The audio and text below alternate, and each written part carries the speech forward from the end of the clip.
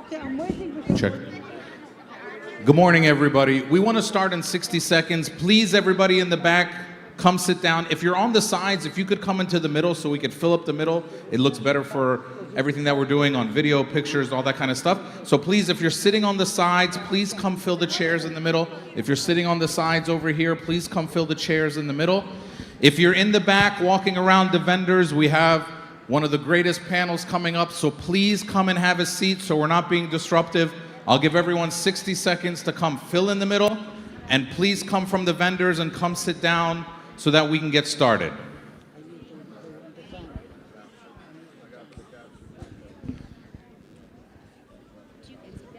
And please, if people could put their phones on silent and all that kind of stuff for the recordings. Mayar, do you have anything to say? Thank you. Okay. Okay. Oh, no, wait. Oh. Yeah. Let me get their attention first before you. Shukran. Table of champions. It is the table of champions. Please, everybody in the back and on the sides, please come join us in the middle. Please, please, please. This side did a good job. This side not doing a great job. Come join us in the middle. There's a lot of seats inside. Please come inside, join. If you're standing in the back and talking, please come and have a seat with us so we're respectful to all of our speakers. Okay. Who's starting? Rabab? Rabab is the... Okay, so I'm going to turn over this wonderful panel to Professor Rabab Abdulhadi. Good morning. Good morning. We are starting. We're going to have 1 hour for this panel. So we're going to try to squeeze as much as possible with a very interesting and wonderful panel. As always, we begin with acknowledging that we are meeting on indigenous people's land. And that's very, very important in general and very important for a panel of resilient, wonderful Palestinian women. So we are today, thank you, we are speaking today with, reminding you again, Zeina Ashrawi Hutchison. Raise your hand, okay. Huwaida Arraf. Next to Huwaida Mayar, who's our guest of honor. Susie Abulhawa. And I'm moderating Rabab Abdulhadi.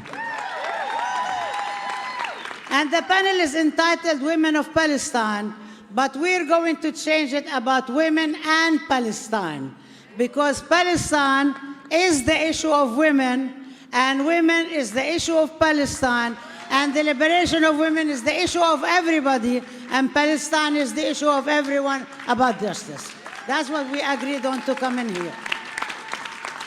What we're going to do is we're going to first take a round to have every one of our panelists speak about specific issues in certain activities that they were involved in. Their bios are very, very, very rich and packed. I'm not going to say just very long. They're very packed. So I want to just have everyone just say a few things about some of the main highlights. So I'm going to start with my comrade to the left. I can't believe you are to my left. Okay, but you are to my left. Geographically speaking. Susie Abulhawa, and I'm going to ask you to maybe just talk about 3 things now, and then we'll go to the next round. One is to speak about your recent trip back and forth to Gaza, and to tell us about how was the trip, your impressions, and so on. Secondly, maybe to speak about the continuous censorship, the Palestine Rights Conference, and also your censorship again and again. What does this really mean in terms of Palestine and what's going on?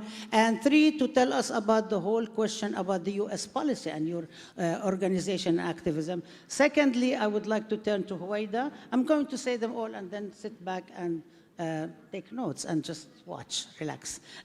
Secondly, I want to turn to Huwaida and ask you about your involvement and activism in international solidarity movement, especially in light of the martyrdom of Aisha Noor in Beta village near my hometown, Nablus. She was just buried today, right, in her hometown. Today or yesterday in Izmir, and and then also your role in the flotilla you've been organizing with the flotilla, and also you're organizing around, as a lawyer, around the whole question of University of Michigan and the Nestle's repression of that.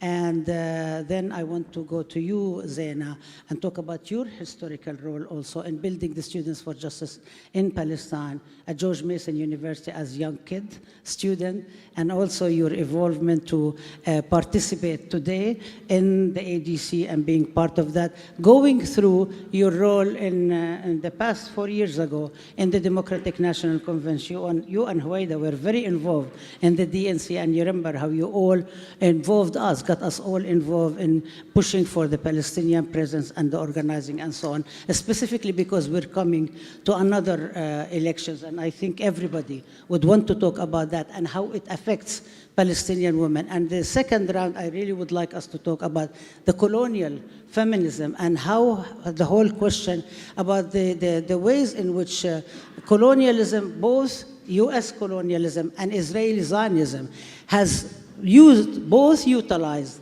the whole question of Islamophobia, Orientalism, and sexism in construct the ways in which Palestinian women and Palestinian society is supposedly excessively misogynist, excessively homophobic, and in order to justify the repression and the suppression of our societies, constructs our men as excessively misogynist and homophobic, our women as repressed, and also justify the rape and the sexual torture in addition to physical torture, and justify the lies that they keep reproducing, and also talk about how our society in general, women, men, everybody, and our allies are fighting that. So let's start with the first session, and then we will go to the second one, and I know everybody wants to talk about also the upcoming elections and the politics, and what do we do here. So I'm going to turn to you, Susie, and we'll take the next session. So thank you, and it's an honor to be on this stage with these powerhouses. Each one of these women is waging her own intifada in her own personal life, so seriously, these are incredible women, and it's an honor. I want to keep my remarks brief because I really want to focus time on talking about the elections, because I am a bit disturbed by some of the conversations that are happening in our community surrounding this election. As a short addendum to the land acknowledgement, and thanks to my friend Kate Dahed, who reminded me that when we do these land acknowledgements, we should also call for reparations and a general decolonization, particularly of history in this country. So very briefly, regarding what's happening in Gaza on the ground, I just want to make this point that everything you see, this dramatic footage of horrific violence that you see in videos, does not at all come close to the enormity of the horror, the pervasiveness of the darkness on the ground. It seeps into every part of everyone's lives. I will never be the same after being there even for a very short time in a small part of Gaza. So I'll leave, I'll leave that. I mean, we could talk for hours on that subject alone, but I will just leave you with that word regarding the horrors that our people are living through in Gaza and now in the West Bank, and probably soon to other parts of the region if this isn't checked. The part and parcel of this violence, of course, is control of the narrative, control of information, gatekeeping of what people are allowed to see and what they're allowed to hear. Last year, just 2 weeks before October 7th, we had a gorgeous, impactful, stunning, just beautiful literature festival that was bilingual, it was multi-generational, it was multi-ethnic, we brought Palestinian writers and artists from all over the world into one place. We had an exhibit of our heritage, photos as far back as photography existed. We had some of the greatest Palestinian thinkers and minds gathered in one place, and it was such an affirmation of our deep roots, our togetherness, and our community. It was beautiful, and it enraged Zionists. We're currently part of a congressional investigation. That's how impactful it was. And on the heels of that, the university president was forced to resign, and there's a congressional investigation. Like, that's how scared they are of our heritage. That's how scared they are of our beauty, of our cultural productions, our indigeneity, and so celebrate that at every turn. So I'm gonna I want my sisters to have a chance to talk to, and I want us to. We're not going to get as much time as the young capitalists who came before us. So let me just pass it on.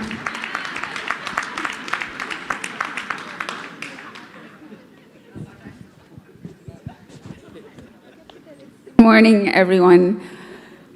Let me also reiterate just how honored I am to be on this panel. Thank you, Zeina, for all of the work and for inviting me to take part in this. I know that I was feeling coming over here that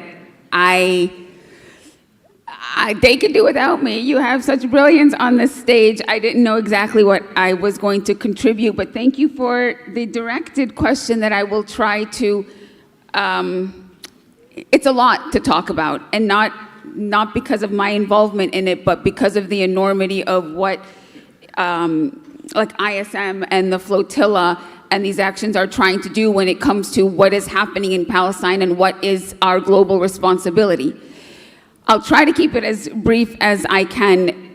It started after I graduated from college, and I went over to Palestine. And I always start by saying I went over to Palestine originally to work for one of these conflict resolution programs, bringing people together, that the ones that everyone likes to focus on, Europe and the United States, about a dialogue. And not because I believed in it very much, but because I wanted to see how they worked from the inside. And what I learned was, it affirmed the problem. So I ended up resigning. And what is that problem? Not that it's wrong to speak to people you disagree with. Not that dialogue is ever wrong. But when you create these programs that are intended to take the place of other forms of resistance, or what colonized, oppressed people see that they need to do for their own liberation, and these kinds of programs are actually taking that place and saying this is the only way that you have, when this is the only thing they give you is to dialogue basically and try to have the other side recognize your humanity, but not together working at all to dismantle the structures of racism, of oppression, the structures that actually tear people apart. So you can speak in good language about learning to understand the other side and tearing down these walls of hate, and so that we can build a future where our kids lead us to a future of peace. This is all the language that they use, but not doing anything concrete, again, to dismantle the structures of colonialism, racism, oppression. And that's why these programs are so dangerous. Not because I don't want to talk to the other side. Not because I don't want to talk to the other side. So I start off by saying that because I worked from the inside of these programs, and I know that we would bring people together, and great, they would become best friends, Israelis and Palestinians. But when you have to take the Israeli back to their hometown, and they're like in these flourishing cities and towns built on the ruins of Palestinian villages, and then the Palestinian has to go through winding roads because they can't use the regular roads and checkpoints, and under the gun of the sister or brother who was probably their new Israeli best friend, right? That is only reinforcing the disparity and the oppression in the name of dialogue for a peaceful future. So I said I was going to keep this short. I went on to co-found with so many other wonderful people the International Solidarity Movement. And the point of that was to try to globalize the Intifada. And this was back in the early 2000s because after the second Intifada broke out, Palestinians were being blamed for walking away from the negotiating table. And it is their fault and the terrorism and blah, blah, blah, because they don't want to live with Jews and they want to drive them into the sea and all that garbage. So, and Palestinians, right, were being shot dead and being blamed for their own death. And let's not even talk about the fact that there's never been any accountability. So how do you change that and empower? And so this idea of I was a young Palestinian American thinking, growing up here in the United States and learning a lot about popular resistance, and you learn about the history that now is glorified in the United States about what they did in South Africa and Martin Luther King and the Civil Rights Movement and Gandhi and all of that stuff. But we never study about Palestinian resistance throughout history and how rich that is and how we have so much to learn. Because I didn't know that, right? And I was thinking that here's me, I grew up in the United States and I had this, was going to bring something, right, to Palestine. And talking to Palestinian leaders of these ideas of creative, popular resistance that we can do, only to learn that, Huwaida, we did all that.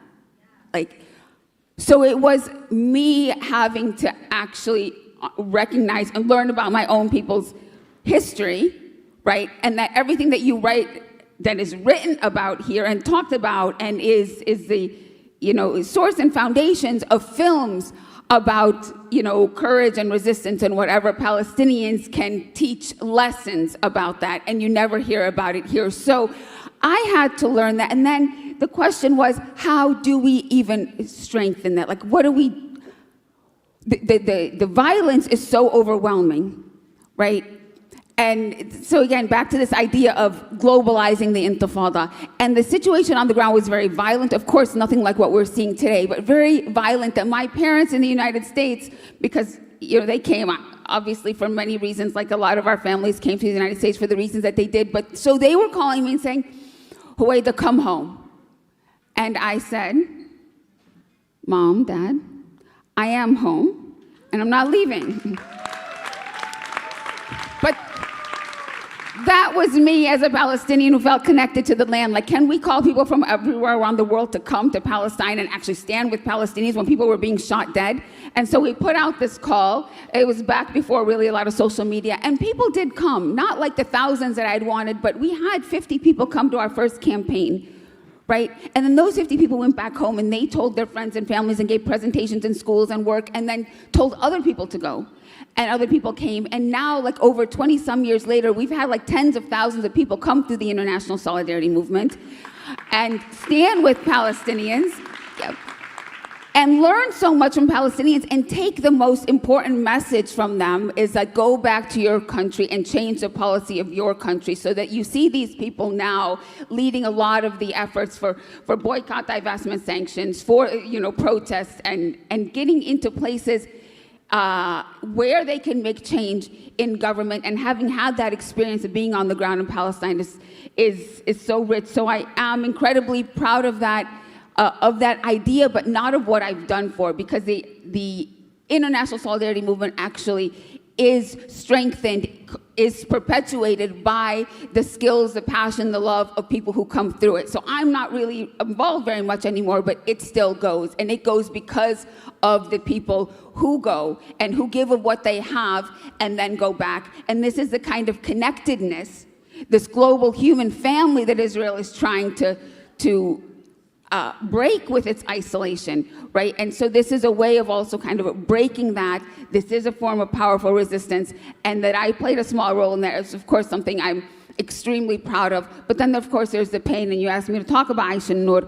Of course, sadly, I didn't know her, but one of the many wonderful people, a 26-year-old Turkish-American woman, grew up in Washington State, who was shot dead by an Israeli sniper. And it is absolutely shameful, of course, what the United States continues to not do to protect American citizens and the interests of American citizens. We see that the United States always chooses Israel over the welfare and the rights of its own citizens, which is very shameful, because Aisha Noor is not the first American who has been killed. Many of you will remember in 2003, Rachel Corrie, also from Washington State, was crushed not only by Israel, but by an Israeli-driven American Caterpillar bulldozer, and never any kind of accountability, never any kind of independent investigation. And again, 20 years later, when Aisha Noor was killed, still the same American policy of expecting Israel to investigate itself.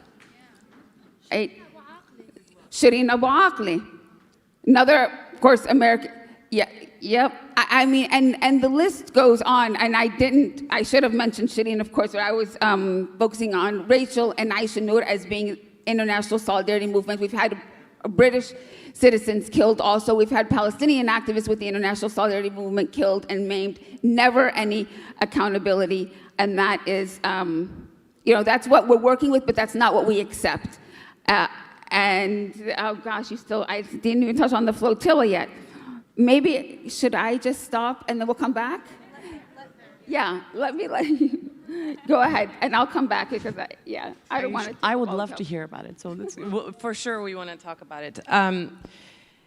Thank you, Huwaida. Thank you, Susie. Thank you, Dr. Rabab. This is an incredible panel to sit on. I'm honored to be a part of this. It's truly a dream. I've worked alongside each of you in one capacity or another, and to be on stage with you is genuinely an honor. And thank you for joining ADC on this really important panel. As you know, this is, yes, absolutely. This is such a powerful event that we are hosting, not just this panel, I think as a whole. It's really important that we're bringing people together from the Arab American community. This is the collective. This is to hear the voices of people who have been working for decades, people who are rising, and those who are working on Palestine and issues of the Arab American community in different capacities. And I encourage all of you to reach out to one another while you're here, to network, to work together, to build together, because that's what we are here for. That's what Palestine needs. That's what we all need as a collective in order to, for liberation, for Palestinian liberation and our success as a community. So thank you all for being here for sure, in addition to this wonderful panel. So slightly differently, I was born and raised in Palestine. So when I came here as a young adult, it was quite difficult for me to understand the dynamics in the United States. I was never raised on the politics of the United States from an internal perspective. It was always what we saw on TV and what we experienced as a result of the financing and the militarism of the settler colonial entity that was occupying Palestine and is remaining. So me being here as a young adult was hard to reconcile. I was homesick. There was a struggle of understanding where home was and how I can help my people. I knew there was so much I was carrying with me, narratives and experiences, not just of my narrative and experience, but those of the people around me. And slowly but surely, I found it my calling and my duty to relay those messages, because I didn't hear any of them here. People were silenced and continued to be. People were afraid to speak up as Palestinians in the United States, particularly on school campuses at the time. There was misinformation, there was dominance on so many platforms for Palestinians, where not just marginalized, but some people even were afraid to say they're Palestinian. They would say they were from the Middle East. And rightfully so, because the repression and the oppression of Palestinians was not just in Palestine. This is systemic, it was systemic and remains across the world, and by design, politically, socially, in the arts, on social media now. So it was, back then there wasn't social media, but in every aspect of our lives, people were silenced and afraid to speak up. So reconciling home and understanding that there is a community who is afraid to speak up, to me, I felt that we had to come together. We had to stand up together as Palestinians and as allies to do something in the United States. It wasn't unprecedented. We weren't trailblazing because we stand on the shoulders of giants. And we understand that both in Palestine and in the United States when it comes to Palestine. So as a young student at George Mason University, and I have a classmate of mine actually from George Mason University. He's here, and we were talking about this not too long ago. I felt that I needed a community. I felt that Palestine needed a community at George Mason University. And so I stood up along with a couple of others, and I asked if there were people who wanted to speak up on Palestine, who wanted to form something to talk about Palestine, to educate about Palestine, and for people to feel the presence of Palestinians on campus, not Middle Easterners, Palestinians. And so it was really important to me to encourage others to speak up. It was as simple as saying, I'm Palestinian, I want to start a Palestinian organization, who wants to join me? The response was so overwhelming, and we gathered together, started the first Students for Justice in Palestine at George Mason University at the time. And I say this because, you know, now we see Students for Justice in Palestine and so many other student organizations that are rising, and the power that they have. And it's such an inspiration to see it develop in such a way. We weren't the first people to do it overall, of course, but how it turned out on school campuses, especially after the genocide, is beautiful, it's overwhelming, it's empowering, and it gives hope on so many different levels. We found community in SJP at George Mason that uplifted all of us, and now we live through it, through memories, but we see it in the younger generation that is rising. Going back to amana, that word that I use, and I've used it many times in my talks on coming to the United States and my experience, this amana is both a treasure that I carry with me and I love to talk about, but it's also the trauma that is successive, that is multi-generational, that is difficult to heal because it's nonstop. Because it's not just my personal trauma. All of us carry with us the narratives and the stories of those back home who remain. Some of us who are here are very privileged to be here, and we recognize that. So I find it not just my sort of my day-to-day thing is to talk about Palestine, but it's also my duty to do it. I didn't see a difference between working for Palestine and being Palestinian. I was Palestinian. I spoke about Palestine because I am Palestinian.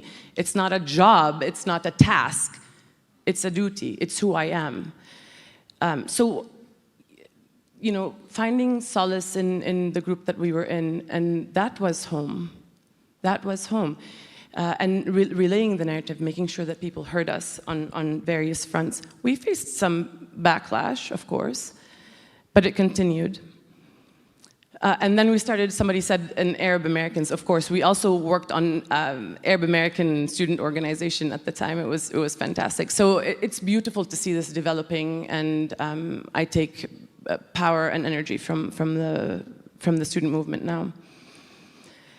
So as I was growing up, and I'll be very brief here, as I was growing up in the United States and struggling with this idea of home or where home is and how to best help Palestine in those spaces, I realized that the suppression on student campuses, on school campuses and in the public was also the same in the political system.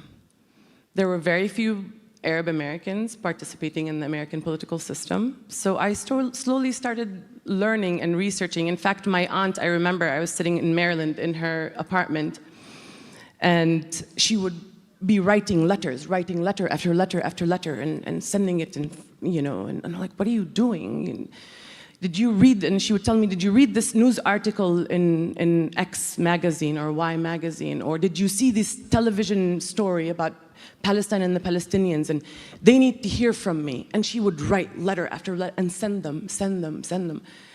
And okay, so then what? And she said, no, they need to know. They need to hear from us. We cannot just let them say and do what they want to do and for us to sit back and watch. That was my first real experience in American politics and how it works, because slowly but surely I realized that we had to have a voice. We had to bring the narratives to the forefront of the conversation rather than keep it in the background. And so I started writing letters. I started asking questions. I started getting involved in various different aspects, not just on the ground in the streets in protests, but also in local politics, slowly but surely. And then elected to the DNC in the Democratic Party, and we'll talk about that later. But it's really important to me for everybody here to understand that even though we are here as Palestinians, Palestine is not far. Palestine is us. We are Palestine. We carry it, we live it, and we should embrace it and amplify it in every space. And so I hope all of you are empowered today by these voices and every other voice in your spaces to keep Palestine and the Palestinian voices on the forefront, centered proudly and conscientiously in every space. Back to you, Dr. Rabab. Hello? Okay, yeah. Thank you all so much. This is for giving us some pieces of yourselves. This is not a lot, but this is just parts. And I think for me as an archivist and somebody who's obsessed about history, as all Palestinians are, but also as a scholar, I'm very, very interested in history because it doesn't get written. Our history doesn't get written, and if we don't, it gets erased. And it's these tidbits that we really need to, and I'm pushing, I know I was pushing you, Susan, to also talk about what the suppression of the Palestine Rights Conference, and that how it was, you mentioned, how it was cited in the congressional investigation, specifically around the student uprising and student encampments and the student intifadas here and University of Penn, Columbia, Harvard. They were actually really big, and now we're talking, and I'm hoping that maybe you can talk a little bit about that, because we saw 2 days ago the indictments that came down from Nessel against the students of Michigan and what's going on around the country. So I think it's actually really important to dig deeper into that, because this is going around the country and it has to affect us in how we are going to be able to do any work whatsoever, because it's not only investigated only in the past and what has happened before, but more is coming on in what's going on in the future. So I'm just wondering if you can just explore a little bit more about that. And I know you want to get to talk about what's coming, but I think this is also important because also what's happening in the elections and the two, at least the two main two-party system in the US, and I'll name it, are also competing in who is going to actually impose more suppression and more, and it's not only about who's going to impose more suppression, how it connects to Palestine and how it connects to satisfying the Zionist donors, but also the policies, the powers that be, and so on. But I think if we can talk just about also the suppression and move into that, if it would be possible to discuss that, and then we can go into it, because I think also what's happening in Michigan is also really important, because all the students and all the suppression that's going on requires a lot of intervention. So would you please humor me? Of course. And then I am going to take just a few minutes to talk about the election too, because it's on my mind a lot. All right, briefly with Palestine rights.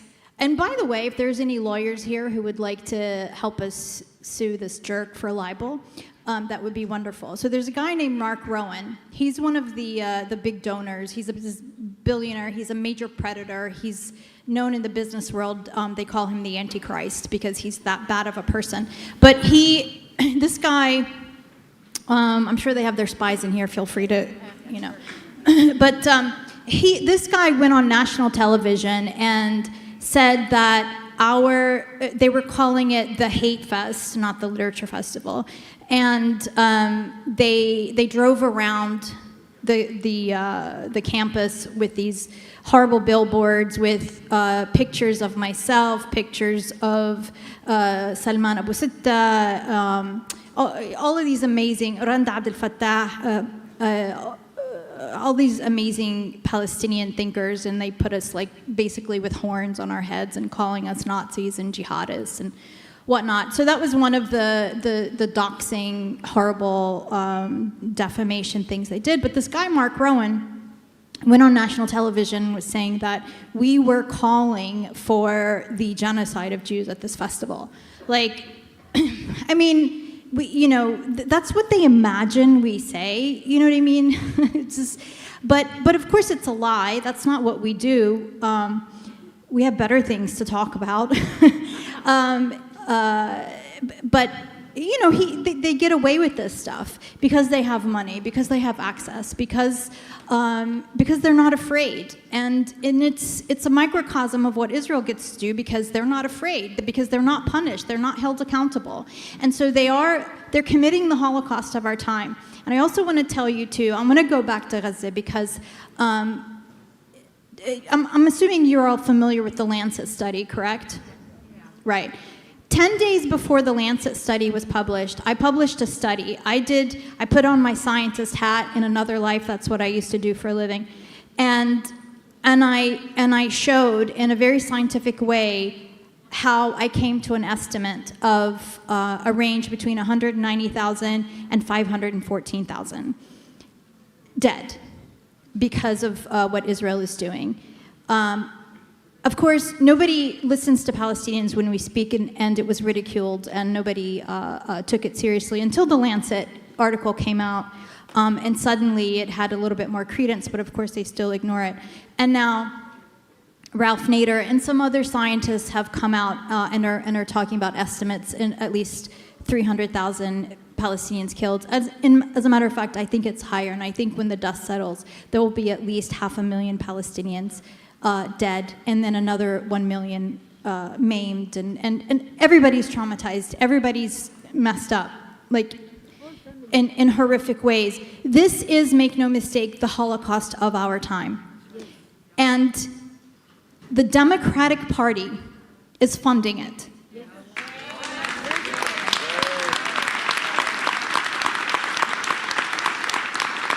So I get really, really upset when I hear Arabs and I hear Muslims talk about we have to vote for Kamala Harris.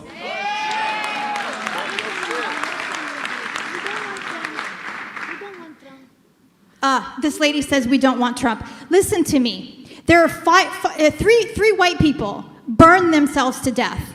They self-immolated. And I'm asking you to have enough self-respect to not go and vote for the Democratic Party.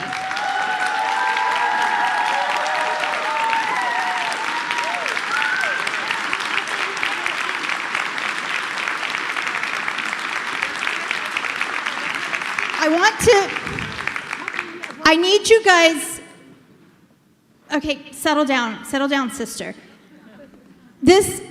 Every year, they put you in this position where you are terrified. Every election, they put you in this thing where you're terrified, and if you don't pull the red lever, or if you don't pull the blue lever, the world is going to implode. This is the mindset. They have conditioned the entire population into believing this. They have conditioned you all into voting out of fear, time and time again. I'm asking you to vote out of hope.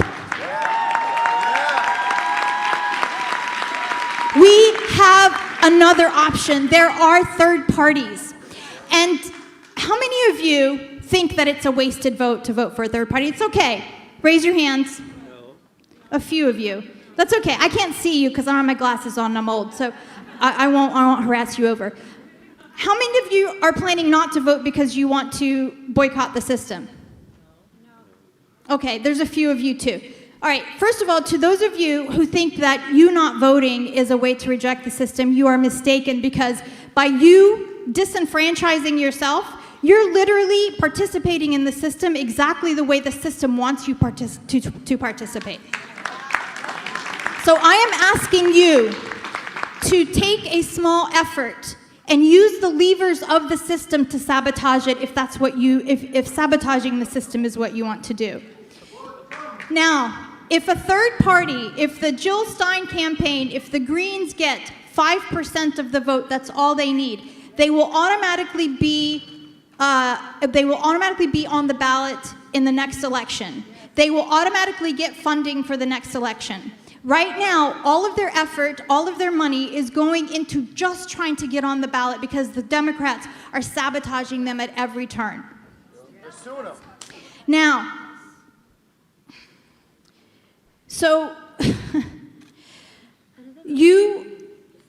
The American people, when I say you are conditioned to live in this emergency mode, it's because most Americans every month have to make these urgent decisions. They have created situations in which families have to choose between paying the rent or paying for their insulin, between sending their kids to violent schools or just letting them stay at home and be ignorized. These are the urgent situations that people live in on a regular basis. So it feels familiar when you feel this urgency. I'm asking you to, for once, stand on principle, because if you can't do that, if you, in this time of genocide, in this time of Holocaust, if you cannot stand on principle, you have already lost. There's no working within this system.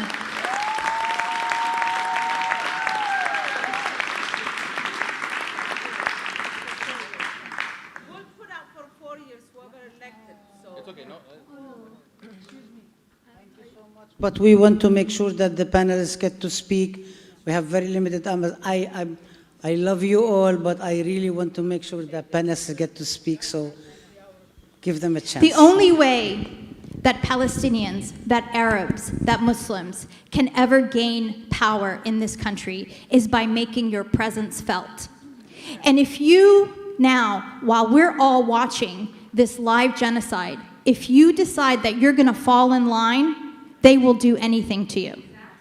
You are literally telling them that you will fall in line, that you can genocide. You can make us watch our babies burn to death, their brains spilling out of their heads, but we're going to go and vote for you. That is the only message you are sending. And I beg of you to not do that. I beg of you to not betray the hundreds of thousands of dead Palestinians, because that is what you're going to be doing.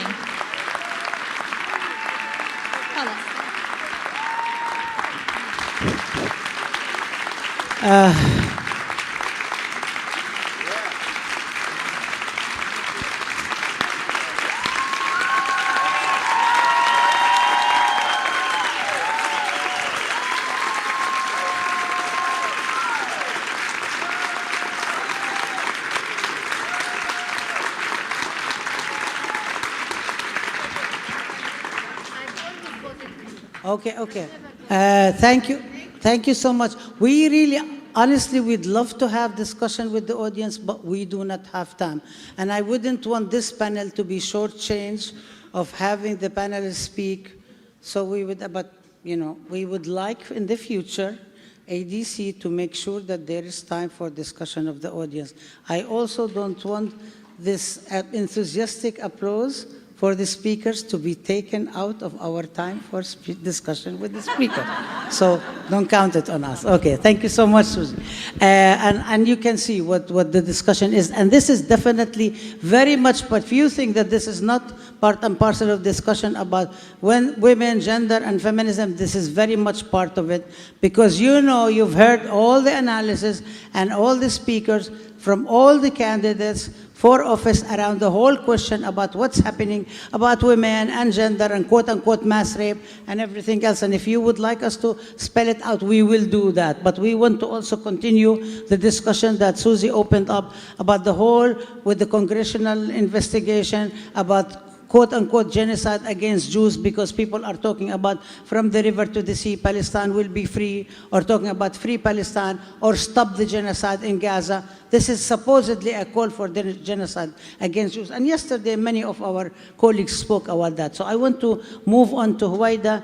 And I'm sorry if I'm actually going to kind of like stick to the discussion, and then we'll come back and have another round about that. You can talk about specifically the Michigan case, and if you would like to branch out to other discussion and the elections, that's fine too.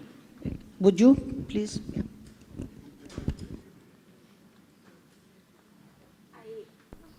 Okay. I don't want to specifically talk about what's happening on campuses at the University of Michigan and other universities here, and that's because there's a wonderful panel this afternoon with the students and the leaders of some of that movement. So they're going to talk about it much better than I would. But I do want to tell you that last month, these students from the University of Michigan specifically, and if you've been following what's happening there, and you'll hear about it more this afternoon, but we know not just in Michigan, but around the country, students are being persecuted and penalized and attacked for protesting a genocide, right? And so they have been doing, as Zeina alluded to, a fabulous job and really giving us hope in terms of like, this is our future, not just because they are protesting, not just because they are eloquent and organized, but because they are also putting themselves and their futures on the line. Like we know what's happening to people who speak up, and these students know it also, and they are still like, haven't even started their careers, and they know that they are potentially jeopardizing that, and they're still not being silenced. And so they are really a source of inspiration, and I like bow down to them, every single one of them. And so when they came a month ago now, asked me if I would consider running for a regent position of the University of Michigan, so being on their board, the administrative board that runs the university, which is right now, it's 8 people and it's 8 Zionists. And they are responsible for what's happening to these students. And the encampments and the leaders of the Students for Justice in Palestine, or at the University of Michigan, it's called SAFE or Tahrir, they have coalitions. Last year, they wanted to have a meeting with the Board of Regents. And not only could they not get a meeting, but they were being slandered, they were being mocked. Literally, a board member is mocking them, and then they are attacking them. And as an attorney, I was representing one of the students going through ridiculous disciplinary hearings at the university, that the university had to break its own policies in order to go after these students. So the university has like a code of conduct with these students, like an agreement, and it lays out what happens when you are suspected of violating the code of conduct. The university broke like every single one to go after these students in a ridiculous show of like, that they are upholding some kind of ethos at the university. They have become, unfortunately, it's my alma mater, the University of Michigan, but an embarrassment. Anyway, the students, to see their response to that, their response was, well, we want to get somebody on the Board of Regents. And their response was, we're going to take our organizing on college campuses and in the streets, our demonstration, and turn that power also into electoral organizing. Because in Michigan, I think different from most states across the country, our 3 flagship universities in Michigan, the University of Michigan, Michigan State, and Wayne State, those boards are elected. They're not appointed by the governor, like I think in most states. In Michigan, the primary or the nominees for these positions are chosen by the parties, by the political parties, and then they go on the ballot for the general election. So what did we have to do if they wanted me to run for regent? Either for one of the parties, Democrat or Republican, try to win that nomination. And we said we're going to go for the Democratic nomination, right? So we had like 2.5 weeks to organize. And in the Democratic Party, unfortunately, for these positions, they usually choose party insiders. They're like anointed and voice vote. You're our nominee. And that's how it was for almost all the positions that were up for election at the Democratic convention that happened just a week and a half ago, or 2 weeks ago now. Except when I entered the race. Then suddenly, for the University of Michigan, there are 2 seats, and I entered the race, so now we were 3 people going for 2 seats. And all of these, the other 2 and everybody else for the other positions were already endorsed by all the unions, and they were using the power of their unions to advertise, these are the people you vote for. And what were we going to do? In 2.5 weeks, these students, of course, and the community and faculty and staff, but organized like such a powerful campaign. In 2 days, they registered 2,000 people to sign up for the Democratic Party. And to sign up for the Michigan Democratic Party in 2 days, 2,000 people, and then they organized them so that at the party convention, there were about 1,300 people there. We were like 700 of them. So, and the party had never seen anything like this before. They had gotten the t-shirts and they had gotten pom-poms, and it was like really a Huwaida for Regent Fest. Like I was flabbergasted. They did this in 2.5 weeks. What most major campaigns can't do in like 3 months, they did in 2.5 weeks. And then when it came time to vote, like even the longtime party inside establishment people, they're like, she got it. Like they went home, But they did the vote, 2.5 hours, and they're not telling us what's going on. I tried to go back to where they're tabulating. My campaign people tried to go back to where they're tabulating the vote, and they wouldn't let us go back. Meanwhile, we're seeing other people try to other campaigns going back to where the tabulation is being done, and then they come out 2.5 hours later and say that I lost. So out of all that, I lost. Now, it's not a popular vote. It's a weighted vote, and they give different weights to different areas, so it's possible I could have lost. But what did we start asking? Show the math. Like, show us how you did this. Like, how did she lose? And they haven't done that. They gave us some data the next day that we found a lot of errors in, and we found 174 extra voters. Like, where did they come from? And so I've been asking for, show the raw data so we can see what happened. And they have not been. And then we went to the media, and then what they told us is we don't have a process for reviewing the vote. Basically, that you have to accept it. And then so what do? We filed a lawsuit. And so in state court, we are suing them for violating their bylaws, and I don't have time to go through all of the bylaws that they violated and how they ran this election. And just 2 days ago, I filed a federal lawsuit against them for violating our constitutional rights in the way that they ran this election. Because people who were visibly affiliated with my campaign were being given like wrong information. They were given trouble registering. They were told, oh, you're not on the list, or you can't vote, we overcame all of that. But the voter suppression and the voter intimidation, they told my campaign that we have to hire extra security now why? Because we were coming, like you need extra security. And then before they announced the vote, they called in the police, armed police, like 15, 20 officers to be around there when they announced the vote, the results. And then they pushed us out of the convention hall. So the way they behaved is atrocious, and this is the Democratic Party that some of you might want to vote for. I'm not telling you who to vote for, but I'm telling you that I've always believed and I've always been on the outside, protesting and trying to convince and trying to, lobby to change policy. I firmly believe that we have to be in those seats making the policy, and you have to figure out how we get there, okay? We can get there, or we support people that actually represent what we stand for, and we support them not just with our money, because we have obviously a very corrupt system, but we can support them with our time. So I've always been on the outside, and maybe, the third parties are considered like outside. We have to organize to build our power outside, but there are some people organizing inside, and you would say that what I did running on the inside with the Democratic Party is trying to change from the inside. We saw what they did to try to prevent that. But it's not necessarily over, right? Because not only are we fighting it legally to expose what they're doing, but we're also planning for February when the Democratic Party has its elections. We know that we can organize better than them. If we can organize better than them, then we can be the party, okay? We can be the party and make it actually represent what it claims to represent and doesn't actually do, and live up to the ideals, of course, that we stand for. And that is not the hypocrisy and the murderous policies of, unfortunately, both of the US parties. So a little bit different than what Susie's saying. I don't disagree with her, but there are ways that you can work from inside, and that is not sacrificing your soul by voting for them when they don't represent you.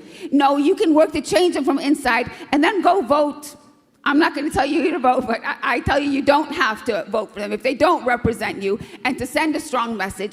But what you have to do, please, if I can just say, this is what you have to do, it is to vote, and it is to be involved. It is to show them that our voice matters, and wear going to out-organize you, and you need us, Okay, and that is our fight now. The students hopefully will talk also a lot about what they're doing, but it is their power and it was their idea, and they showed tremendous organizing power. And if the Democrats really knew what was best for them, because they're always saying, how do we get young people more involved? Because you go to these Democratic Party meetings, whatever, and they're all old people, and they're just a handful of people not knowing how to get more people involved. These students brought up, my campaign brought them hundreds of excited new members, and they kicked us out, basically with the message that we don't want you. Just the same message that we got a week earlier at the DNC when they wouldn't even give 2 minutes to a Palestinian speaker to give a very mild speech endorsing Kuemmerle, like they couldn't even do that. So we're getting the message from the Democratic Party loud and clear, okay? We're getting it loud and clear, but we're not accepting that. No, we're not gonna vote for you now, but we're gonna out-organize you, and we are going to be the party. Sure. So, this is brilliant. I love this. I think this is a conversation that's really important and really tough to have in 20 minutes. I think it's ultimately we have to vote our conscience, and ultimately the party that claims to be a tent but ends up siloing people is not a tent. And for me, voting for the Republicans or for Trump is not an option. But also voting against my principles and my conscience is not an option. So what I want to continue with that conversation slightly to encourage you all not just to focus on the presidential candidates. There are down ballot candidates that influence and affect your daily life in your states at the local level, and at the state level. Please make sure you know your representatives. Make sure you engage with their campaigns. Ask them the hard questions. And if you don't like their answers, don't vote for them. It is incumbent on us. We don't owe them anything. We don't owe anyone running for any office our vote. They need to earn our vote on every level. To echo a little bit of what Huwaida said, or to reinforce a little bit of what Huwaida said, because this is not the exception. What Huwaida is facing or faced in Michigan is not the exception of the Democratic Party. The Democratic Party that claims to be a tent, which I'm still on the inside of, in it to cause trouble, mainly to make sure that they hear the Palestinian voice. And I literally mean that. I am the only Palestinian on the Central Committee in Virginia. And I'm going to tell you why this is important in a second. But it's not just in Michigan. In Virginia, for example, they were willing to stop any resolution at the state party level just so they don't have, at the time, a ceasefire resolution or a Gaza resolution or a Palestine resolution. All resolutions were stopped by the leadership, were announced to all the chairs that they do not want to have any resolutions, not on any of their platform issues, just so they don't have a Palestine resolution. So we refused. We had allies on the inside. We managed, out of the 11 districts, we managed to have 3 districts release resolutions, vote on resolutions. The district that I'm in, guess what we voted for? What they voted for unanimously. A ceasefire, an arms embargo, and adherence to international law and United States law. Simple. Of course, that did not make people happy in the leadership of the Democratic Party. They did everything they could to stifle our voices, to the extent, again, like they did in Michigan, they violated their own party bylaws at the state convention to sabotage the large movement of supporters of the Palestinian cause within the Virginia Democratic Party. So that resolution and the two others that called for similar things did not reach the state level and become party platform. They redrew the resolutions committee, appointed and violated their bylaws to appoint their own members, and wrote, Zionists, many of them, and wrote a brand new resolution that we had nothing to do with, that negated everything to do with Palestine.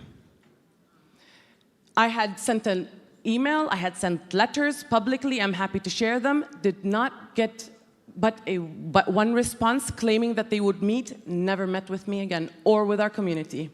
So when you hear Susan Abulhawa talking about vote your conscience, remember who is on the ballot, remember that you have options, it's not because of the lack of attempt from those of us who gave it a shot. It's not because of a lack of effort on mobilizing inside the Democratic Party. Palestinians are clearly, and the Palestinian cause is something that they do not want. But if they claim to be a tent, then they better expect us in. Otherwise, stop claiming to be a tent and own it like the Republican Trump people do. So vote your conscience, please. That is your power. That's what we have here. I want to point to the audience, I want to bring your attention to another thing that's really important that I deal with on a personal level, but also on an organizational level, ADC specifically, but others as well. Please pay attention to K through 12. There is a serious attack on our children, Palestinian, Arab, Muslimin, and those in the movement, not just to suppress speech, but to directly attack them. When the genocide started, there were walkouts. My children, along with others across the United States, went on walkouts. Within minutes, I get an email, and many did as well, that there were anti-Semitic activities or words or whatever on school campuses. There were none. They were there, these young kids standing up for the Palestinian people, for Palestinian children, for Palestinians in general. That is, they were watching a genocide. And the Palestinians who were marching, many of them have family in Palestine. So it's not just an academic and freedom of speech issue, it's a personal issue. And then for the parents to get an email accusing these children who are brave, who wanted to show support for a just cause, to do the right thing, were attacked by the principals. And not just by the principals, by the way. This is systemic. It's all the way at the top, trickling down. Do not let them do this. If you are a parent, get engaged. Talk to the principals of your schools. Engage with your superintendents. Write to your schools, write to the superintendents and to your school boards. Because the attack is on the curriculum, but the attack is also on school campuses. They were banned from wearing the colors of the Palestinian flag on their jackets after October 7th. These are our future. They want to intimidate and silence them before they even had a chance to walk on their own outside of the school system.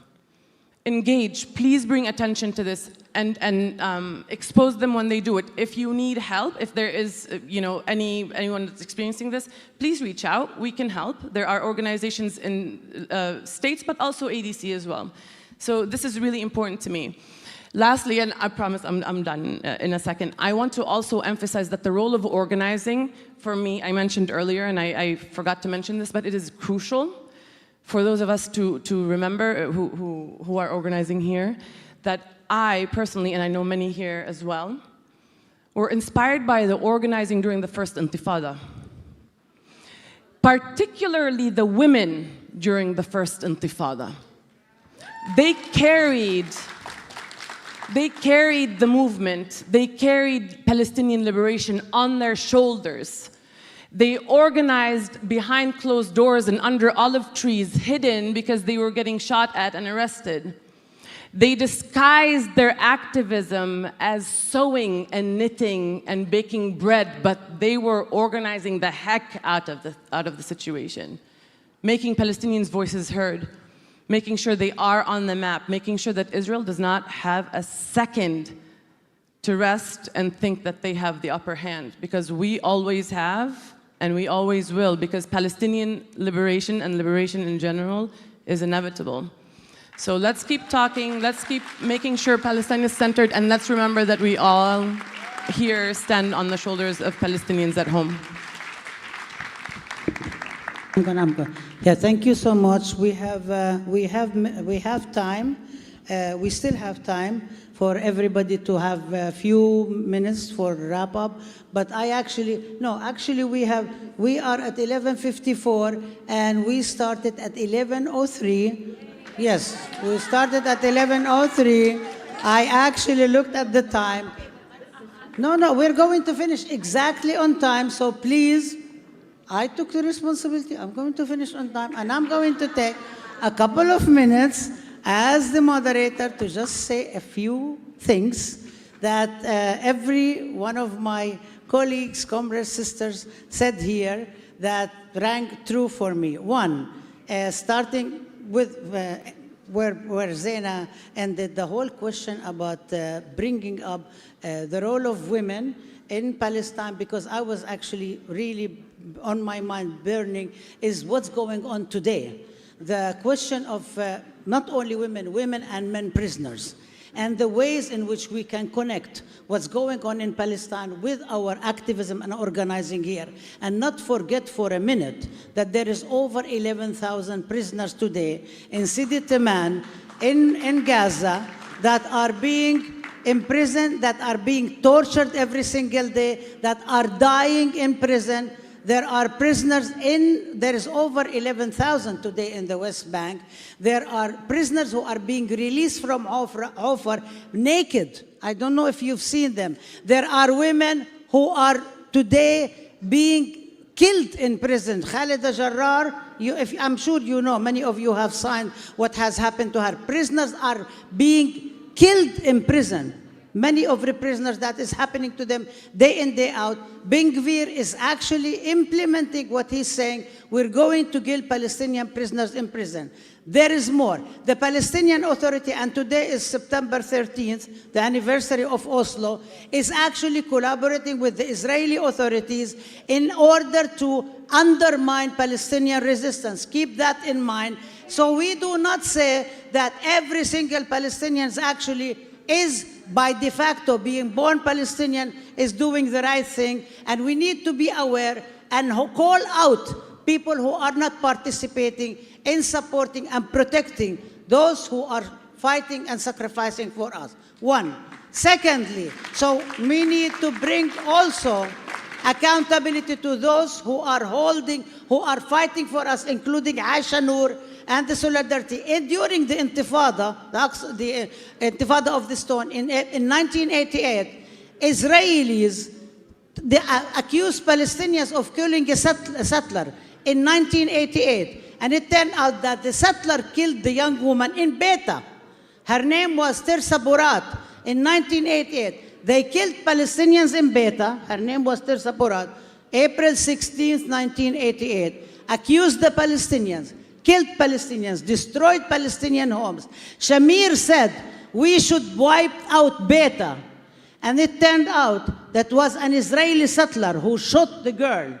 And again, we come back, no accountability. Again, this is happening. Where is the accountability here in the United States? What's going on? 3, Democratic Party, which is the more progressive and holds all the powers and all the lines about environment, women, labor, everything, is exactly what Zeina is saying, is holding everything about any progressive thing, because they're holding everything about Palestine, because they're very much tied up to the Zionist machine.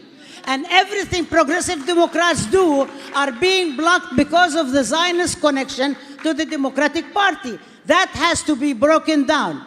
I agree with you, you should try, and I support your heroic efforts, Huwaida.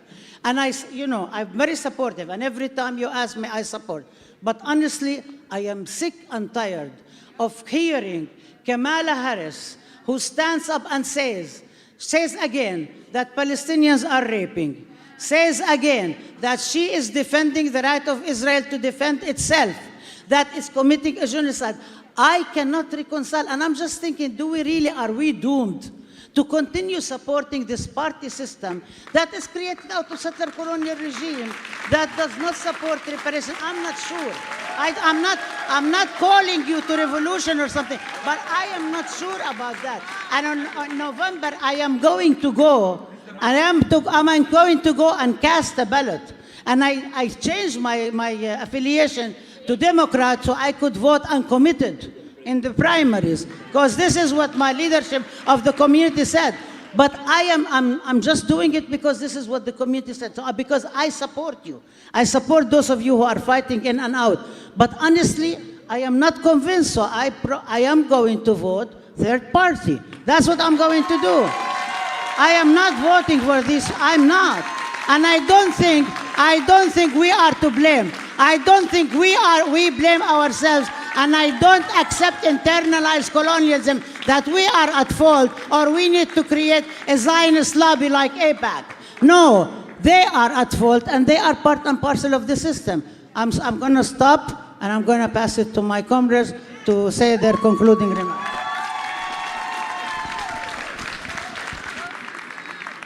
So I want to say just a couple of things. When Zeina was talking, she exemplifies this multi-generational struggle. Before first of all, her children are walking out. Zeina is doing her own personal intifada in a million different ways. And her mother before her, Dr. Ashrawi, was doing the same thing. Our children are our superpower. Our compassion is our superpower. Our ancestors and our loyalty to our ancestors and to their memory and to their suffering is and should be and should remain our superpower. I want to tell you a story from history because I want to be useful. I don't want to, there's a lot of things you can just go and look up, but I want to, my limited time here, I want to try and inspire you to think bigger and to imagine bigger. You're all familiar with the Bolshevik Revolution, correct? 1917, okay. Prior to the Bolshevik Revolution that abolished 500 years of the Tsar rule, a rule that nobody thought could ever end. Just like so many people, or most people, think that this two-party system is inevitable, it's unconquerable, it's ironclad. It's not. But before this happened, there were multiple rebellions. The first one was something called the Decembrist Revolt. Have any of you heard of it? Yes. Okay, a few of you. So the Decembrist Revolt failed, and all the leaders were hanged by the Tsar. One of the leaders, who was this brilliant poet by the name of Kondraty Rayev, before he was hanged, he said, "The strategy of revolution can be summed up in two words: to dare. To dare." And this is what, if nothing else, what I want to inspire you to do is to dare. Dare to revolt. Dare, I'm not asking you to go out and take up arms and get hanged by the Tsar. I'm asking you to not vote for our genociders. The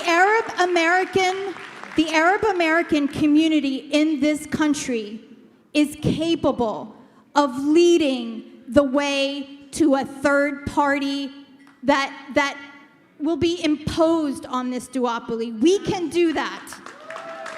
And so I'm asking you to dare to imagine something different, dare to imagine the world that we want, because everything begins through that imagination. I want you to dare to not participate in this broken, horrific system. And for those of you who think there is such a difference between Harris and Trump, I want you to think back to the debate, to those of you who watched it. When Harris sat there and bold-faced lied, like Rabab was mentioning, where she repeated that lie, that debunked lie about the mass rape and the 1,200 massacred, even though hundreds of them we already know were killed by the Israeli military. She repeated that. She knew it was a lie, and Trump knew it was a lie, but he didn't call her out. He could have, but he didn't. And he didn't because they serve the same master. So I'm asking you to not play into that system.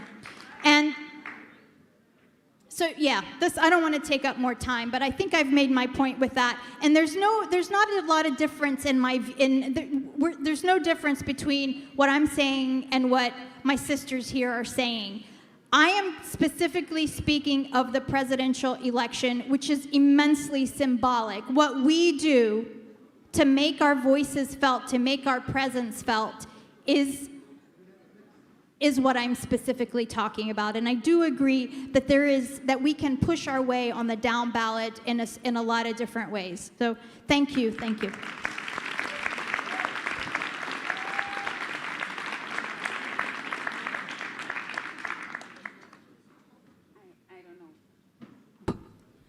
I don't know how to follow that, but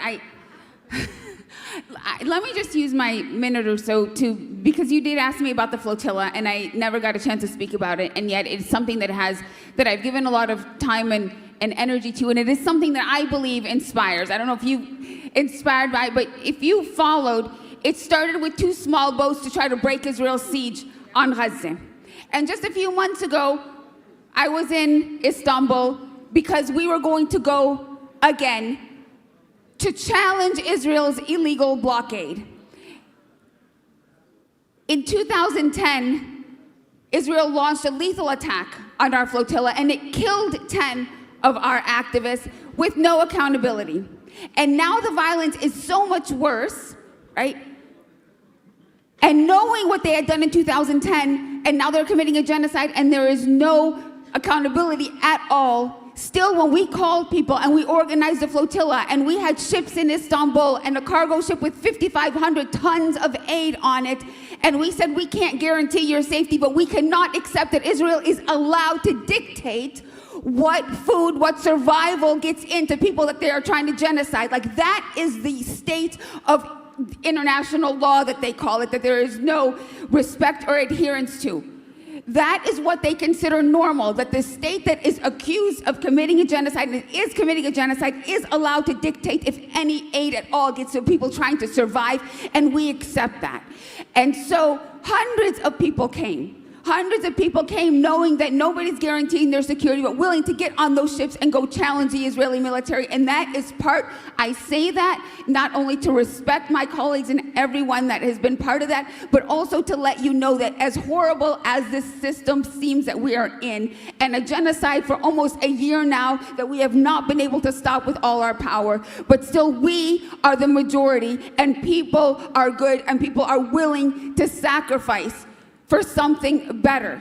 So we ask ourselves each and every day, what can we do towards that? And there's a lot more to say, but I just want to end with our youth, okay? Because I have 2 kids here somewhere, and my daughter was up here with me, not just because she likes to sit on stage, but she is really inquisitive about everything Palestinian.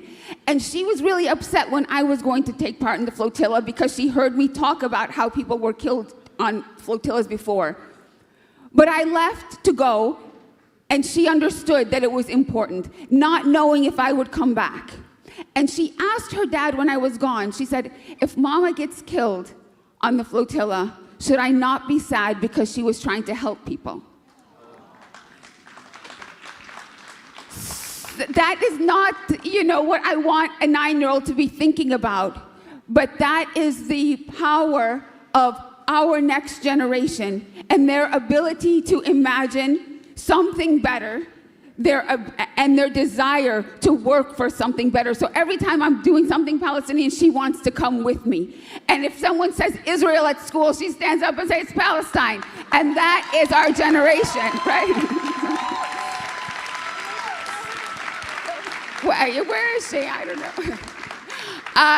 So with that is our youth, and our youth in Palestine. You probably, I don't know if you've seen that video that was circulating the other day of our young in Gaza gathered, just so beautiful and chanting with everything that they are seeing with so much hope. That is how we know, and that is how Israel must know that we are not going anywhere. We are undefeated.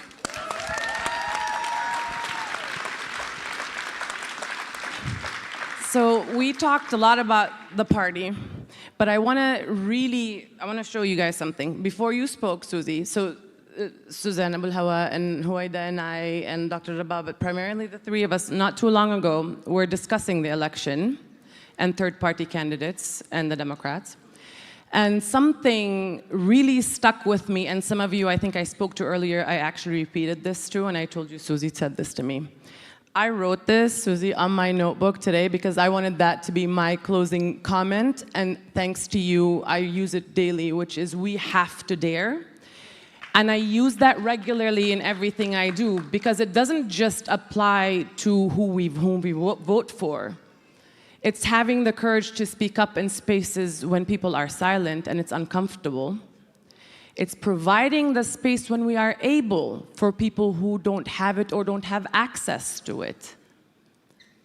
This is about the collective. This is about all of us daring to dare, right?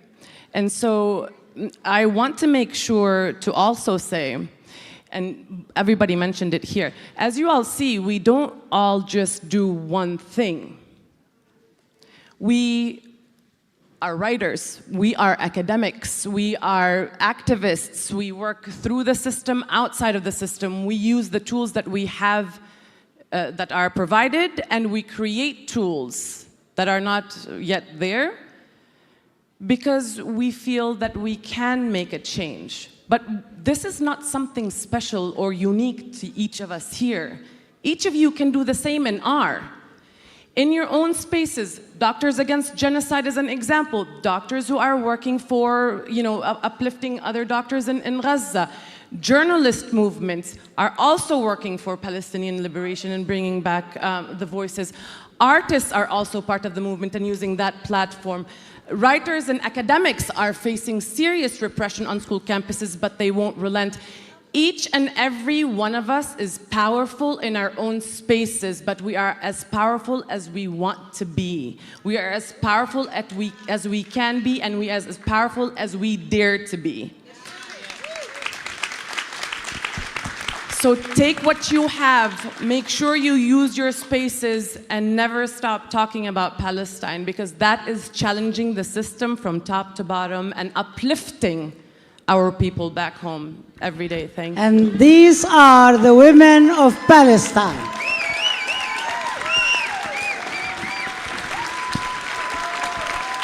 Let's keep it going for Professor Rabab, Susie Abulhawa, Huwaida Arraf, Zeina Ashrawi.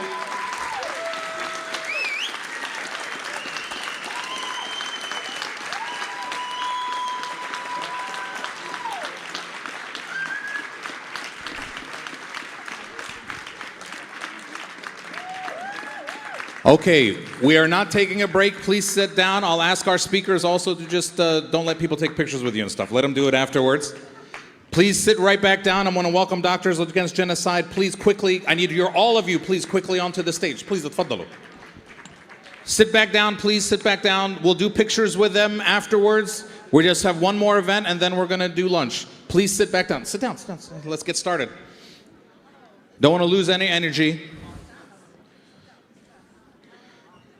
Please, I'll ask the speakers too to please, if you're with the Doctors Against Genocide panel, please come up here. I'll ask the speakers from the last panel, please also to take a seat. Otherwise, everyone is going to want to take pictures with you. All right, our next panel, please, tafaddalu, let's get started.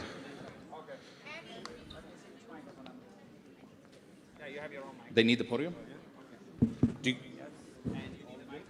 you guys need the podium? Well, everyone's doing from the chairs if it's okay for you. Oh, because you have this? Okay, we'll bring it up when you talk because it blocks off everybody before you.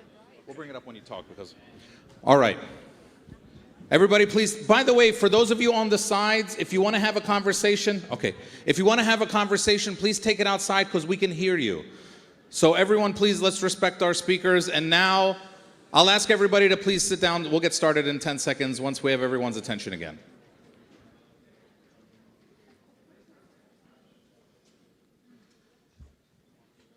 All right, good. That's great. Now I'll hand it over to Doctors Against Genocide. Please let's have a big hand for them. And hand it over to our moderator, Dr. Nidal Jbour. Good morning, good afternoon, everyone. Assalamu alaikum. Thank you for being here for this crucial panel discussion on the medical community response to the ongoing genocide in Gaza. My name is Dr. Nidal Jbour. I'm a Palestinian American. I am from Yatta al-Khalil. For those who know Yatta, they will know. For those who don't know, they will not know. Maybe they will know later. I'm the co-founder of Doctors Against Genocide. I'll be co-moderating this discussion today with my other co-founder, Dr. Kareema, the proud daughter of Nablus, Palestine.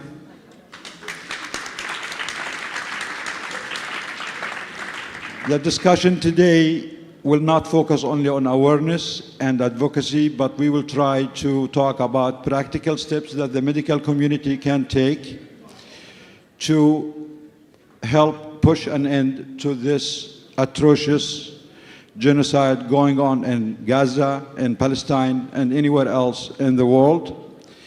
We do have a group of 4 outstanding doctors here with us today.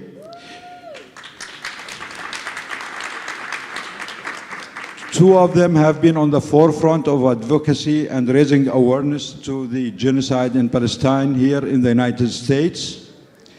And 2 of them, 2 heroes, who have been on medical missions to Gaza. I'll introduce our doctors. I'll start with Dr. Kareema, Associate Professor of Neurology at Harvard Medical School. I think you can guess already that she is the brain behind all of this, and we are grateful for her. She is also on the steering committee of Harvard Faculty for Palestine. She is also the leader of the Health for Palestine pediatric program in Palestinian refugee camps and the co-founder of Doctors Against Genocide. Please welcome Dr. Awash.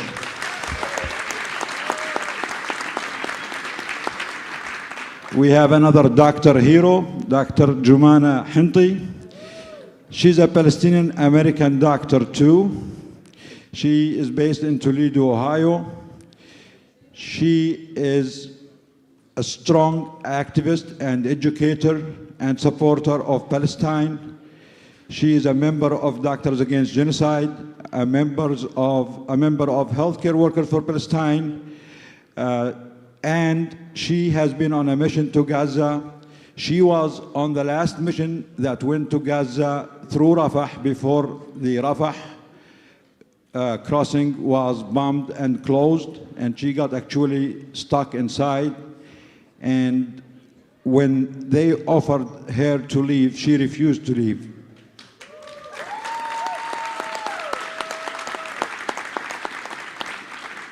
We have here Dr. Alaa Ali, the proud son of Gaza. He's a Michigan doctor, and he has family in Gaza, and he has been on the forefront of advocacy to help put an end to this genocide. He lost many of his family members in Gaza. His voice is very important for us to hear. Please welcome Dr. Alaa Ali.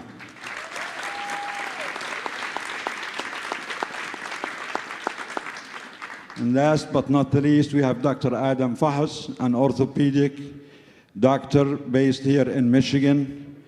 Dr. Fahs was on the first mission that went to Gaza in December. He was the hero that took the risk before anyone else could do that. Please welcome Dr. Fahs. I want to also thank ADC for this great work, for this great organization, for their strong voice for Palestine and for the Arab community, Arab American community here in general. I want to thank Abid and Suhaila and Zeina and Chris. They have too many Chris's but no Nidal, and I'm willing to be hired. Yes. So before we start, I want just to emphasize, why does Doctors Against Genocide exists? Our organization actually was conceived 2 years before October 7. Let me repeat that. Our organization was conceived 2 years before October 7. Let that sink in for all those who want to raise October 7 as the beginning of history. It is not. We, the Palestinians, knew it all along. We lived it all along. We felt it all along. The genocide has been going on since the first day the Zionists conceived and held their conference in Basel in 1897. As doctors and healthcare workers who are trained to follow the standard of care and evidence-based medicine and science, evidence-based medicine and science, we were able to detect the early warning signs of genocide. The systemic dehumanization, the discrimination, the persecution, the symbolization, the ghettoization, the escalating violence, the complete disregard of human life. We tried to warn the global community of an imminent genocide 2 years before October 7. We reached out to the United Nations. We reached out to many Palestinian organizations here. We reached out to many organizations back home in Palestine. Our calls went mostly unanswered. Now, we unfortunately are living in the heart of a full-scale genocide. Our mission to prevent, stop, and respond to these atrocities is more critical than ever. I want to pass the mic now to Dr. Kareema to talk more about the mission of Doctors Against Genocide. Then we will move with our panel. But I'm sorry, go ahead, Dr. Kareema. No worries. Thank you so much, Dr. Jbour. I will be very brief. Dr. Jbour really elaborated on our mission and our work. We identify genocide as the biggest threat to health everywhere and to every vulnerable community. Our mission is to equip the medical community with the language, with the knowledge to identify signs of genocide and to be able to speak up and to be able to fight to save lives, which is the essence of our oath to do no harm. We consider medicine as a social science and a political science. Medicine depends on freedom, human rights, the ability to have security in food, security in access to health, access to life. And we are seeing the decimation of all of that in Gaza. I want to point out that in Gaza, the medical community became or the international medical community became the source for information that's coming from Gaza, the source of reliable information. So the medical community has become the witness to the genocide. So our presence and our voices are extremely important. International lawyers need our testimonies and need our voices. That is why we see a lot of the medical community being silenced. At the same time, the situation in Gaza and Palestine has inspired so many healthcare workers to speak up. We have so many new organizations that have become very active to speak up, to organize, and to give space to the medical community to be an active player to fight genocide, war crimes, and crimes against humanity. I think Palestine will inspire a new movement for a more just medicine and for a more just world. And like Dr. Nidal was saying yesterday, the medical community is a giant that needs to wake up and fight against all these crimes.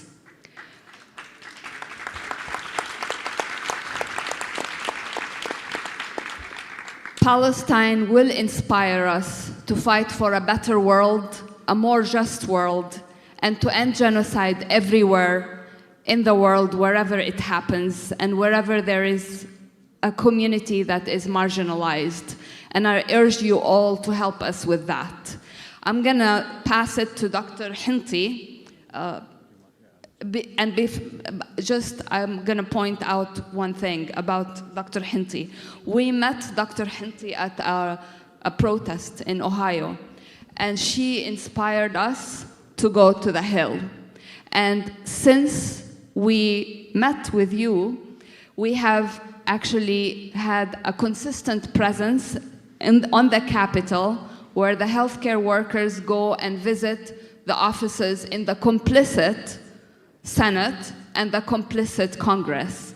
And I want to point out Dr. Marie Najjar, Dr. Iman Husni, Ruba Kharouf, Dr. Razan Nahas. They have been there week in, week out. Every week we have a presence to speak up, and we need more people to join us. We acknowledge that they are complicit, but like Suzanne Abulhawa said, and the speakers, the women speakers, the strong speakers before us said, we have to speak up. Our voices need to be heard, and that is why we are being silenced. I'm going to pass it to Dr. Jbour, who is going to point something out. Thank you, Dr. Awash. There is something called the pause. In the medical community, there is something called the pause, which is basically just a ritual practice to take a moment of silence in the face of loss of life and death, to honor and respect the dead. It has been codified by an emergency room nurse in the University of Virginia Health System in 2011. His name is Jonathan Bartel. We at Doctors Against Genocide are introducing what we call the Palestine medical pause for the first time to honor the dead in Gaza. I'm sorry, I'm emotional, but I think we all need to be. To honor the profound loss of life, the suffering, and the medical crisis that continues to unfold. To honor those we lost and those who are still in danger, I'm going to ask all of you, please stand up and take a minute of silence.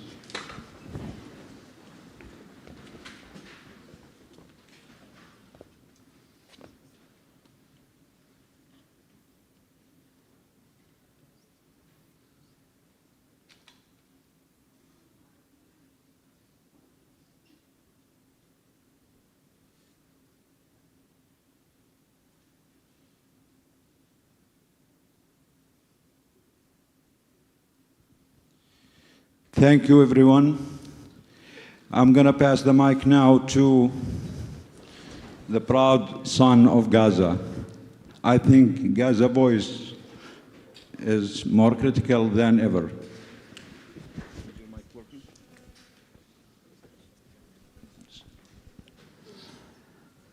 السلام عليكم. بسم الله والصلاة والسلام على رسول الله سيدنا ونبينا وحبيبنا محمد. اللهم اشرح لي صدري ويسر لي أمري واحلل عقدة من لساني يفقه قولي. I forgive you.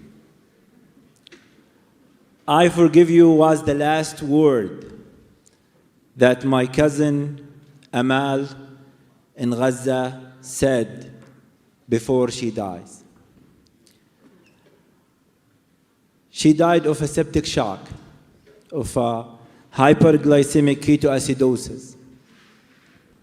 She's a diabetic. In the siege of Gaza, she was struggling even before October 7th.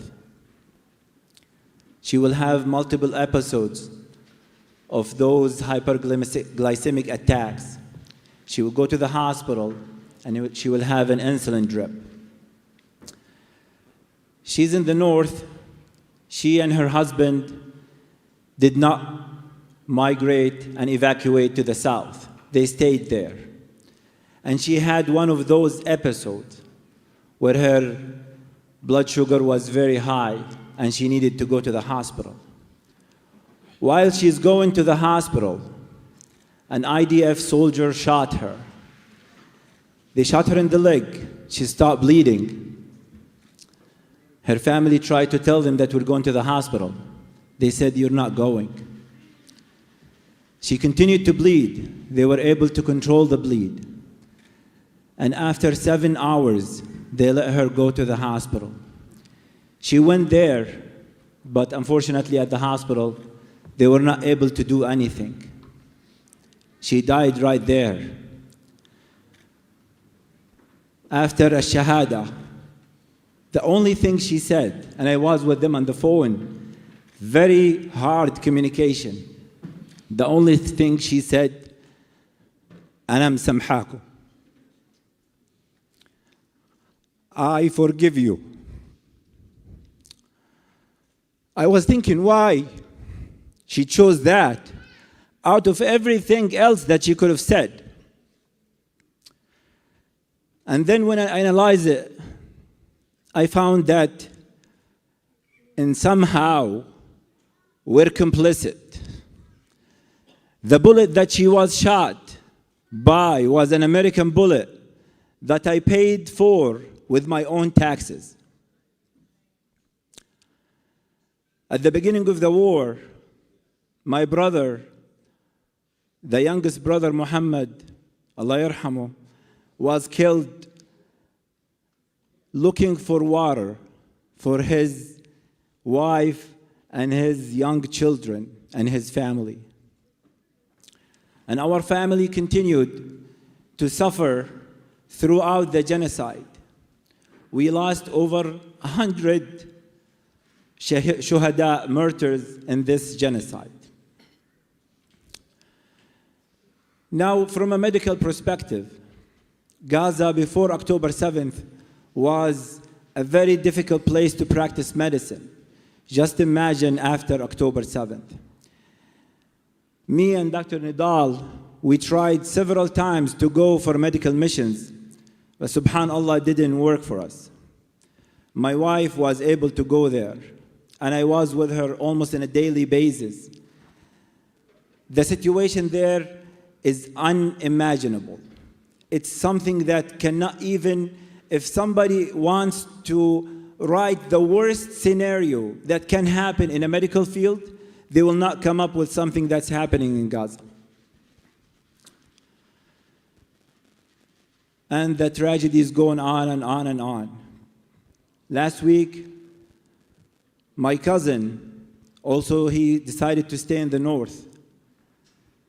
They bombed his house. And he stayed under the rubble for over 12 hours. His son was within his arms. his son died.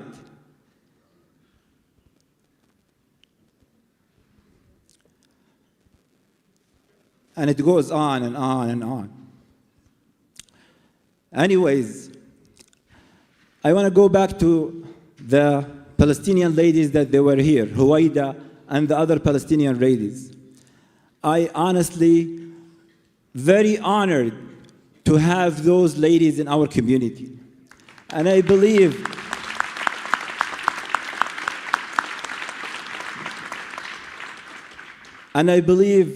that the only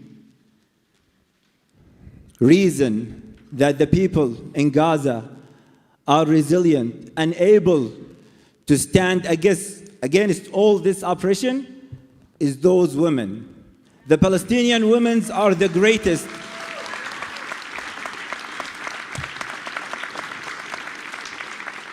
And they will continue to be that.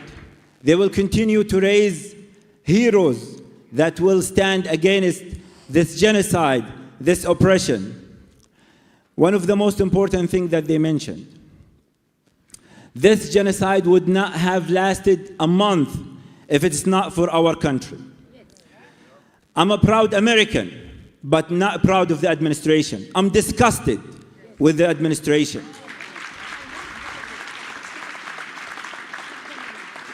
Our role is to gain the forgiveness from over 200,000 people in Gaza, between killed and injured. Amal, my cousin, was able to forgive us. We need to earn the forgiveness from the others. Don't vote for genociders. And thank you very much.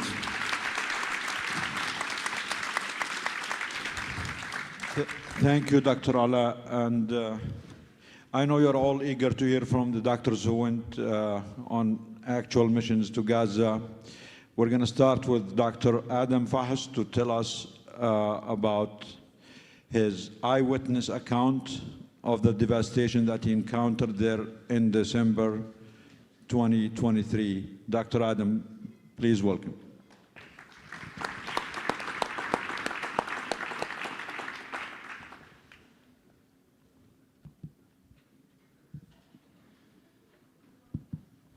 All right, is this projecting well? Bismillah ar-Rahman ar-Rahim. We're good? All right, good afternoon, everyone. I want to thank, yeah, please. Thank you.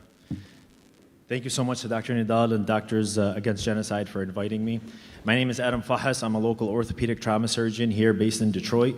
For those of you that don't know, orthopedic trauma is basically dealing with broken bones and severe traumatic injuries of arms, legs, pelvis.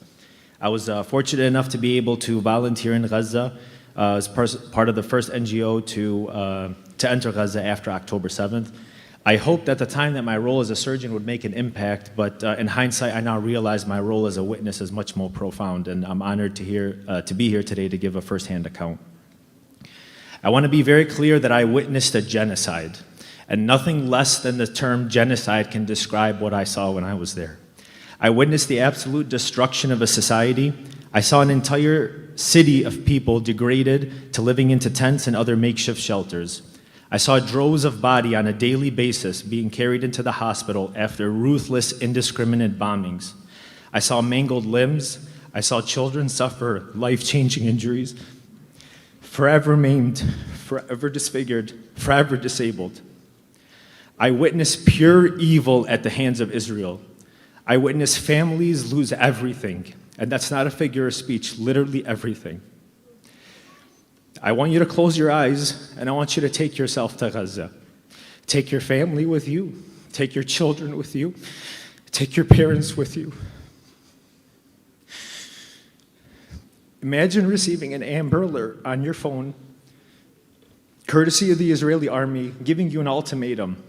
You have 24 hours to leave your home or stay and take your chances with the bombing. What do you do? What do you pack? Where do you go? Gas is too expensive. You can't take your car anywhere.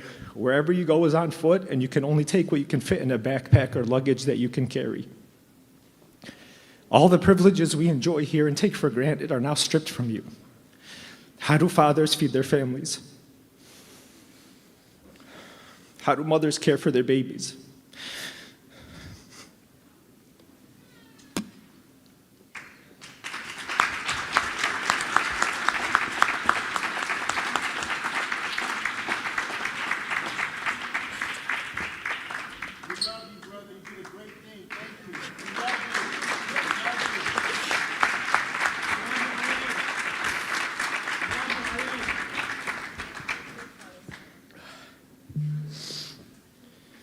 Sorry.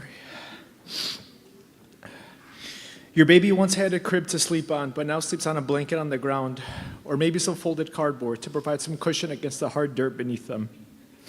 Diapers, hygiene, all these basic human necessities are now considered luxuries. If you're lucky to take refuge at the hospital, you may be able to shower your children, but even that becomes degrading when you have to use a bidet hose in a public restroom without soap or water to clean them. Consider the public health consequences of the lack of sanitary living spaces, coupled with mass displacement. No toilet paper, no soap and water to wash your hands, no isolation of sick and contagious patients. How do you manage or contain the growing pile of garbage that's building up in these living spaces? I witnessed the healthcare system nearing obliteration. Out of the 30+ previous hospitals that were present, only 2 were fully functioning at the time. Due to the inhumane blockade imposed by Israel, no adequate or significant aid was able to reach the people of Gaza. Consider your own home, your own office, your own business, not being resupplied for 3 months. Now extrapolate that to the consequences of healthcare if a hospital is not appropriately supplied. Semi-trucks loaded with aid are lined up for miles and miles outside the Rafah border, waiting to enter. Hospitals dealing with dwindling supplies and the healthcare system crumbling. It was overrun and undersupplied. Consider your own local level 1 trauma center here in America, wherever you live. Most beds in level 1 trauma centers here hold beds for somewhere around 1,000 patients. Consider the size of the hospital. Consider the size of these medical complexes, how big they are. European Gaza Hospital, where we stayed, had only 300 beds designated for patients. Yet somehow 20,000 people were living in and around the hospital seeking refuge. Rooms typically meant for 2 patients are now holding up to 6. With the hospital beyond capacity, patients are now stacked side by sides in hallways. As a physician, how do you track patients without designated room numbers? What if a patient's family member moves them from one part of the hallway to the other? What if a patient's chart gets lost in the mix? Simply being in the hospital no longer guarantees that you're going to receive medical care. Imagine your own local major hospital system. Now I want you to imagine literally stepping over refugees and people laying down in the lobby in order for you to enter the hospital, all for seeking shelter. Privacy no longer exists. With their homes destroyed after bombings, families now live with their injured loved ones in the hospital, further overwhelming the system. With the lack of supplies, orthopedic surgical care was subpar. Expired equipment was frequently used. One plastic surgeon is expected to take care of an entire hospital of patients with complex wounds. Mangled arms and legs are held together with pins sticking out of the bone, connected to bars and clamps, something called an external fixator, a technique we use here simply as a temporizing measure, but over there, that's all they have left. Consider the case of one family we took care of, and this is just one. Imagine these are your children. 2 kids, both injured by the bombing. 6-year-old boy has a shrapnel injury to his hip, cutting the nerves and paralyzing his leg, leaving him with a large wound. His sister has it even worse. Over half the tissue around her hip has been destroyed by the explosion, and the bone is now sticking out of the skin. To make matters worse, a terrible infection sets in. Every other day, she needs to go back to the OR for more and more surgery. And each day we cut away more skin, each day we cut away more muscle, each day we cut away more bone. How am I supposed to tell her father that his 12-year-old daughter now needs an amputation at the level of the hip to save her life? Again, this is just one of thousands of stories. Injuries, though complex but definitely fixable here in America, present surgeons in Gaza with a dilemma. Do we try to save this patient's leg with inadequate implants, inadequate supplies, put them through pain and suffering, and hope and wait that the leg will heal? Or do we perform an amputation right away, avoid all the trauma of repeat surgery, but now leave this patient without prosthetics to walk on afterwards? Consider the patient who was crushed so badly beneath the rubble, both of his legs needed amputations above the knee. You would think at least he got his surgery and at least he can start getting better, but how is this patient supposed to take care of himself? How is he supposed to keep his wounds clean without access to clean water, clean bandages, and sanitary living conditions? Unfortunately, he returns to us at the hospital with maggots growing out of both of his legs. Because of the constant bombing, the healthcare system is solely focused on treating new injuries, acute trauma only. Doctors' offices are not open. There's no primary care, there's no preventative care. So all the people with chronic medical conditions, heart problems, lung problems, kidney problems, diabetes, cancer, all these patients are not receiving medication and care that they deserve and need. So if you're lucky enough to escape the bombing, your chronic medical condition will likely kill you in the long run. Despite this healthcare crisis, there's still a deafening silence from multiple national and international orthopedic organizations, including the Orthopedic Trauma Association, the American Academy of Orthopedic Surgeons, and the AO Foundation, all of whom have released public statements and provided aid to other international atrocities, but somehow remain silent about this one. Absolutely, absolute shame. I leave you all with a call to action. We all have a role to play and a duty to help. I was lucky my ability as a surgeon may be apparent, but you may need to dig deep and realize your talents and skills. Your time to help may not be today, it may not be tomorrow, but the time will definitely come and we all need to be prepared. Your contribution may not involve healthcare, but it's still valuable. The aftershock of this genocide is coming and it's gonna hit us very hard. The waves of mental health trauma, the waves of debilitated patients needing recovery and coordinated care. Gaza will physically need to be rebuilt as the infrastructure has been destroyed. A growing generation in Gaza needs to be re-educated. An entire society needs to be restored from ashes and rubble. This is no easy task that one of us can do alone, but together as a united community, we can make a difference. May God bless Gaza, and may God give us a day that we see a free Palestine.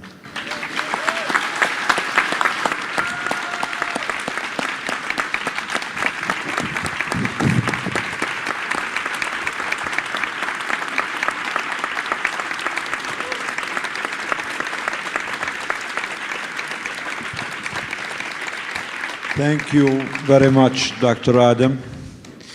Now we're gonna hear from Dr. Jumana Hinti, who was the last doctor and mission to cross through border before they destroyed both Rafah and the crossing. Welcome, Jumana. Please applause for Dr. Jumana.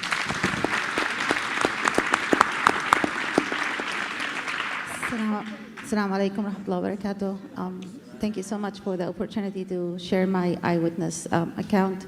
بسم الله الرحمن الرحيم والصلاة والسلام على أشرف المرسلين سيدنا محمد وعلى آله وصحبه أجمعين اللهم علمنا ما ينفعنا وانفعنا ما علمتنا إنك أنت الرؤوف الرحيم. So I was honored to be accepted to go on one of those missions, and it turned out to be the last mission through the Rafah crossing.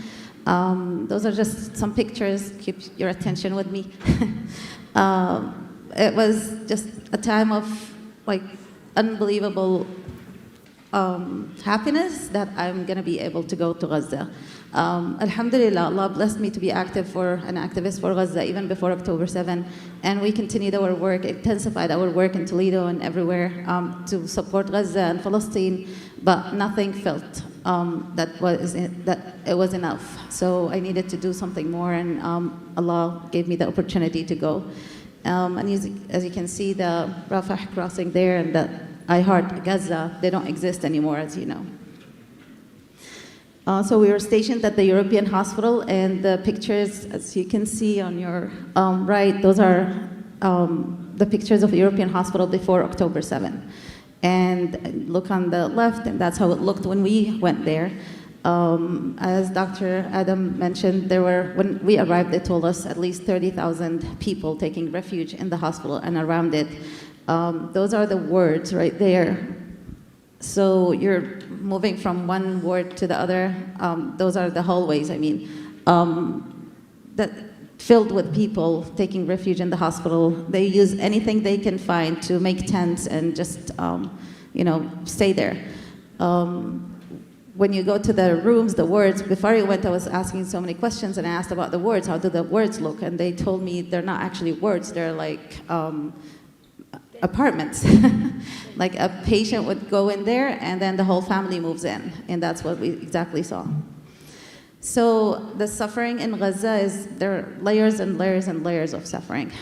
From the explosive injuries, which are the main thing that we see on social media, all the main kids, the shredded kids, actually, the beheaded kids that we didn't see on the other side, although we heard all about it. But we do see beheaded kids in Gaza and Palestine, and nobody's talking about it. Then there are the environmental illnesses, the injuries, just because you're living among the rubble. We saw so many cases of people just walking and they injured themselves. Kids falling all the time, injuring themselves in so many ways. And of course, the acute illnesses and exacerbation of chronic illnesses, like Dr. Adam said, there's no medicine and people are living in tents. There's no health care whatsoever for other than the acute trauma. And so I was fortunate that I was the first neurologist to go there, and there was no neurologist in that hospital. There was another neurologist in Nasser Hospital, which wasn't serving that many patients. And he had to worry about his own family. He had to go and secure them, make sure, am I going to move today? Are we going to be evacuated? He wants to provide food and water for them, so he wasn't there all the time. And so when we opened a neurology clinic, it was like a big thing for the people. I started seeing all those chronic illnesses, patients with seizures, with multiple sclerosis, even we had acute patients in the ER. They don't take their medicine for so long, the blood pressure medications, and they end up with a stroke, a bleed in their brain. But the sad thing is that they come to you too late. They're living in a tent. There's no transportation. Even if there's transportation, they don't have money to pay, and then they come to you 2 or 3 days later, and there's nothing you can do then. And of course, the lack of food and clean water. I have so many friends now from Gaza, and they keep texting me how the water makes them sick. Just the water, just drinking it, it hurts. Like it hurts their kidneys, they say. And we don't know what's in that water. And of course, nutritional deficiencies. Kids have stunted growth. So many complications of vitamin deficiencies that we saw there. Hypocalcemia, like calcium, low calcium in the blood for women especially. I've seen so many cases of that.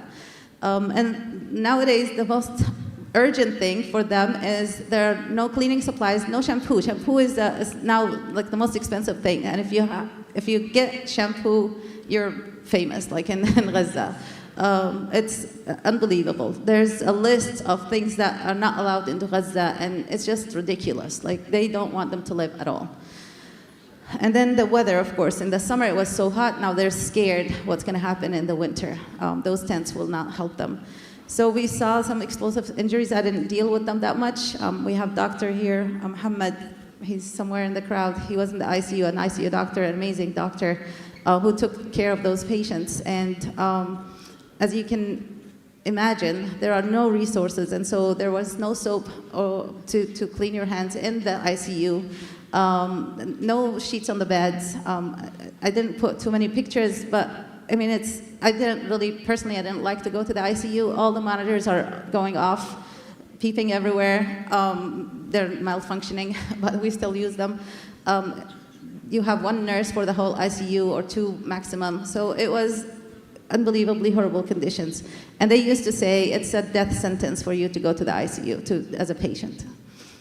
In the ER, it was always chaotic. If you can play videos. That's the ICU. Yeah, next one.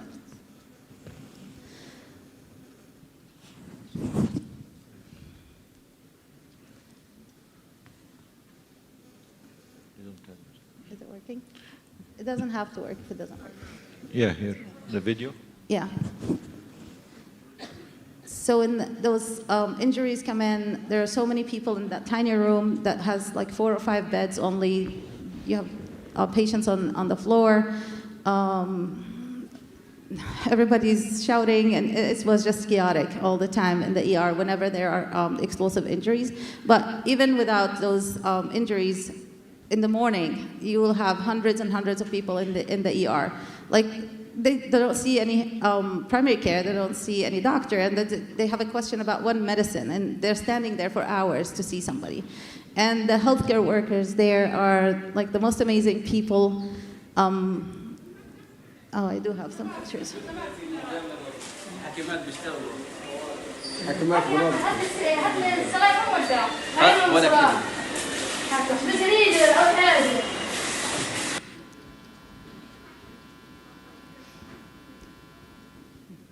There is some.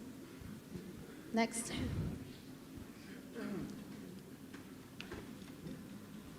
Some more pictures of the ICU. And as you can see, what's underneath the patient and how dirty. On the wards, as I said, oh, can you go back one?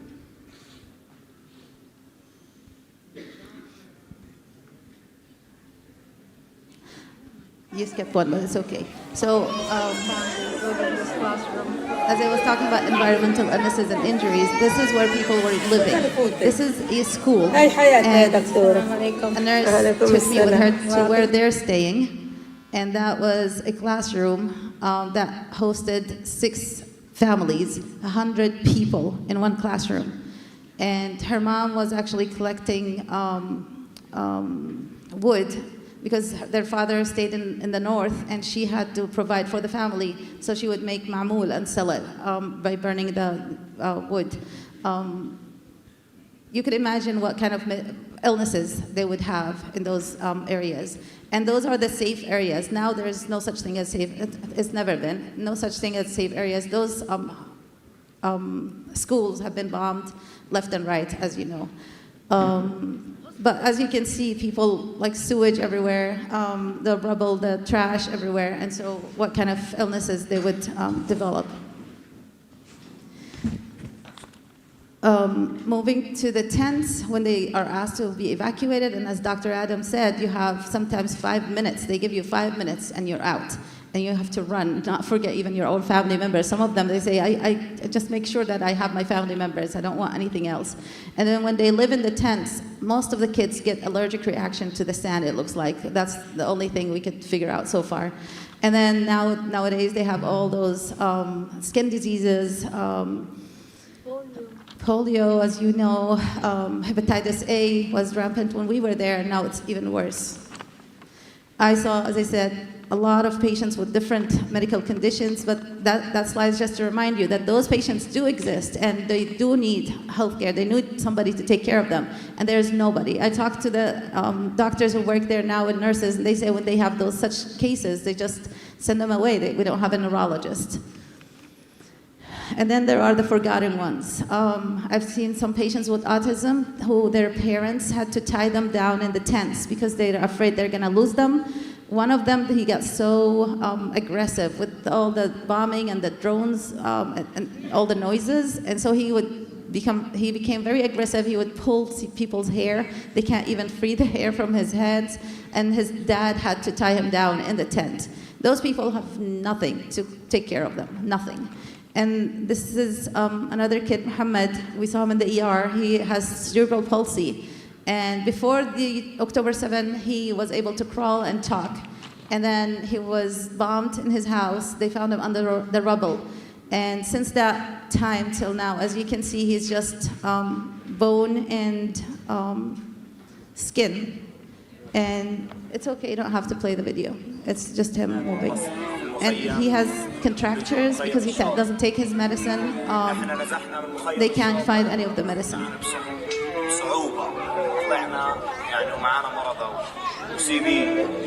في عجز في الأطباء، وفي عندك عجز في الدواء. هنا في الأوروبي برضه احنا فيش عندنا وفود التكلفين مش متوفر حاليا. احنا كان متوفر حاليا انقطع من عندنا عشان احنا كان متوفر معانا نخلص جديد. الدواء هذا التكلفين ما فيش لازم بروشيتا او دكتور وعالم تيجي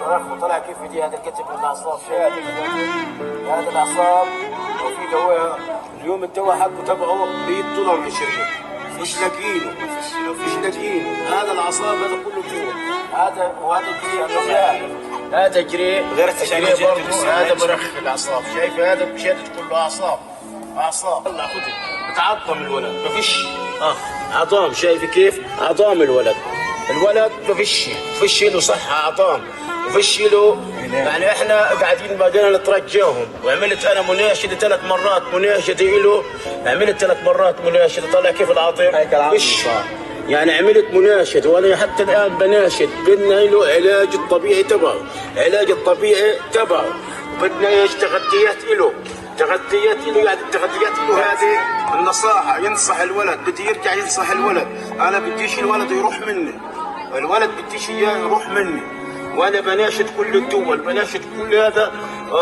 يجي علاجه فانا بتمنى منى انه الاقي لاخويا علاج اخويا يتحسن عنده الاعصاب بالمره انا الاقي علاجه وبناشد الكل انه احنا بس انه بدنا علاج وبدنا بامبس حليب ملتزمات للولد يعني انا ما بدي اخسر اخويا برضه زي ما خسرت اختي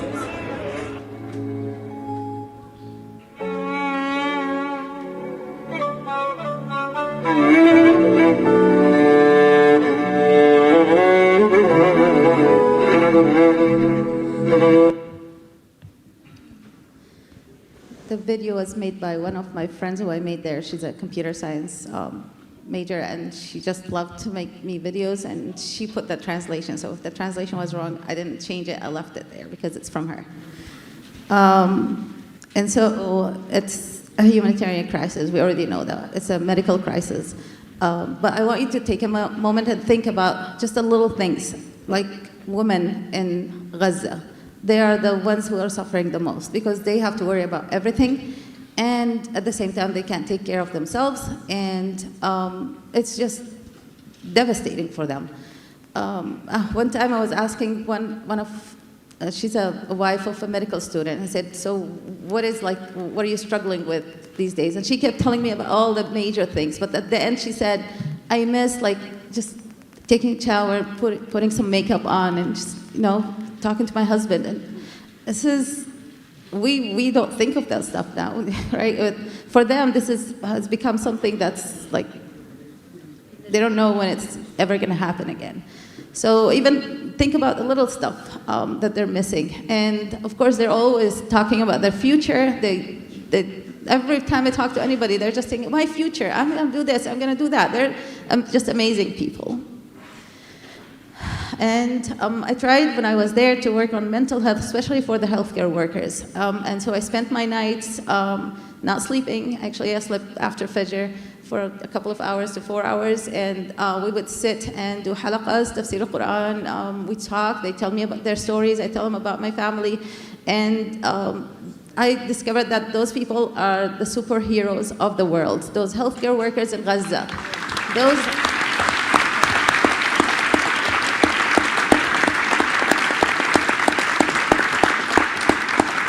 Some of them have been kidnapped, humiliated, tortured, made to confess about things they haven't done by the IOF, and then released to the south, from the north to the south, not knowing what happened to their own families. So some of them didn't know that their family actually survived until 2 months later. And they still volunteered and took care of patients, and with a smile on their faces. I would be crying. They were telling me their stories and I'm crying. They said, it's okay, they're consoling me. So they have amazing faith. The most common word that you hear in Gaza is Alhamdulillah. Everybody's saying Alhamdulillah. They're unbelievably creative. They're the most generous people. They would give you presents. They don't have anything. The gym, they would make up anything just to give you as a present.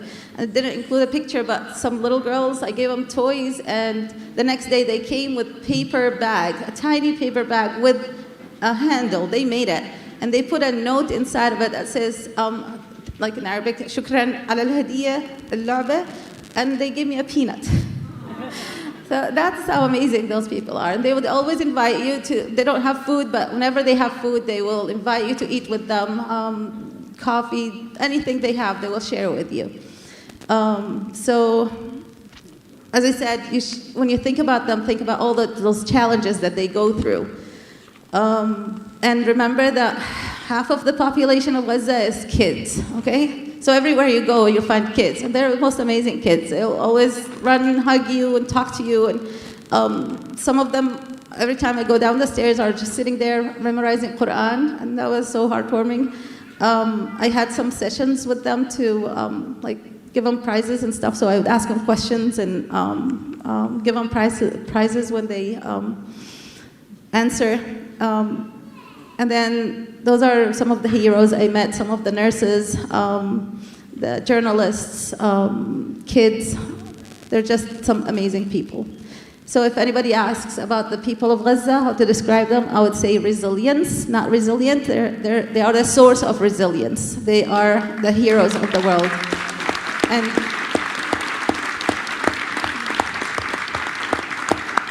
they deserve all the effort that you can, and I know everybody can. Allah subhanahu wa ta'ala gave you talents, gave you power. He made you in a certain way. You're unique, and you should use that uniqueness to support those people, because Allah will ask us all.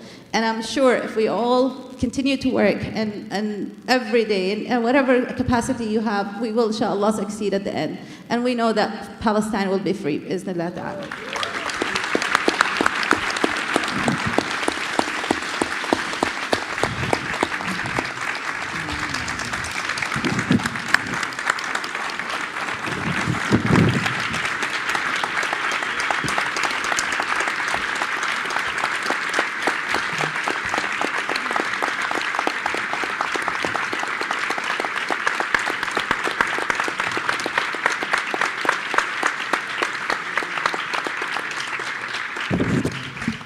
Thank you, Dr. Juman and Dr. Adam, for these powerful testimonies.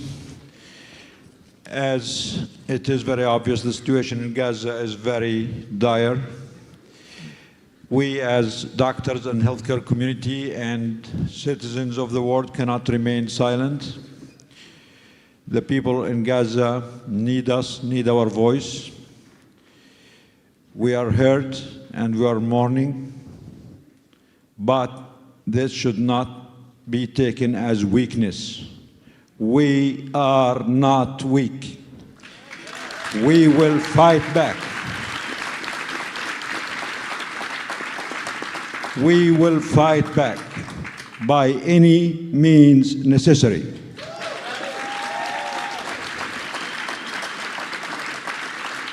As doctors, our mission does not end at the bedside. We are protectors of life. We swore an oath, and we will live up to it. So please speak up. We will use every platform. We will use every opportunity to raise the voice and the plight of the people of Gaza. For the war criminals in the White House, for the genocider Joe Biden. You deserve the legacy that you will die with. You will go down history along the names of Hitler, Mussolini, Pol Pot, Milosevic. For a self-professed Zionist all your life, with a terrible, inhumane, and anti-human career, this is exactly the legacy that you deserve. And we cannot wait for you to be gone. God and Jesus will spit on your grave. You are not a Christian, you are anti-God and anti-human. For the war criminal Kamala Harris, no matter how infectious and how white your smile is, it will not whitewash the blood of 20,000 children.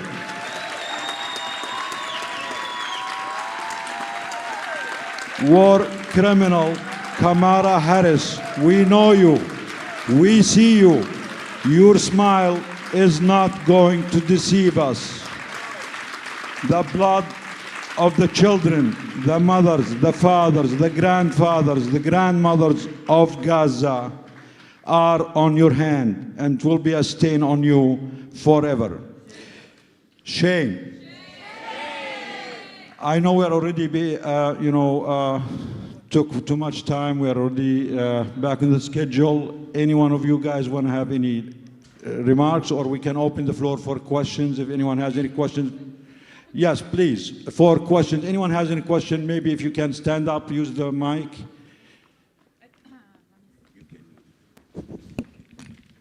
Questions? Hi Nidal, كيفك? One simple question. We're all with you here. Every single one of us, 100% with you. Are you guys showing this to Congress and Senate? Because this is what it's supposed to be shown. We thank you very much for your service. We really appreciate what you're doing.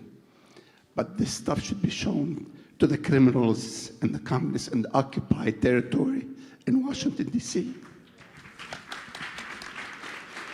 Thank you, Nabil. And yes, we have been doing this, and we will do more of this. I don't know if it's politically correct to say this or not, but I really think the Congress is the diplomatic wing of the KK clans. And all our efforts with them went dead and silent. They're all war criminals. They all have blood on their hands. But we promise every single child of Gaza, those who were murdered and those who are alive, that we're going to hold every war criminal accountable. That's our promise. Any other question, please? Assalamu alaikum. I never really get nervous. I'm actually a social media guy, but I feel like I'm talking to superheroes right now.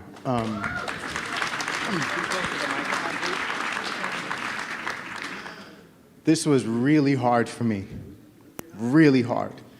أنا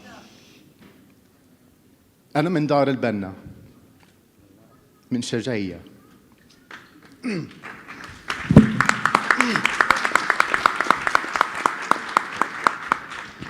I'm also with Soul of Palestine. We just became a 501c3, and I want to give back. What can I do to help you and give back to the superheroes? Because you guys need as much help as the people on the ground do. I apologize. I'm trying to keep it together. Thank you. Again, no one of us can do it alone. None of us is really a superhero. But we have to promise ourselves, to promise God and to promise Gaza, that every single one of us will do 100% effort. And we need to unite. We need to unite. We need to empower each other. We need to help each other. Together, we can make a difference. If we continue to be divided or not work together, we will not live up to our oath to our children in Gaza. So thank you for offering. Please donate to organizations that send medical missions to Gaza, that send medical supplies to Gaza. Join Doctors Against Genocide. Spread the word. Invite your friends, your colleagues to join. Every voice, every action makes a difference.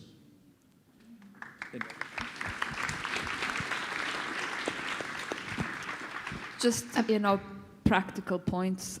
We have an Instagram that you can follow us and follow our actions with. It's Doctors Against Genocide. And we also have a Join Us button on our website. So if you join us, you become a member, you get the newsletter, and we always post about our actions. And we're a very active group, so there is always something to do for everyone. Everyone who is concerned about health should be with us, because we are an umbrella for all humans who are against genocide.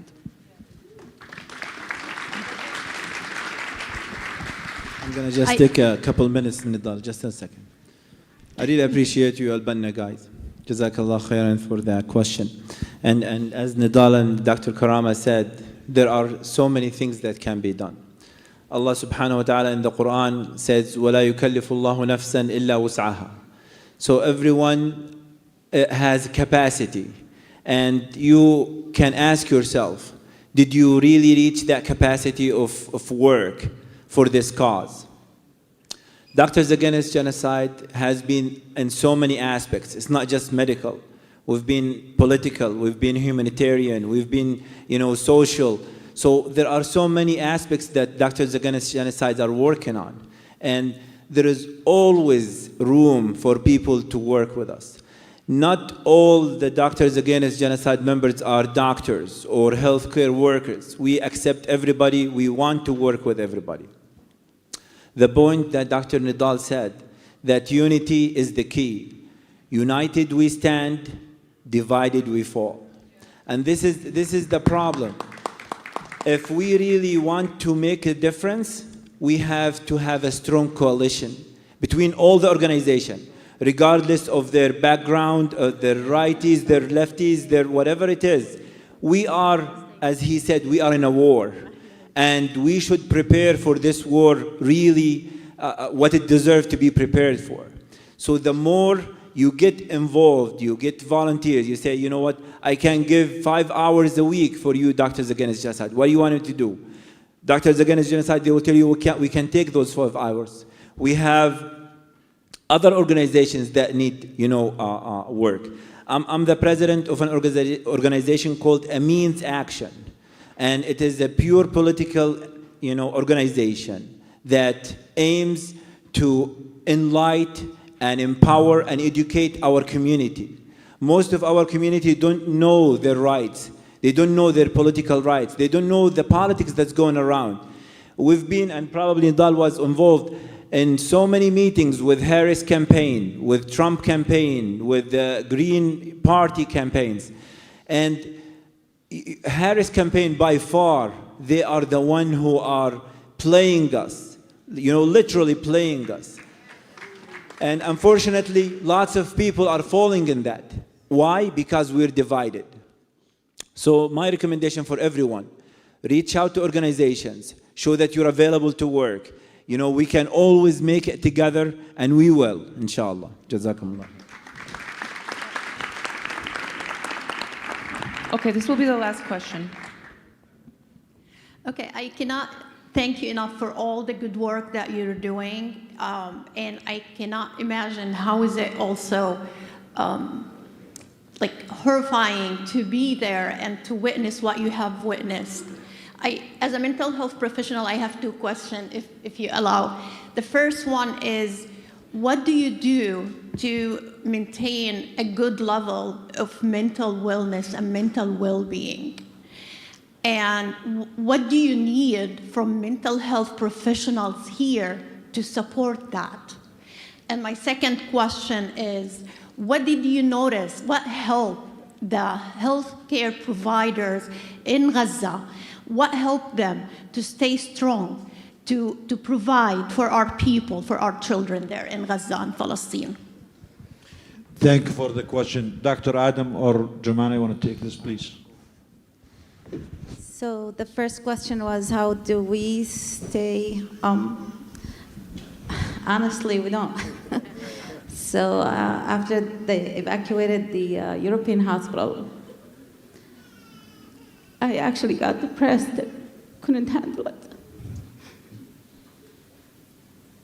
We're with you.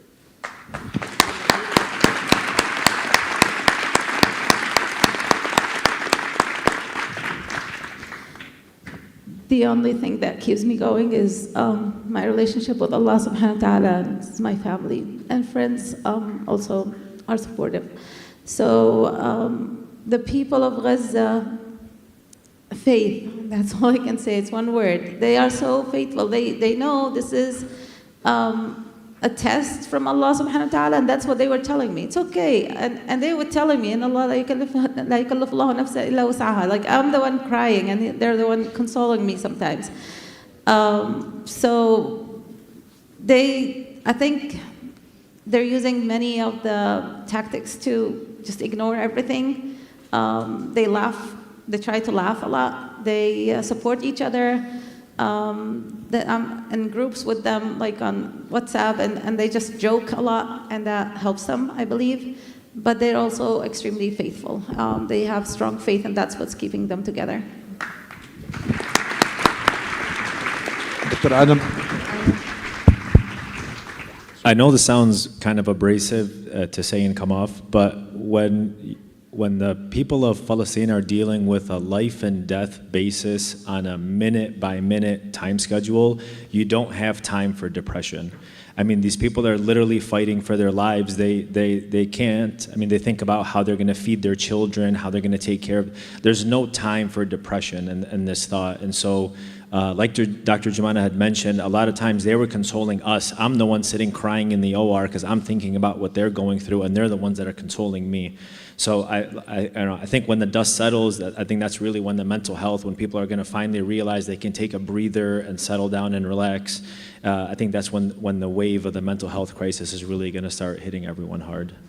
And it's great that you bring that up, because that's something that you can easily provide in a telehealth setting. You know, you don't need to travel there, and so this is just one of the avenues that you're blessed with, that you can help the people, and I'm sure other people can help.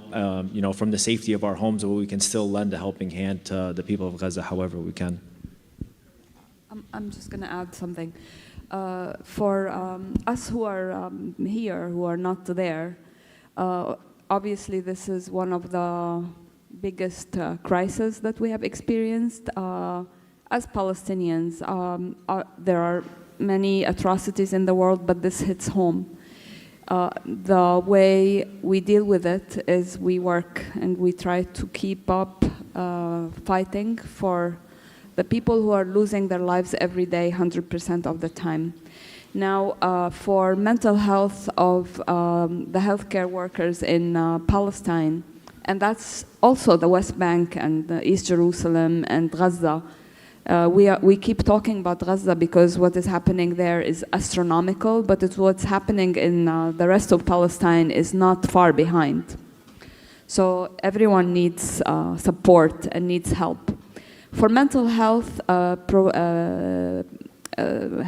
we really, whoever tries to do that has to be trauma-informed and has to be skilled and has to have a deep understanding of what it means to be in the middle of genocide and what it means to be in the middle of apartheid, occupation, and discrimination. It is not for everyone. And there are some of our colleagues, Dr. Khouri is here. She works with Gaza Mental Health. Reach out to her. Oh, she's right there. Yes. She works closely with Gaza Mental Health. Please speak to her. She's also starting a campaign for children in Palestine. We have a table for Doctors Against Genocide. We have a card that has the information for Dr. Khouri campaign. We need a lot of help to make this a big campaign to save the children in Gaza. Not another child, a child not a target. These are the names that you will see for this campaign.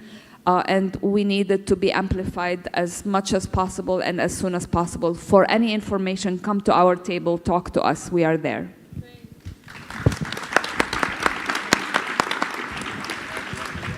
Thank you, everyone. Thank you, doctors. I would just want to say one. Go ahead. Do you mind if I'm just going to add one more thing. You know, the medicine in general is the noble, you know, job. And if you want to go through the statistics of what the genocidal IDF and the Israeli regime are doing, I have some statistics which is unbelievable.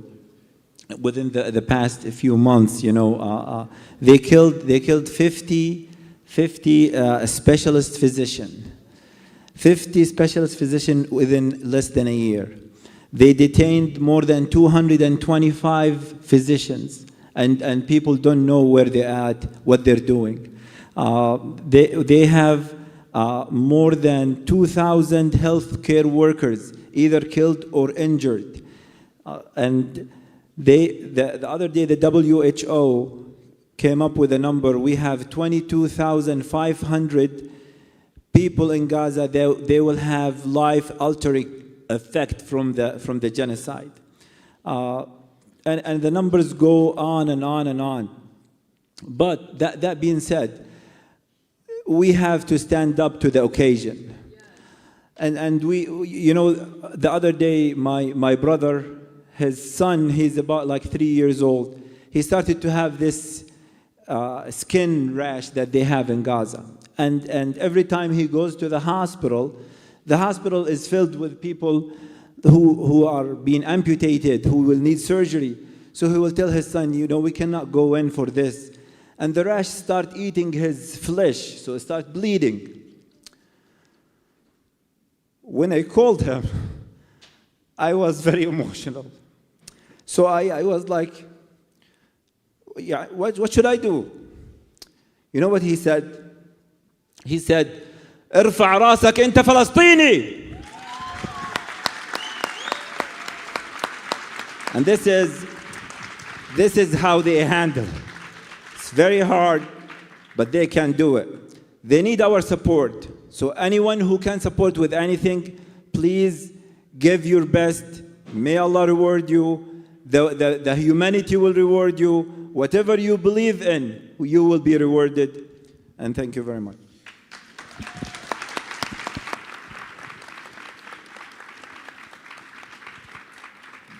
Thank you, everyone. And I just want to add one more thing to this last question. It is tough. It is hard. And I don't blame anyone to feel whatever they want to feel. Many people feel depressed. Many people feel discouraged. Many people feel they cannot do much. And I don't blame anyone. None of us committed any crime to deserve this or to have to go through this. The Palestinians in Gaza and the West Bank did not commit any crime to deserve their suffering for the last 150 years. Us here and them there are going through this only because of the genocidal United States, the Western Empire. And when they say America and Israel share the core values, I believe them. They are the values of genocide. That is the only truth they ever said. Israel is the brainchild and the baby child of the American genocidal project, and we don't deserve this. But remember the children of Gaza. Remember Hind Rajab. We don't have the luxury to be weak or to sit down or to give up or to feel depressed. Whenever you feel discouraged, remember them. The fact that the genocide is still going on means that we don't give up. It means we need to double down. The people united will never be defeated. The people united will never be defeated. The people united will never be defeated. The people united will never be defeated. Free, free Palestine. Thank you.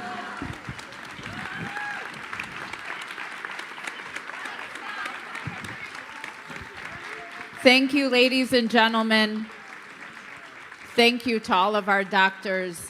Jazakallah khair. I know there's not a dry eye in the room, including mine. We will resume this afternoon at 2:30. The shuttle is outside to take you to the canteen for lunch. There's also a food truck outside should you wish to eat here. There's a concession stand in the lobby of the Ford Performing Arts Center. Again, please visit our vendors. Please talk. We are honoring Doctors Against Genocide this evening at the gala. And just to let you know the kind of people that are here on stage, they even shared with us that they don't want an award because so many people are doing this hard work. But we want to make sure that we continue to elevate and uplift one another and these medical professionals who are taking it a step beyond. Please, again, visit our vendors, get something to eat. We have a full afternoon and evening, and we look forward to having you join us. Thank you. Please make sure you're back here by 2:30 so we can begin the afternoon program. Ladies and gentlemen, just a few housekeeping tips. This evening's gala is not at this facility. It is at the Bint Jbeil Cultural Center on Prospect, 14201 Prospect, Bint Jbeil Banquet Hall. That is where the gala is happening. It is not happening here. So please go back to your emails, take a look. The gala will be happening at the Bint Jbeil Cultural Center located on Prospect Street. The shuttle will be taking people to the hotel. After the panels end, for people to get dressed, get situated, it'll be going to the Holiday Inn, the Marriott Courtyard, the Henry, and the Doubletree. And then it will pick up, and it will only pick up one time. The pickups are going to start. I will give you an exact time frame once we get done before the next panel. And then he will be taking those shuttle, people on the shuttle to the Bint Jbeil Cultural Center for the gala. Okay, doors open at 6:30. Inshallah, the program will start at 7. Please, for tomorrow, I kindly ask, we don't want to continue fulfilling this narrative of we're always late on everything. We ask you to be here. The ADC Board Assembly, General Assembly meeting will be happening at 8 a.m. to 9 a.m. And then we have a conversation on the state of our rights at 9 a.m. to 10 a.m. And then ADC will have a conversation about their policy work. And then at 11 a.m. to 1 p.m., there's going to be a rally outdoors at this facility. Which space? Right out in the parking lot, right here. Okay, so right out in the parking lot. If you have friends and family that are in town, this rally is open to the public. Please let them know. A lot of our guests, especially our influencers, will be there to talk about their experiences while traveling overseas or the advocacy work that they're doing. So please make sure that you let everyone know that this rally is open to the public and it will start at 11 a.m. Again, we will be starting first thing in the morning. Please be here on time because we will not be pushing the program again. And again, the Bint Jbeil Cultural Center, since you are in the heart of Bint Jbeil in America. So it is a beautiful facility. Our food will be made by Habib's Cuisine and Habib Bezi and his team. They do a phenomenal job. And we look forward to having you there, where we will be talking with Macklemore. We will be having a conversation and honoring Doctors Against Genocide, National SJP, Macklemore. Thank you. Miss you too. So we look forward to having everybody there. If you've purchased an all-access pass, that pass will get you into the gala as well. So please make sure you're there on time.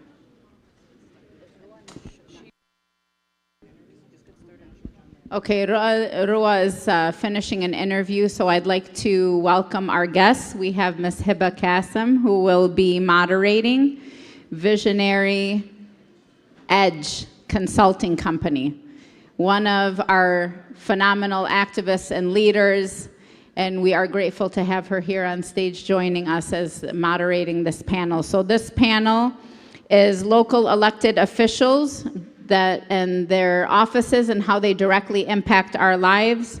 We have with us the Honorable Alaa Farhat from Michigan.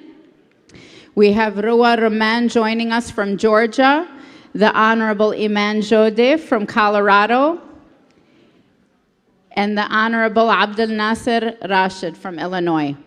Thank you for being here. Ruwa? Folks, if we can have people move up and move inward, we would greatly appreciate it. Yes. Please, feel free to move up and inward. You can sit in the reserve seats. And you can sit in the reserve seats. And then please, those of you who are still on the perimeter, if you're visiting the vendor tables, please keep your voices to a minimum, because you may not realize it while you're back there and you think you're whispering, but everything can be heard up front, okay? Thank you, we appreciate you. Thank you. Thank you. Just a second to give her a microphone for her, and be close to the microphone. Yep. Is it on? Okay. Starting. Hi, everyone. I hope you had a good lunch. We're going to ask some questions, and then we're going to leave some time for questions from the audience at the end. And I'm sure CEOLawyer will remind me if we could start going over time, since we know elected officials like to talk. Appreciate you all. So you all are successful organizers and have won elections, and you all come from different states. This is a different kind of election year, and we're witnessing genocide and a lot of protester and voter suppression. You're all involved in different efforts. What have each of you done, and what has your legislator done to protect protesters, amplify the voices and efforts of the suppressed? For example, we have seen in some states, protesters are not allowed to be masked in an effort to suppress them. Blocking roads have become felonies rather than misdemeanors, and anti-Israel legislated as anti-Semitism. We can start with Ruwa. Sure. So hi, everybody. Marhaba. Assalamu alaikum. So I come from Georgia, where all three branches of government are controlled by Republicans, so I'm in the minority party. And last year, into this year, they introduced multiple bills. One of them was Senate Bill 63 that took away what's called cash bail. So even for small misdemeanors, you would have to stay in jail unless you can afford to pay yourself out between now and your trial. So they passed that bill, and we were actually able to, a lot of these bills we were able to stop last year, actually, because we have a two-year term. And so that was one of the bills that came through, but thankfully we have really great organizations like Care Georgia that have been able to step up and help out with people who have been snagged as a result of these bills. The other bill that you mentioned as it relates to defining anti-Semitism, which has included things like criticism of the state of Israel as anti-Semitic. And same thing, we had a really great broad coalition. We actually, again, stopped that bill last year, but it was shoved through this year. And the reality is that even as these bills move through, even when they're passed, you can still sue. And so right now they're also in the courts. Potentially some of them could be overturned. Last year when we had the Emory University, oh my gosh, this year, I'm so sorry. This year, Emory University had a protest where the governor had brought in Georgia State Patrol. And we were able to mobilize, like when I say we, I'm talking about other legislators, to ensure that they did not have to pay bail, that they were not charged, and that the students were released because the school kept saying that they were not actually from the campus. So even though some of these laws have passed, there has been sort of mobilizing on the back end of it to ensure that a lot of these laws don't actually get implemented in a terrible way. Because the reality is that DAs are also responsible for implementing these laws. And so if they hear from us and say, don't charge them with this, it can go a really long way. So first of all, welcome everybody to the city of Dearborn. My name is Alaa Farhat. I'm the state representative, proudly representing Dearborn and Detroit. And thank you to ADC and our moderator for today's panel.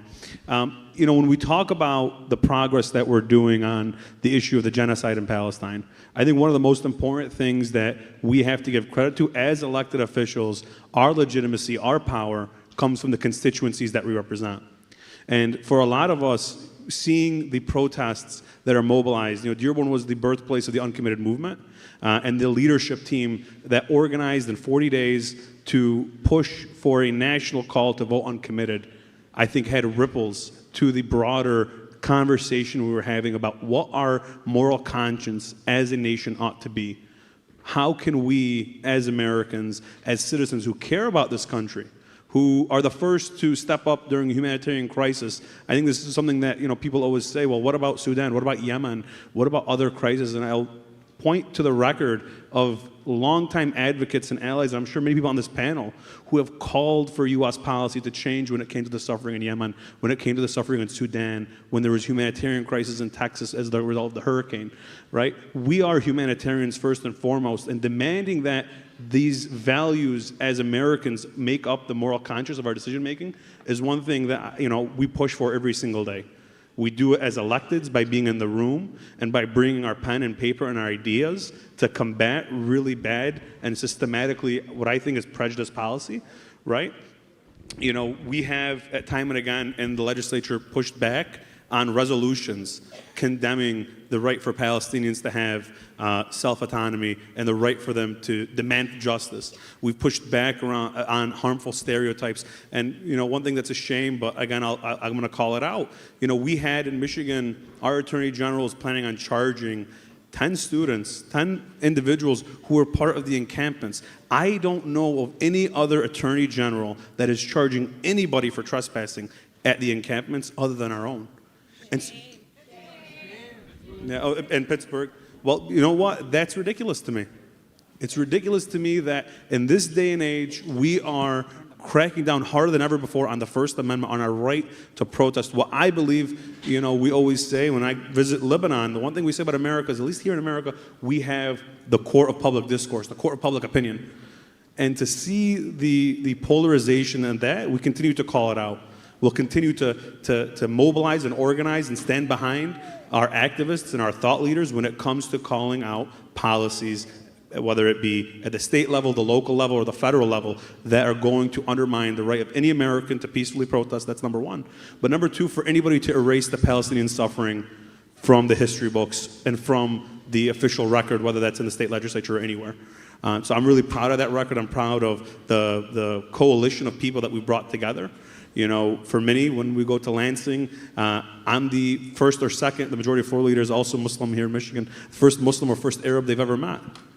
And so educating them on the struggles of Arab Americans, right? Having that patience, that grace to be an educator, to answer the awkward questions, and to go beyond just saying that our greatest export is shawarma or tabbouleh, right? We have to go beyond that. We have much better, much more, I think, true to our character things that we can share and export, and that's something I'll continue to always do, and I'm sure everybody on this panel will continue to do when it comes to speaking up for Palestine and protecting the rights of every American to demonstrate peacefully.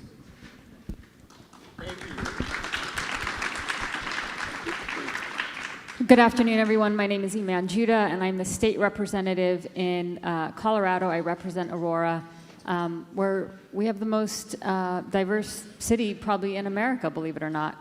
I am the only Muslim. I'm the only Palestinian. I'm the first of both of those. And when you share that identity, when you carry that identity, it can be difficult. But I want everyone to understand, and I think this will be a common theme among all of us here, is that what people don't see outside of the protests is what we are doing behind the scenes. And that is a privilege that we all have that we can leverage, even if you live in a red state like Georgia, right? Is that our communities need the access to the decision makers so that we can be behind the scenes and advocate in a way that our communities don't have access to. I'll give you an example. I share my constituency with my congressmen. I share my constituency with my senators. And to have that shared constituency means that I also have an obligation to speak up for my constituents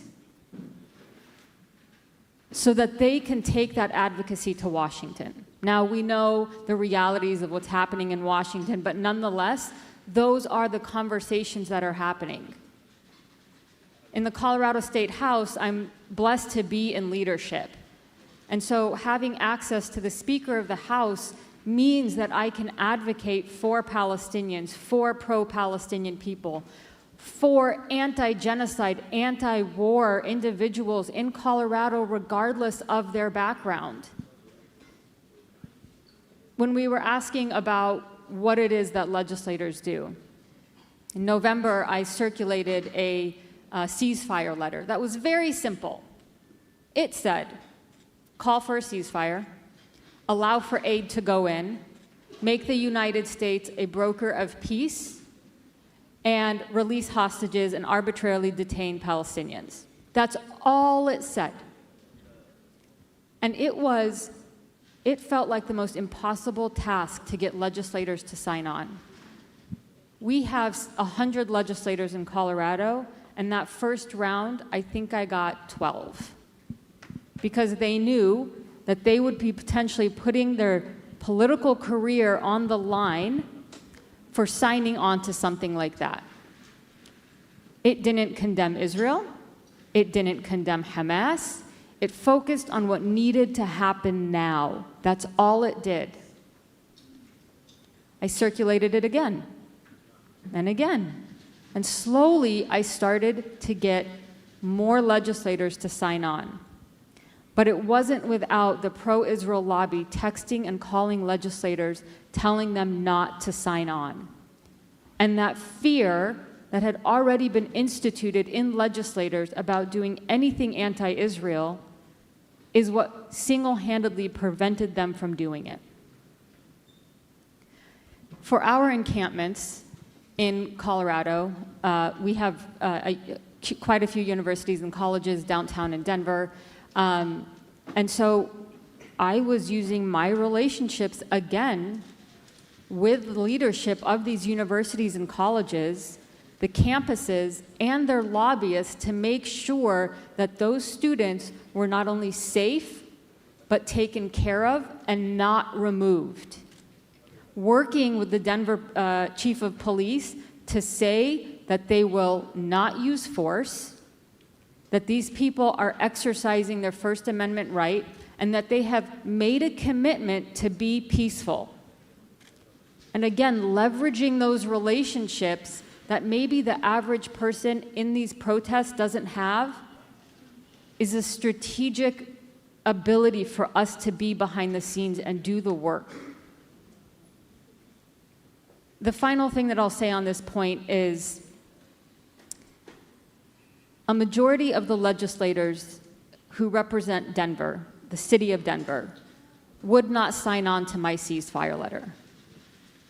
But they did issue a statement from the Denver legislative delegation saying that the encampments have a right to be there based on their First Amendment rights. So you can understand how we can uphold our oath to defend our Constitution and First Amendment rights, even though they chose not to stand up for Palestine. Thank you, Iman. Assalamu alaikum, everyone. Good afternoon. My name is Abdul Nasser Rashid. I represent parts of the city of Chicago and west and southwest suburbs in Cook County, from Berwyn to Bridgeview, where I live in Little Palestine. And I really appreciate this question because I know that in response to our government's inaction, not just inaction, our government's active funding and support for genocide and supplying the bombs that are allowing this to happen, naturally, people who are looking and concerned about this want to see something change, right? And when we did the policy work, the legislative work, the government engagement to try to get our government to do the right thing, and we don't see a response, right? People are going to protest. That's natural, that's expected, it's admirable, it's admirable. The student encampments, we shouldn't simply be talking about their right to protest. We should be celebrating these people who are putting a lot on the line to fight against the genocide. And same thing for other forms of peaceful protest as well, and civil disobedience, because protest and civil disobedience is part of the American fabric. It's part of the founding of America. It's part of the civil rights movement. It's part of the anti-war movement in Vietnam, and on and on and on. So one of the things I did when the encampments emerged is I went to as many of them as I could in Illinois. I went to Northwestern, I went to University of Chicago, to Illinois State University, to University of Illinois Urbana-Champaign to meet with the organizers, to offer my both support, to thank them for what they're doing, and often the first thing I told them was thank you, because you're inspiring us all by doing this. And next, how can I make sure that you're connected to the right resources to protect your rights? How can we, and it's similar to what has been set up here, how can we make sure that we are talking to the right stakeholders, the administrations of the universities and others, to make sure that they're not responding in a draconian way? Frankly, they should be responding by honoring the very legitimate demands that you are raising for divestment, for disclosure of the investments in companies funding genocide. These aren't some fringe people. These are folks asking for things that any of us would say, absolutely, you should say yes. We will disclose our investments if they are private. We will divest from companies that are supporting genocide. I connected as many students as I could who, if they had not already been connected to legal resources, to organizations like Palestine Legal, to the ACLU of Illinois, and to others to make sure that their rights are protected, and organized my colleagues who represented some of those areas to weigh in as well, to call, because they may have better relationships with administrators in their districts than I would, so they could organize, and oftentimes they did. We were thankfully in Illinois able to push back on any kind of legislation that would have criminalized or went after protesters, that doesn't mean that we're not facing challenges in terms of some prosecutorial action and having to defend people against repression for nonviolent protest, and some of that is ongoing. We've had some successes, and others continues. But going back, to some of the broader legislative organizing, on October 8th, I organized a letter that had 18 members of the legislature calling for a de-escalation. This was before ceasefire was in the language of the movement. It was October 8th, calling for a de-escalation, calling for mourning all of the lives lost, and understanding that we have to address the root causes of this conflict so that we don't see this happen. And we had 12 of those 18 legislators were Black and Latino. Right? And after that, one of my colleagues, Representative Lillian Jimenez, led the national letter that JVP put out asking elected officials across the country to sign on, calling for a ceasefire, calling for an arms embargo, and other demands. So it's been an honor, frankly, to be able to have this role and to be able to work for the people of my district, and understand that we can walk and chew gum at the same time. I can represent the people and fight for and pass legislation on a range of issues, and do our part to make sure that we're stopping this genocide that's happening with our tax dollars. I think I'll stop there. Thank you.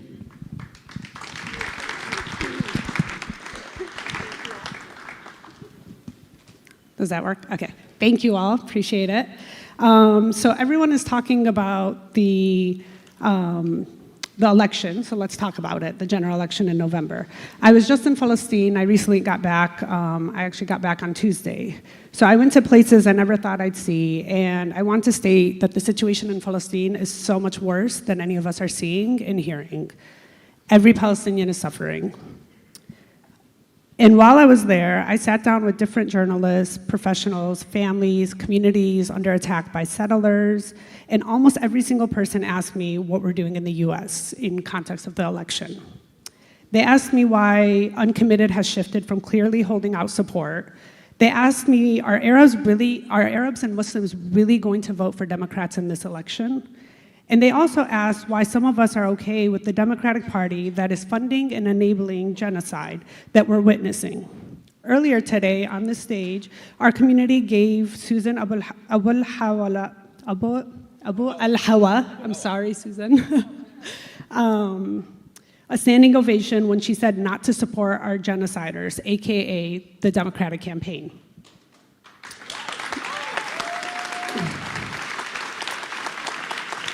Yet some people in our community are still feeding into the narrative that we don't have a choice and pushing support for the Democrats.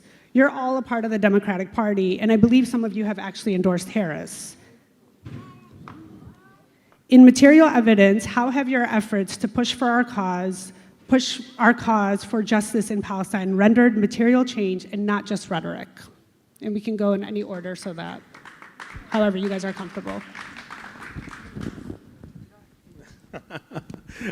So here's how I'll say to that question. First of all, you know, when you say the Democratic Party, we have some outstanding members like Congresswoman Rashida Tlaib, who we all should go vote for in November. And it's important that we also call out, I mean, for us, I do fundamentally believe Democrats are missing an opportunity, not even an opportunity, but we are seeing a candidate who is fighting to be transformational, but they're not talking about the suffering of Palestinians in the way that I think they ought to be. For me, in my district in Dearborn, I consistently say that I represent their values. And in February, over 58% of them voted uncommitted. And it wasn't a vote just to say we don't want Joe Biden. It was a vote saying we don't want a candidate, a nominee, who doesn't have the values of a ceasefire, of an arms embargo, and who is willing to speak truth when it comes to Palestine. That was what they said in February. And so for me, I love to call out Republicans all the time. I'm going to be very clear.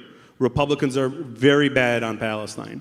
Most of them, by and large, are terrible. They have rhetoric that says, go finish the job. We should give them everything they need. But what the problem for me is if you pull up the tape from 10 years ago, the Democratic language, even the Democratic platform on Palestine has become worse.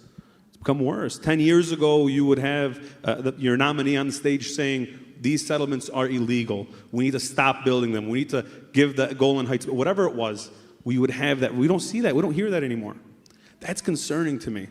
That's concerning to me for a party that is looking to a community like mine to deliver a key swing state in November, right? For me, I continue to tell folks, vote your conscience in November. I haven't advocated a vote one way or the other, but I advocate voting your conscience.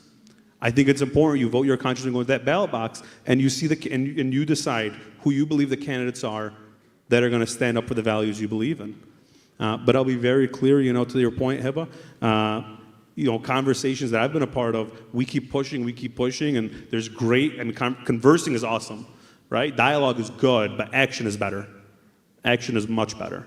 And that's what we're missing right now is tangible action you can point at and say, you got the ceasefire done, you got an arms embargo done, you were willing to hold Benjamin Netanyahu, who is a war criminal, man is a war criminal, accountable. And that is what we're asking for of any nominee who seeks to get our vote in the November election, at least in Michigan.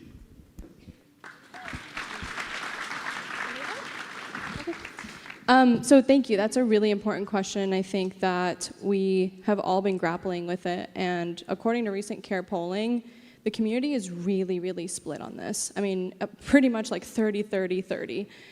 And there's a reason for that, right? Like, we recognize that there's an electoral college we have to worry about. We are being pushed into this binary choice, and it is awful. However, that doesn't mean we can't do anything about it. So I'm sure a lot of you have heard that at the DNC, we had offered a Palestinian speaker, and they had said no.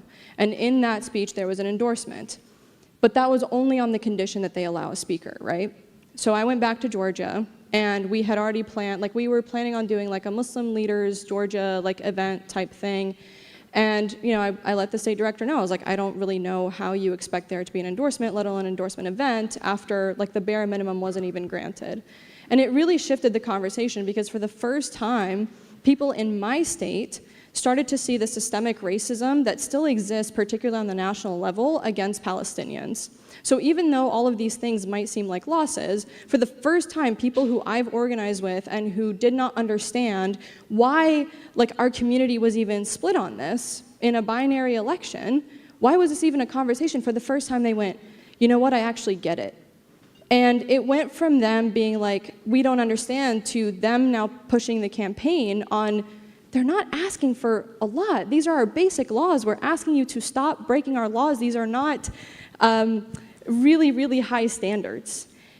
And For me personally, the way I view this election is, one, there's a ton of down ballot races, you guys. Like, so many down ballot races across the country. We've got, I think, 5 state house races that are potentially flippable, 2 state senate races that are potentially flippable. This year we actually protected one of our state senators that got primaried because she stood with our community, and we helped her win 70-30. So we are sending the message throughout Georgia that not only is this the right thing to do, but this is the smart thing to do and the politically expedient thing to do.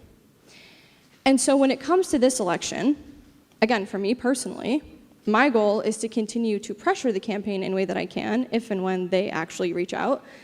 But the second piece of it is that I also feel a responsibility to remind people that whether we like it or not, we do have a binary choice come November.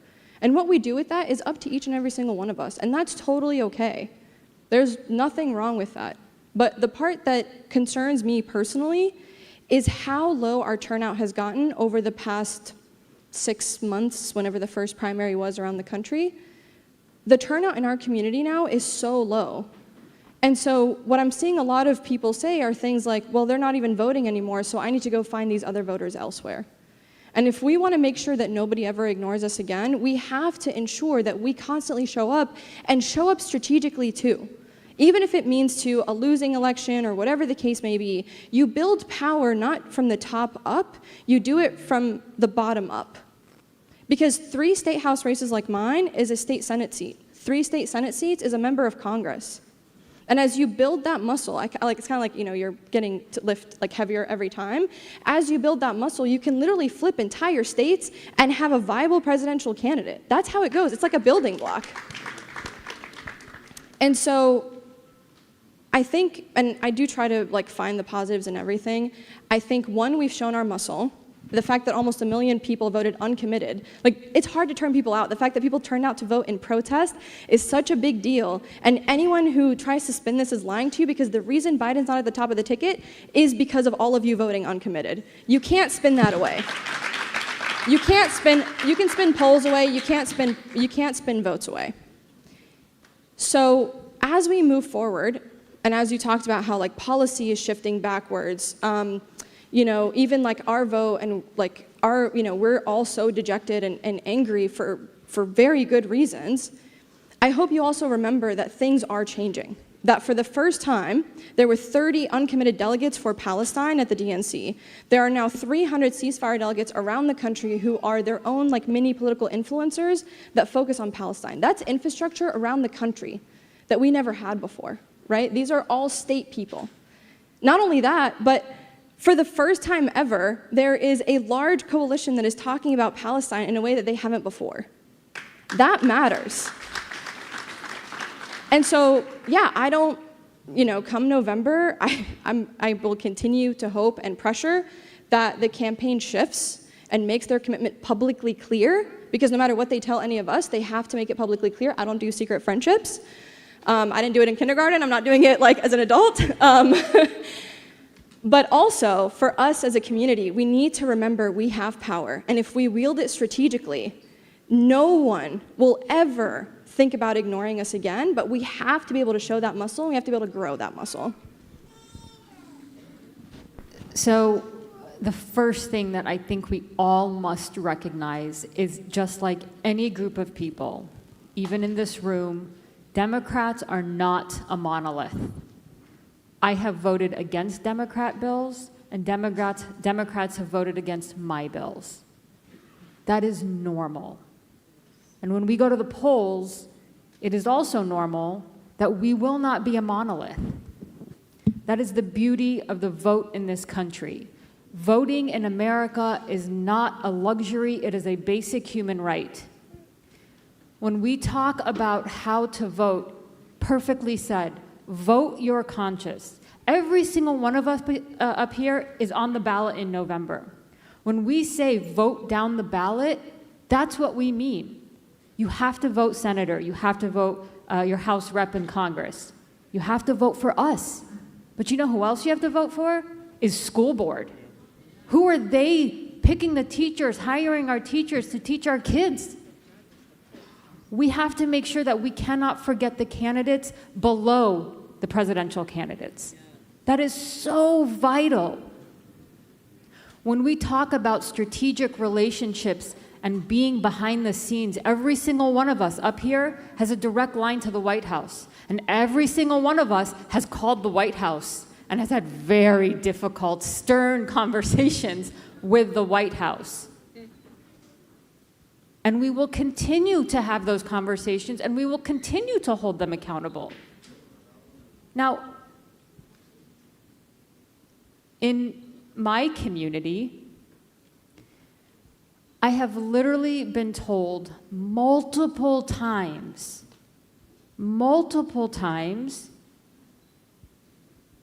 that they are voting for someone based on their views on the LGBT community. In our own community, if you are not making Palestine your #1 issue, I have nothing to say to you.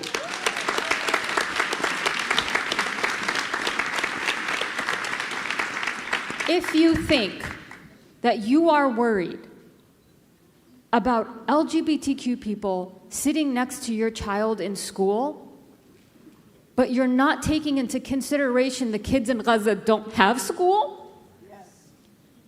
that is something that you will have to live on your conscience for the rest of your life, no matter how much we tell you.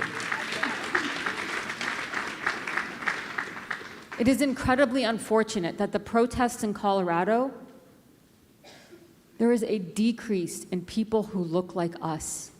And do you know why? Because other allied groups have shown up more. When the LGBTQ flag is being waved at our rallies, that's telling some of the people in our communities that I cannot stand and I will not attend our rallies for Palestine. Again, I have nothing to say to you. If you cannot understand that just like us, we are facing a genocide, we are facing our children in schools being called twin towers, that their students, their fellow students are yelling at them, I'm gonna kill all terrorists. That their teachers are telling them to rewrite your roots essay and say Israel. If anyone is standing with us, regardless of their any other background, if we share this common value about voting your conscience, then we need to let them in, because we do not have the luxury of picking and choosing our coalition.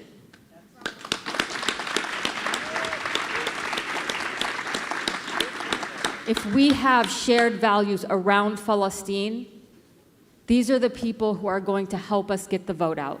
These are the people who are going to help us teach and educate our communities about this is what people down the ballot believe, and this is how we can help you vote. If there's anything I can tell you is please do not forget down the ballot. Thank you.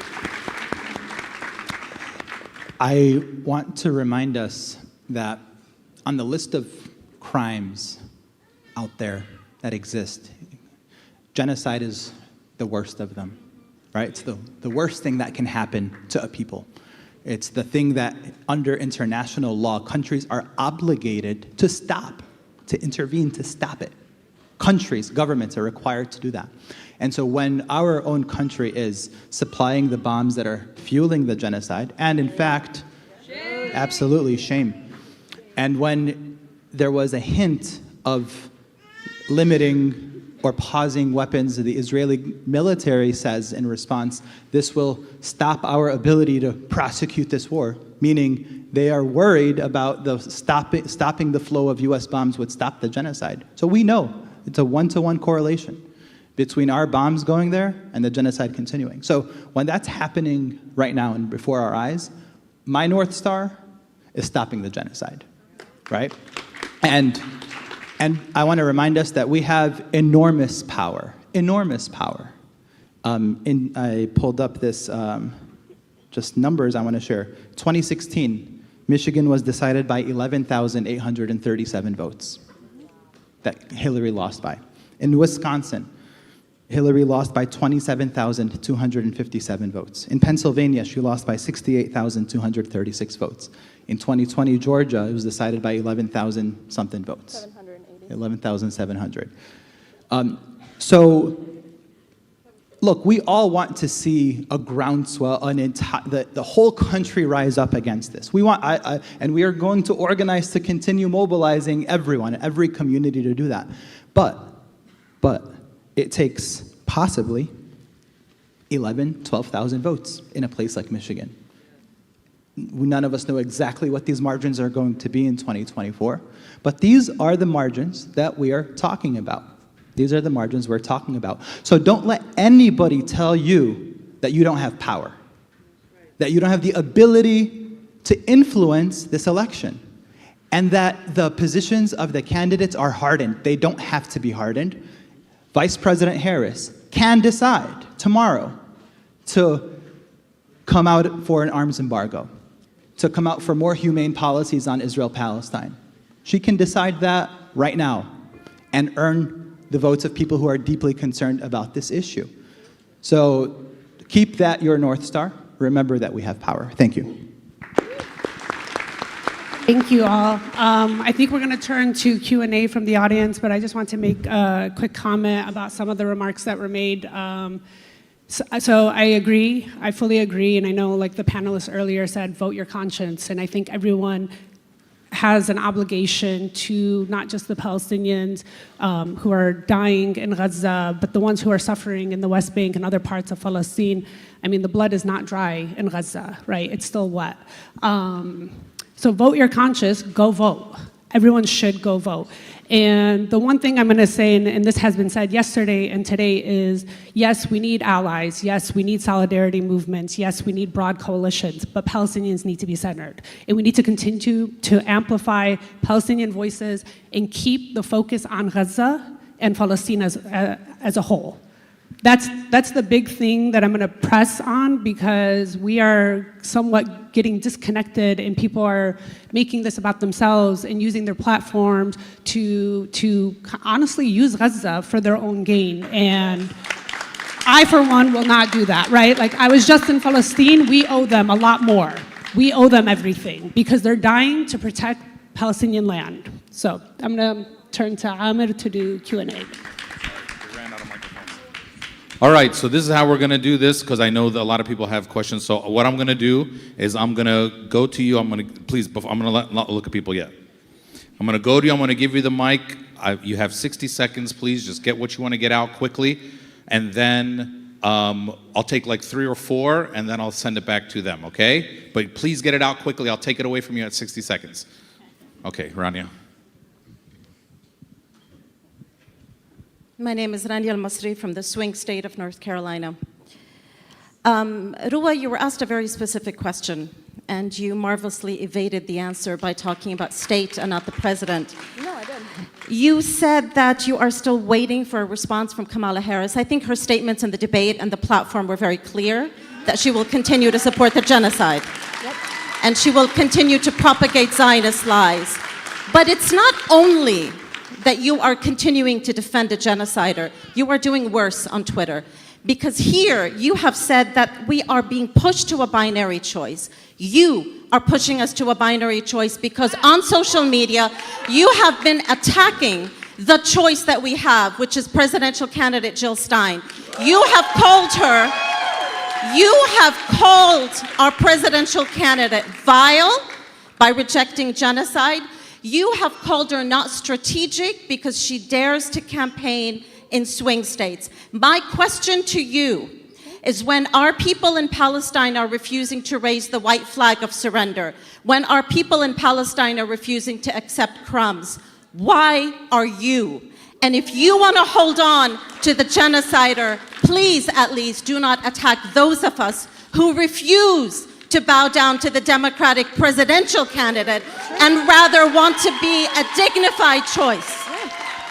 So, first and foremost, as I just stated in my comments, there was an endorsement that was offered, but it was not given, right? There was a negotiation that was happening, and if you go look on anything I've written, particularly after the DNC, it has been very clear. And as Representative Abdel Nasser said, what we have are specific metrics. If they provide these metrics, we will give our endorsement. It's really not a difficult conversation. For me personally, literally the first thing I did when I went to Georgia is I said, this is unacceptable. All of these plans and commitments that we had are no longer on the table because you did not hold your end of the bargain. Again, a commitment to ending the genocide. Now, as it relates to Jill Stein specifically, my biggest concern is that when you call, for example, a representative who has identified what's happening as a genocide, a pro-genocide candidate. So, hold on. So, right. But my point is, what happens is, right. But she is a presidential candidate. I want to be clear, this presidential candidate also, had come after me before. And I hadn't said anything up until that point. I have tried really hard to walk this fine line. But my concern is that I really do care about making sure that if anybody wants to talk about this issue and say they are on our side, because again, if you say you're on our side, to your point, you're 100% correct. There should be a much higher standard and a much higher bar. That is my belief. If you say you're on our side, your bar has to be higher. And if you tell somebody, for example, oh, this person who is not pro-genocide is pro-genocide, what it does is it actually reduces our coalition. And it reduces the number of people on our side. I know it's not fair, but I want to be very honest.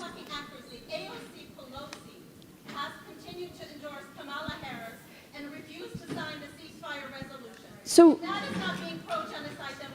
so to be clear, we've had multiple members of Congress who signed the resolution, including those who allied with us, also endorse her. I'm not here to litigate one member or another. My big focus has been mis and disinformation and how it plays into moments like this. I don't want our community to feel like everybody is an enemy and everyone sucks and everyone is the same. Because what worries me about that is then if you think everyone sucks and everybody is the same, then you're like, there's no point in engaging. And I've heard this at the doors. When we went canvassing, people said, everybody is terrible, what's the point of doing this? And I think we have a responsibility, to be clear, I want to be clear, only because I don't want us to fall into nihilism. I don't want us to give up the power that we have because this is a disinformation campaign aimed at us.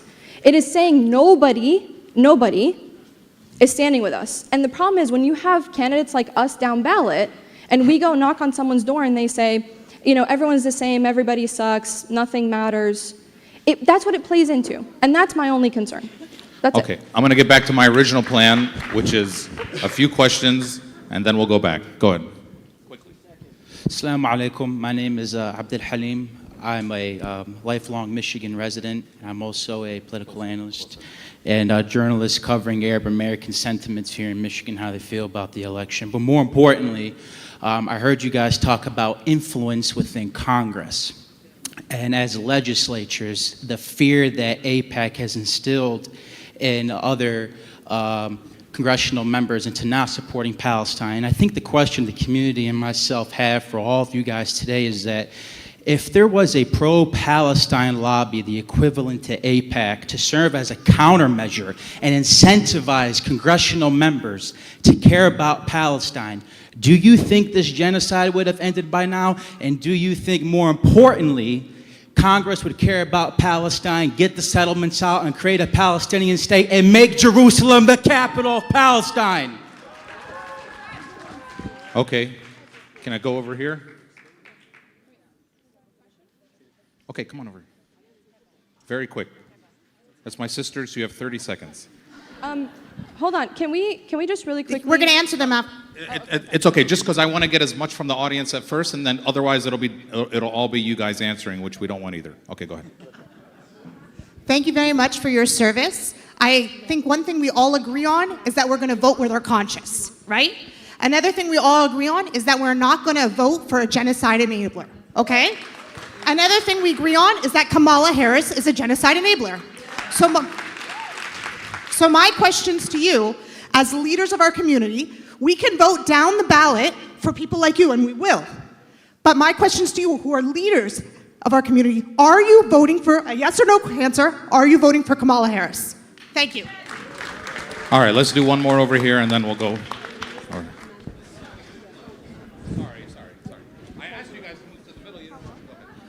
My question is very specific to Ruwa.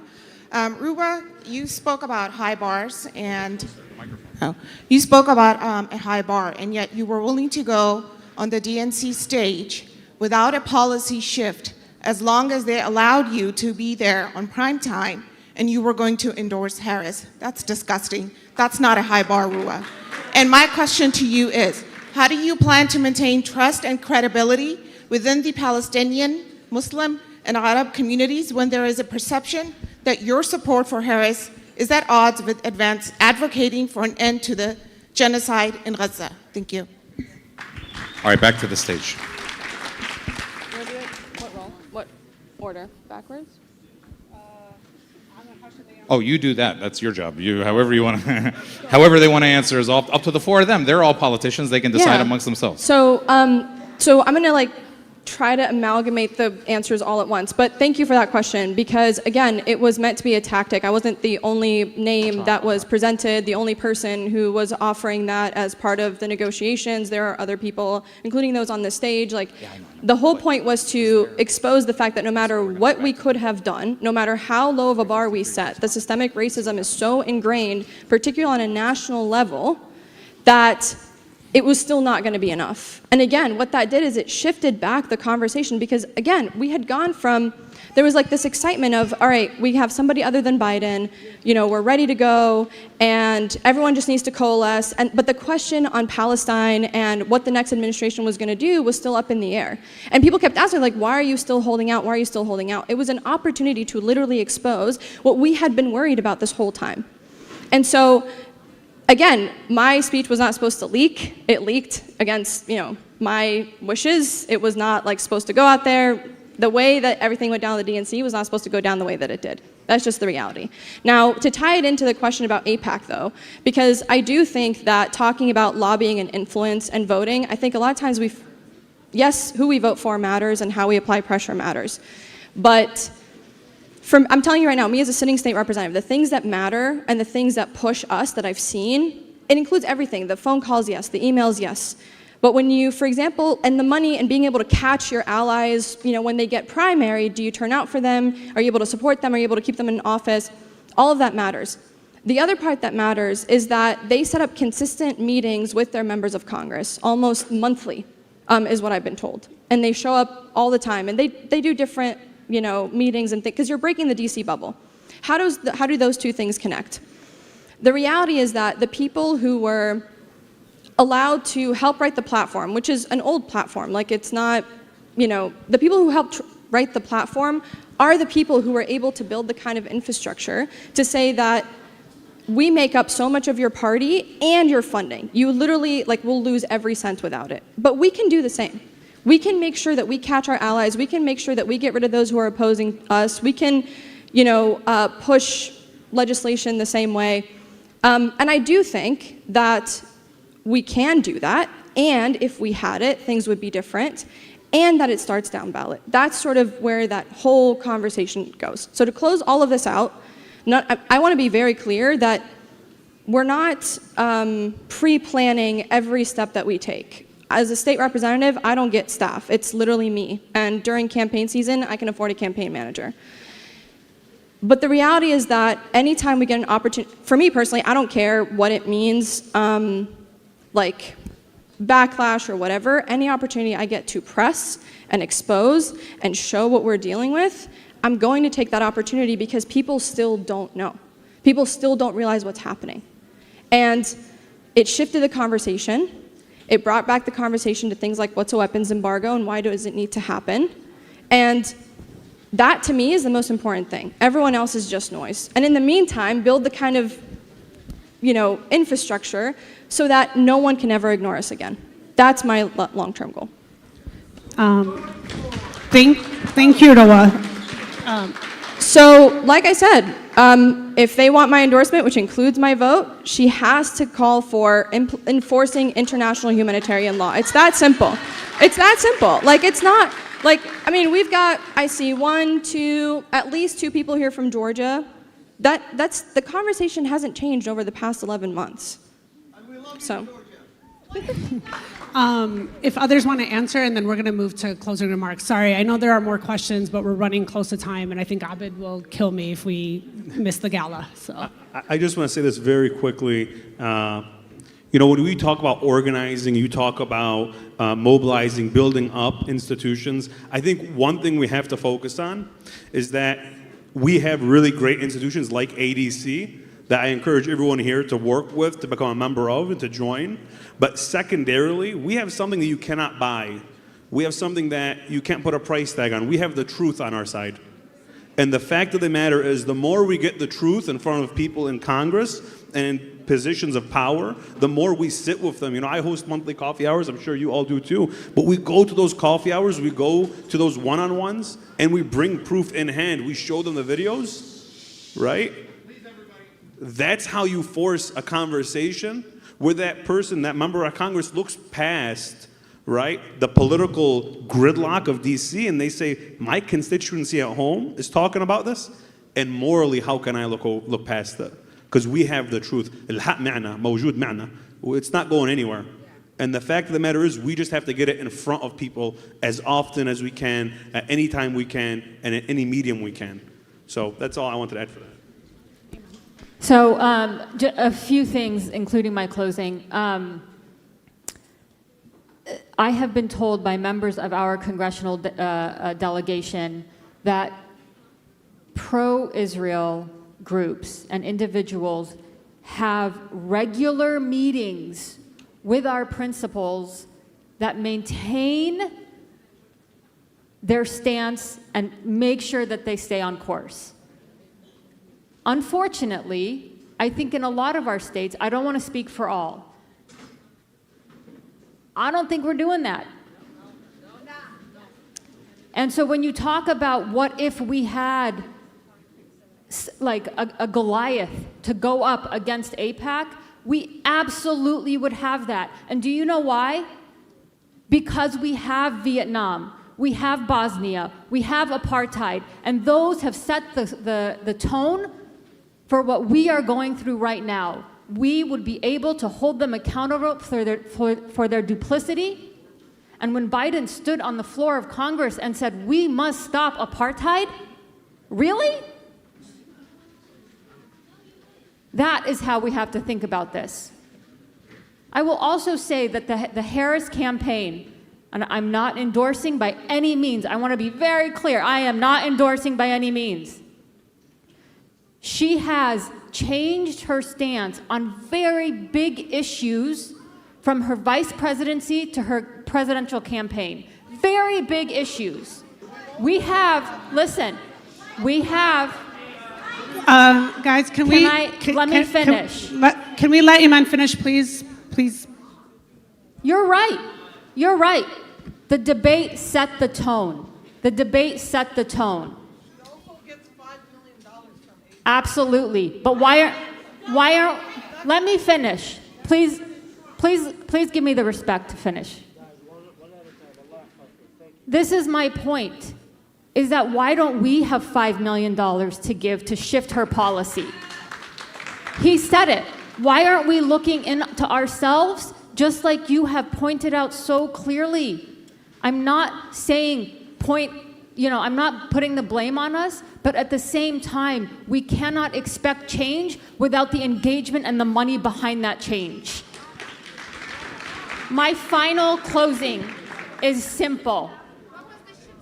I've been in conversations with Gaza genocide survivors in Colorado. And they said two things to me that will haunt me forever. She said, the way I found out my house was destroyed was when my daughter saw it on TikTok. Can you imagine? That's how you see it.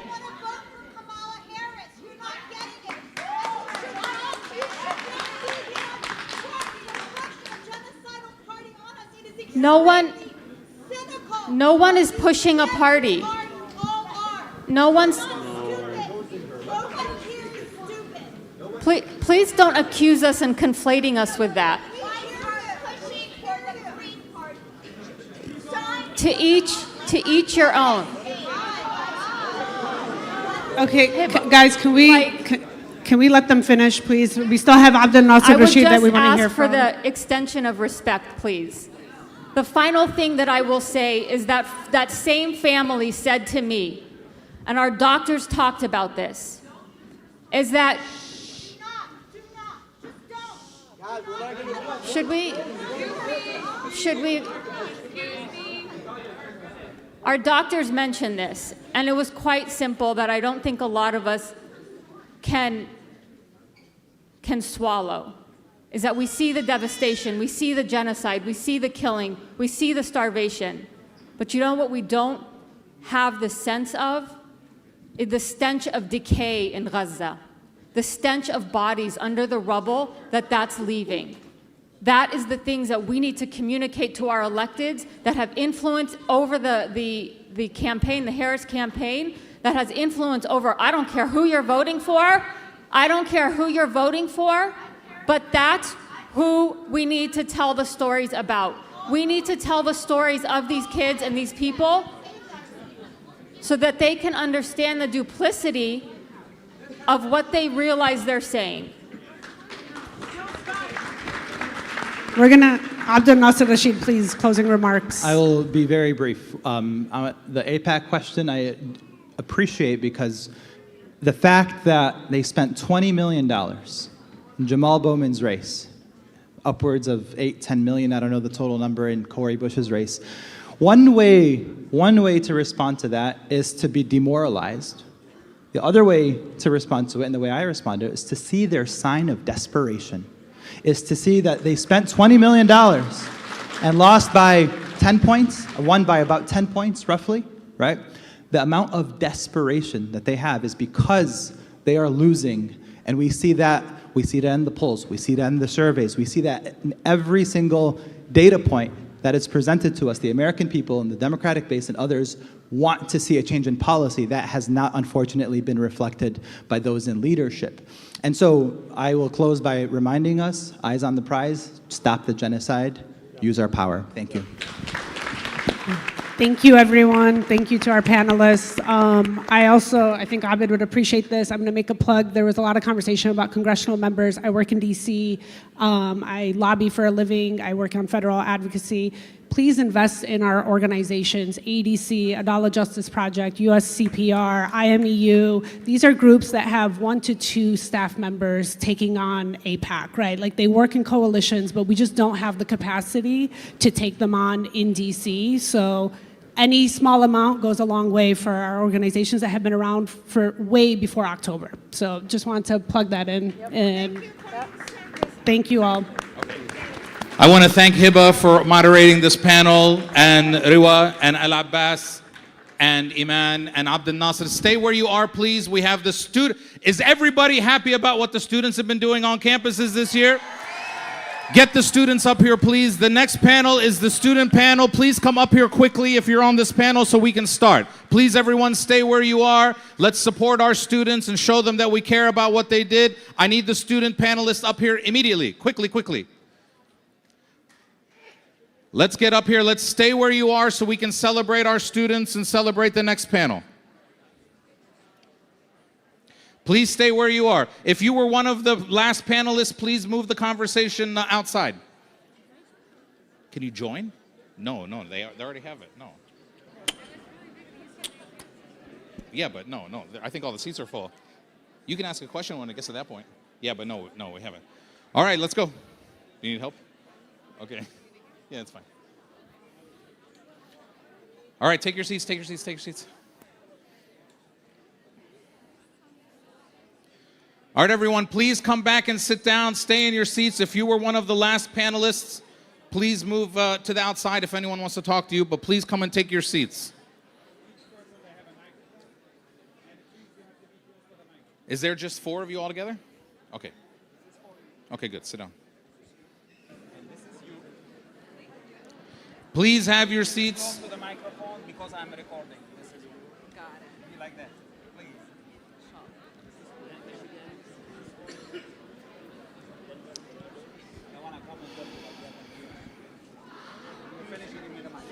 Sure.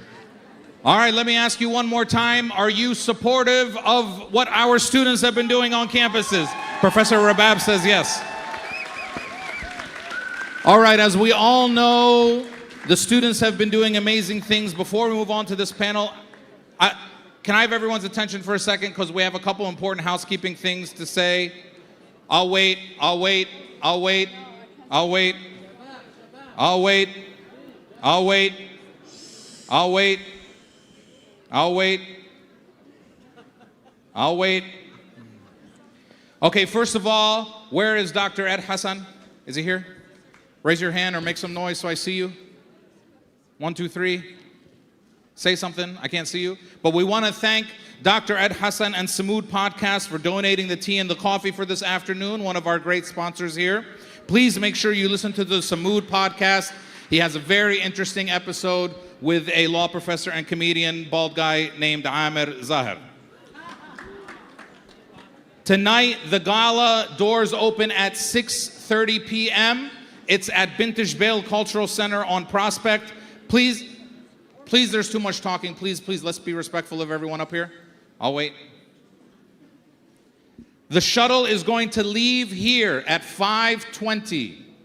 5:20. The shuttle will leave here at 5:20, and it will go to the DoubleTree, the Holiday Inn, the Henry, and the Marriott Courtyard.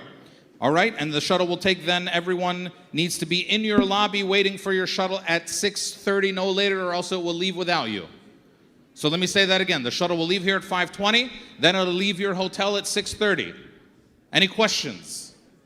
5:20 and then 6:30. All right, wonderful. So I'm gonna hand it over to the moderator for this panel and all the students. Please let's have a big hand for Nancy Khalil.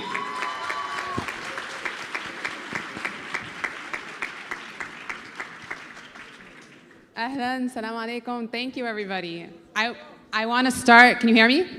Okay, I want to start by thanking our organizers for all this hard work. I don't know who here has ever planned events like this, but it takes a ton of work. You deal with a lot of personalities. There's a lot of different needs. No one does it for the fame or money, so they all really deserve like a round of applause. We're gonna all do that right now, please. Thank you. And I also want to thank all of you. Many of you traveled to come here. You've taken time out of your weekends, and without you, we wouldn't have a convention. So thank you all for giving us your time. We have with us today some really amazing student leaders that I'm excited to hear from. And before I introduce them, I just want to take a moment and focus on the college campus. Campuses in this country are supposed to be the epicenter of free speech, debates, the flow of ideas. Students go there to learn technical things, but also to encounter, sometimes for the first time, a larger slice of the world. And it's where so many of them transition from adulthood into the independence and responsibility, to adulthood. And they gain independence and responsibility. And it's also where we see so much of the heart and courage of our nation. And that has been the case since day one.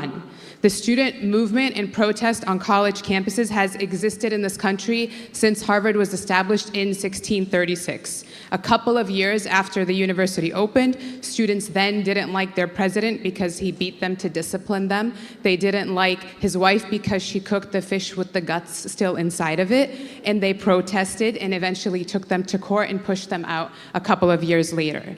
During Vietnam War, the students protested on campuses from 1965 to 1972, 7 years of protesting. The first ever teach-in to happen happened here at the University of Michigan, and it spread to 50 campuses during the Vietnam War, and they had a national teach-in as well. In 1970, President Nixon gave a speech announcing that he was escalating the war to enter Cambodia, and he told his secretary that the campuses will, quote, blow up after his speech. And that May, 4 million students in campuses and in high schools across the country went on strike. 2,000 of them were arrested. 30 ROTC or Army buildings on different campuses were set on fire. The National Guard was deployed to 21 different campuses. 6 students were shot and killed by police, 4 in Ohio and 2 in Mississippi. Nixon even had a commission formed, the Commission on Campus Unrest. It took almost 2 years after that strike for the student protest to stop and the troops to start leaving Vietnam. The last troops left in the spring of 1973. In 1985, the students in Berkeley, California, launched a sit-in to protest apartheid South Africa. The police cracked down on them and arrested 158 people. In response, 10,000 students boycotted the campus. They wanted divestment. The next year, the University of California pulled $3.1 billion out from companies doing business with the apartheid country. So campus activism is a part of our history, it's a part of our present, and it must continue as a part of our future. Or else it's not just the student activist, but the soul of this nation that's under threat.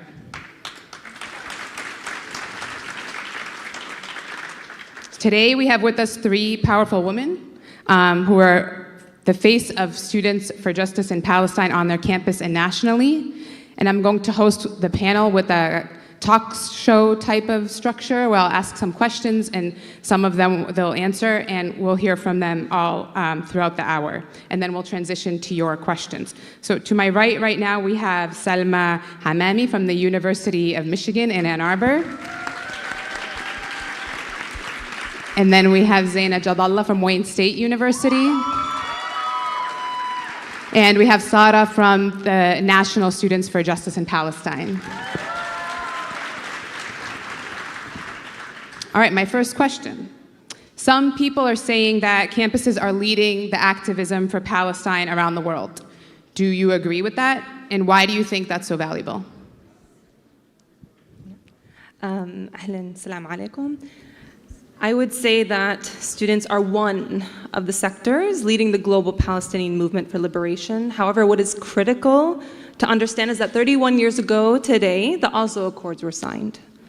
And given that, that fundamentally changed the landscape of Palestinian organizing, and it created a vacuum in which, for decades, Palestinians outside the homeland had no political vehicle to participate in the national liberation movement. And so in Oslo's aftermath, after decades of intensifying violence that we saw in Gaza and see currently in Gaza, the West Bank, and the rest of occupied Palestine, Palestinians had to make the decision to rebuild. And so what we're witnessing is the product of 3 decades of rebuilding, with the student movement being one of its largest and most impactful examples.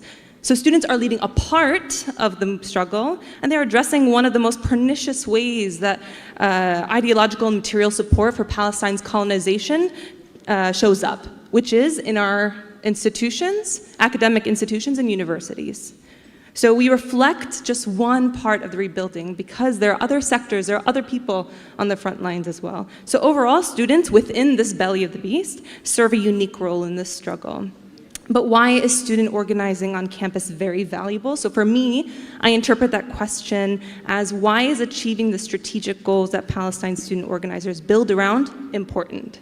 So these universities are corporations in disguise. Universities provide the economic and ideological base of the state, and our universities are microcosms of the interests of the state. Similarly, they can become incubators for challenging the state. And students function as ideological, political, and economic capital for that state. So when we talk about university admin more specifically, admin's interests lie in what the Board of Trustees will pressure them for. So the university is a business, ultimately. The Board of Trustees, the CEOs, the administrators, the managers, and the students are the customers. And the students pay the business with their tuition money, yeah? And so the commodification of the university has made them the business. And so when students bring up their concerns, we're speaking to the managers, we're speaking to the administration. When we continue to pressure them, and in creating the confrontation, we impact their business, challenging their profit, damaging their reputation by exposing complicity, and pushing the hand of the higher up to respond to these legitimate demands. And so this is a very calculated power dynamic that we see, and it's what makes students the arbiters of change on campus and an important part in this struggle. Thank you, Sara. The next question I have brings it a little bit more local. I'm interested to know what type of activism has taken place on your campuses. What are some of the main changes that you observed over the last year in the organizing for justice in Palestine? So I think for us, for SJP at Wayne State, the activism went from a cultural activism and existence activism to an actual policy and long-term strategy activism.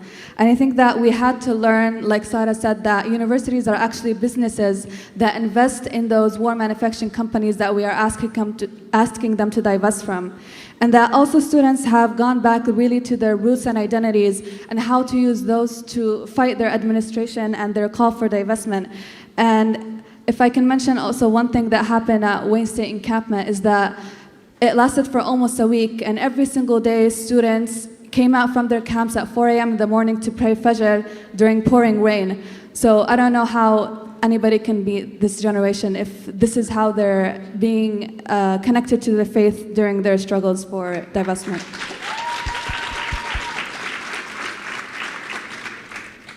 So Palestinian activism at the University of Michigan has permeated through every layer of our campus structure.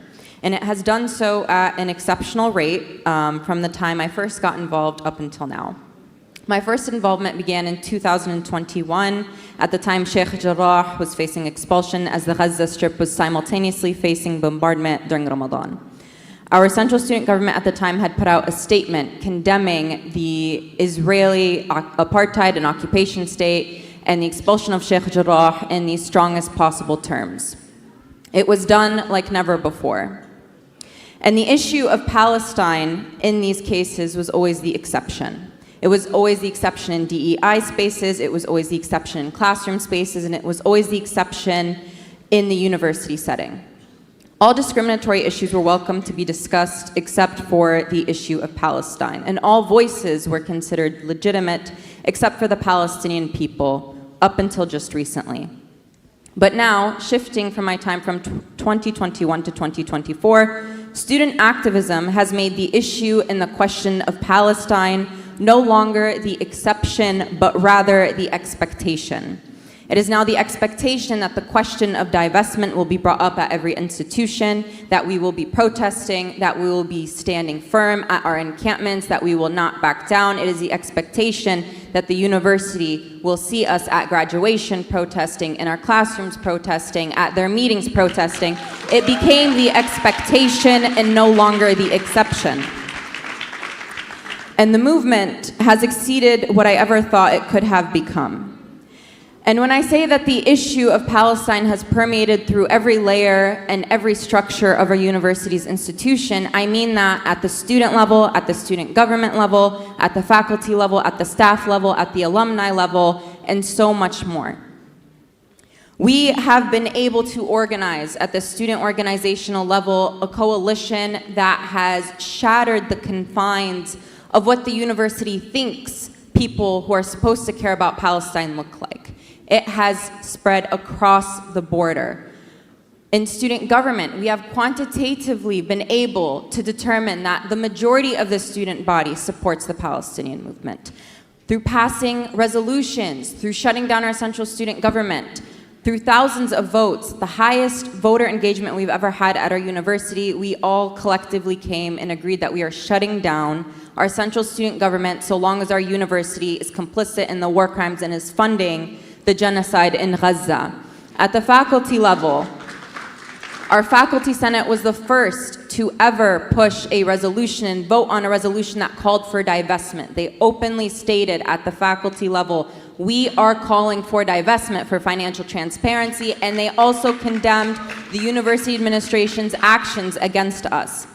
At the alumni level, alumni have collectively gathered and agreed they are withholding $3 million in donations to the University of Michigan until they pull out their investments in Israeli genocidal companies. In 2021, it was a struggle to get the masses to chant Free Palestine, but in 2024, it is now them who are struggling to keep Palestine silent. And as we have shown between this time, the activism at the University of Michigan and across universities within the United States has shown that Palestine will be at the forefront. It will be at the forefront from all of our issues, and it will be continuing to permeate through every setting at our university until divestment is met.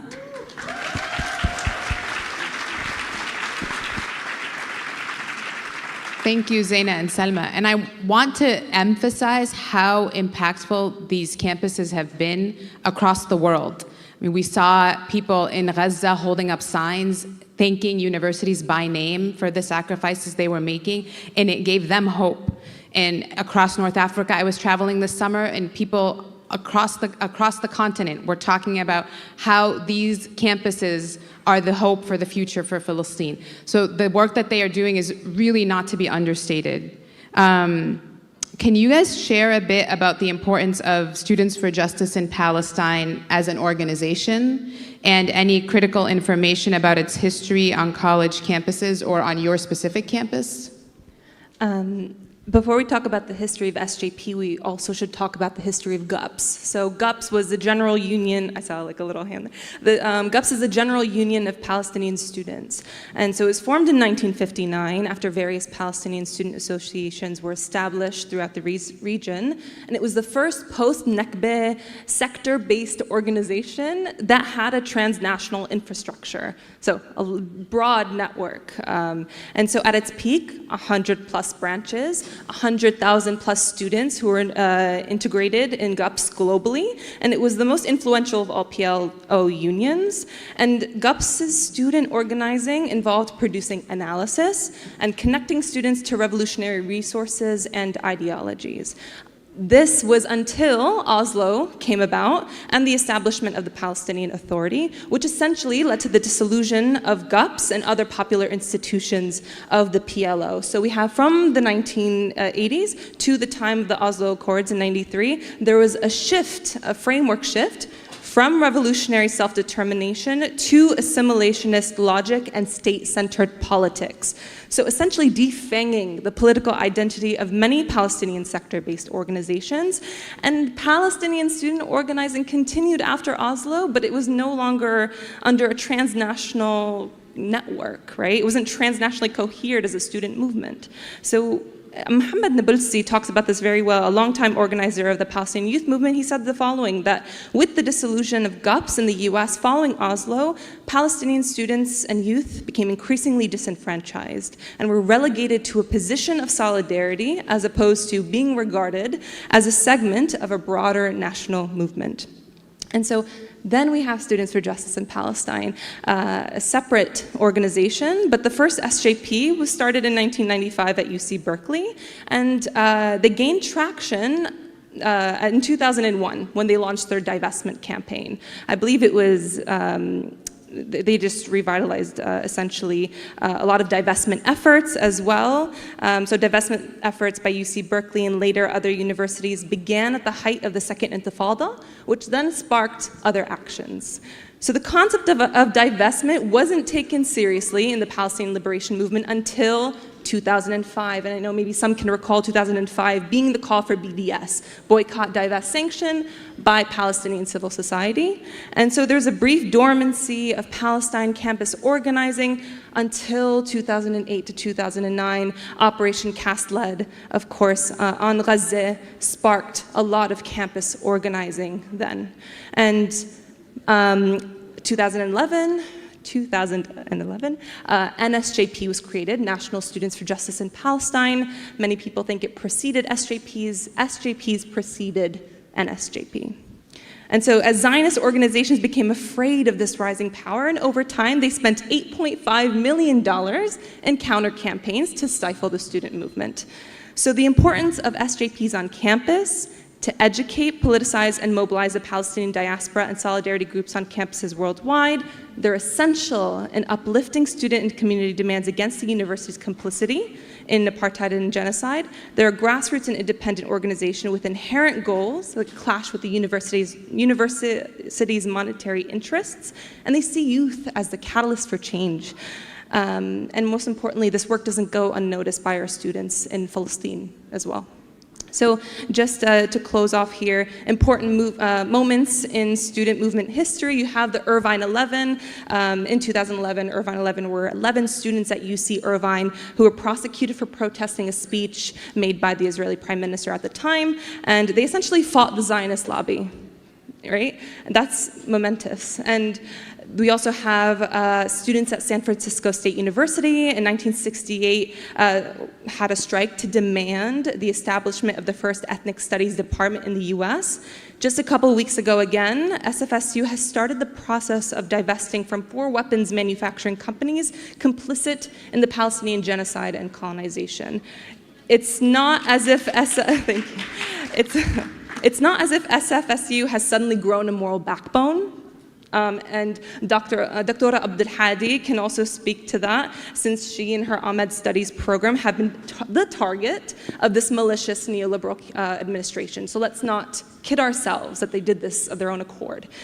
This is a step forward after national strategic pressure, 3 decades of base building, and also the power and dedication of the SFSU chapter, student chapter. And then finally, I'll close off here as well. Student Intifada, also momentous. The Student Intifada and the Popular University campaign that was delivered alongside it provided a revolutionary alternative to our movement, developing our popular base and a political consciousness, or raising the political consciousness. Ghaid Hijaz, an acquaintance from Birzeit University, said this perfectly. She says, "The Student Intifada stands as a testament to the power of reclaiming public spaces in the quest for justice and liberation. Student organizers worldwide are transforming public spaces into arenas for political discourse and collective action. This movement is not just a protest, but a revolutionary reclamation of the public sphere." Thank you.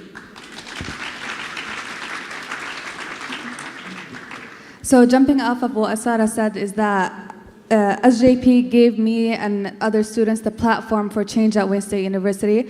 So I would like to mention that Wayne State was the first university to ever enact a divestment resolution through the Student Senate, so it passed in 2003. And then 10 years later, in 2023, they did it again, and they had a resolution for divestment to pass again through the Student Senate.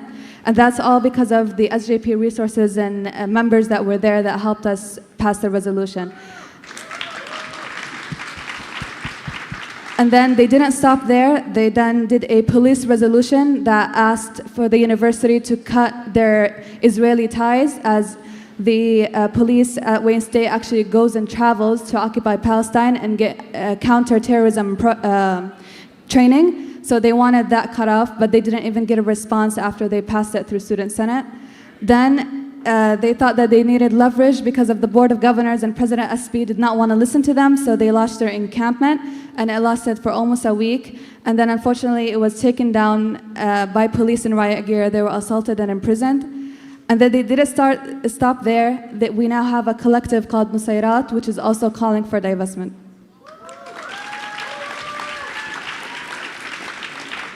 On the collectives, there's been a bunch of coalitions forming, which is new for me. I mean, I remember being an undergrad during the second Intifada when we were organizing then for Palestine, and we were always doing it solo. It was maybe the MSA, the Arab Student Association, at best would be the 2 organizations that were working on this. But now we're seeing these coalitions. Why are these campuses forming these coalitions? How is it advantages? Are there challenges with the coalitions? Okay, so as mentioned previously, the University of Michigan has formed a coalition called Tahrir, which for those who don't know stands for Liberation in Arabic, and it is currently one of the largest coalitions in the nation based off of student organizations to call for divestment. We currently have about 100 student organizations who have all signed on and who have joined Tahrir in calling for the University of Michigan to not only divest from Israeli institutions, from the Israeli occupation forces, but also to establish a space for Palestinian students and for Palestinian curriculum, which have been things that we've been demanding for decades. And one of the primary reasons as to why our coalition has been monumentous is in the ways that it has grown. And we've seen that at every moment the university tries to implement a repression tactic, more student organizations join on and sign on to our coalition. And we initially started in about October when we had one of our first protests in the DAG, which is the central space for our university, on October 25th. And in that moment, we had a line of student representatives come and state that they are standing in solidarity with the Palestinian people and that they are calling for divestment. And at this time, we probably had about 25 student organizations come and state their support for the Palestinian movement. Shortly after, as we witnessed the atrocities that our campus police continued to push onto us and our campus administration, our coalition would go from 30 organizations, to 40, to 50, to 60, to 70, and up until now we have over 90 student organizations, nearly reaching 100 student organizations, the largest cultural coalition to ever exist on our university campus. Now, and one of the reasons why this is so important, as previously mentioned, was that Palestine is presented as an issue that is only relevant to Arabs or Muslims or Palestinians, but in fact, these coalitions are shattering the confines that oppressive systems in the administration are trying to impose or trying to present to the broader community.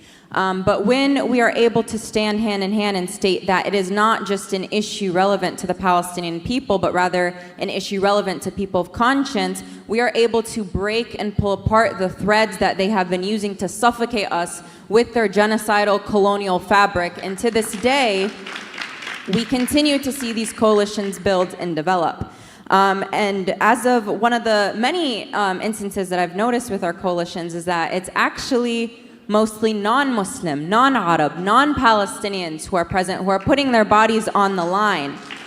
And to that, one thing we've had to notice and try to rectify within our outreach is convincing people from our own community to show up, convincing people from our own bloodline to come and to protest. And I think, this being ArabCon and, many of you guys being within the broader community, when you guys see these flyers that are being advertised, we are expecting you to show up. We are expecting you to be present. And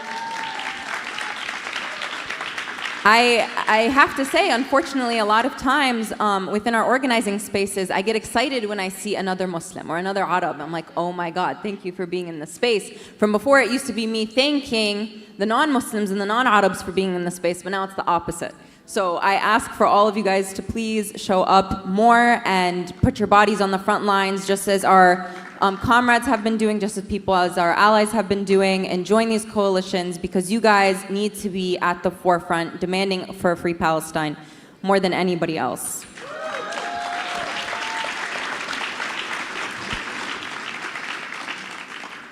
So as of Wayne State University, we have a relatively new collective called the Nusayrat Collective, which is named after the Nusayrat camp in Gaza that has been bombed multiple times by the Israeli occupation. So in honor of the camp, we call it Nusayrat. And this is also a collective that calls for immediate divestment from all the war manufacturing companies that are put in an investment portfolio called S&P 500 that the Board of Governors of Wayne State University invests in. And it includes companies like Boeing, Lockheed Martin, and other companies that invest in war manufacturing. So, like Salma said, we are also looking forward to having community members, imams, interfaith coalitions, anybody who would really like to join onto this coalition and sign on to it, because we need all the local help we can get to pressure the university, its board of governors, and its president to answer for our call for divestment. So please find me after this.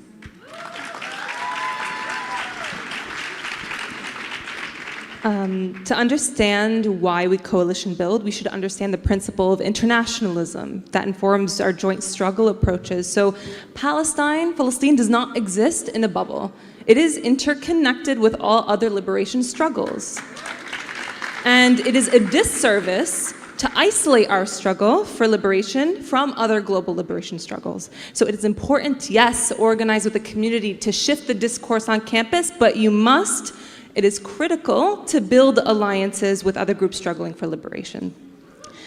And as organizers for Palestine liberation, we are fighting against the systems of domination which oppress nations all across the globe. And to dismantle the Zionist entity is to dismantle all other systems of oppression that are upholding Zionism.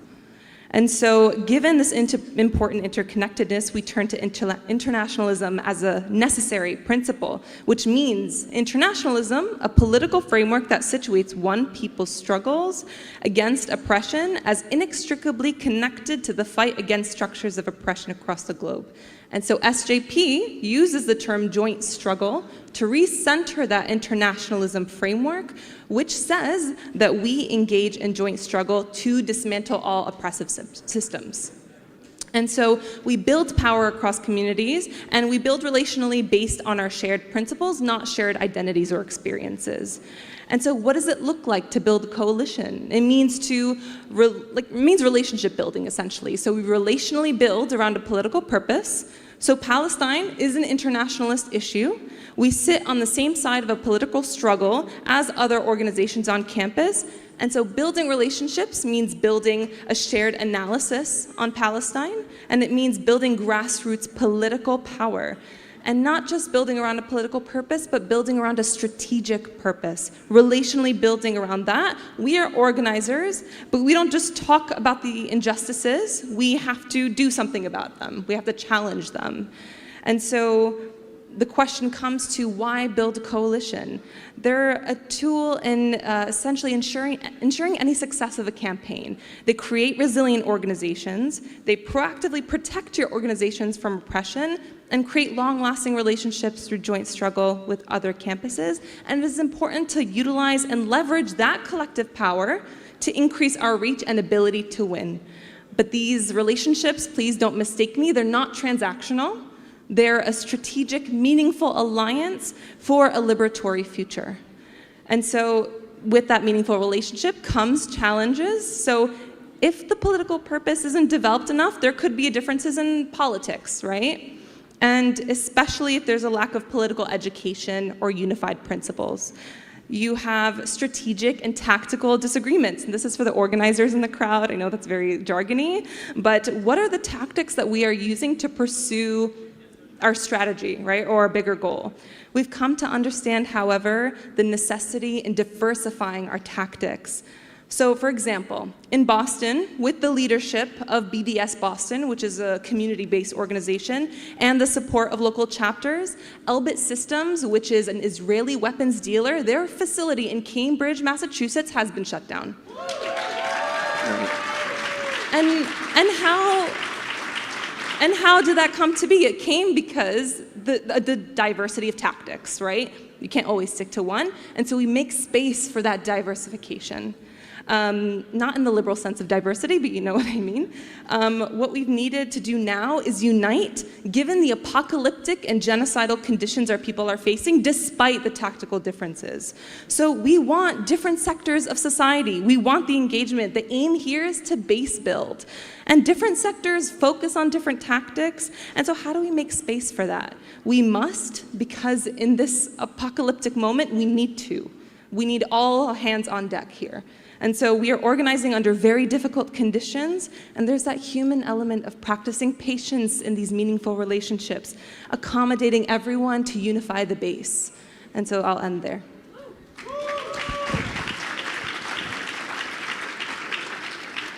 Thank you. I mean, the lessons that they're sharing, I think, can be extracted to so many spaces that we're in off campus as adults, and learning from their example in the same way that I've argued administrators could have learned from them in terms of what it means to be in community and how to actually see diversity in action if they had gone to their camps and spent time with them and learned about what they were doing. So on that, I'm going to shift to my next question, which is, how is your relationship with your campus administrations? Have you found any support within them? Are there any campus administrations from other campuses that you're familiar with that students might be speaking of positively?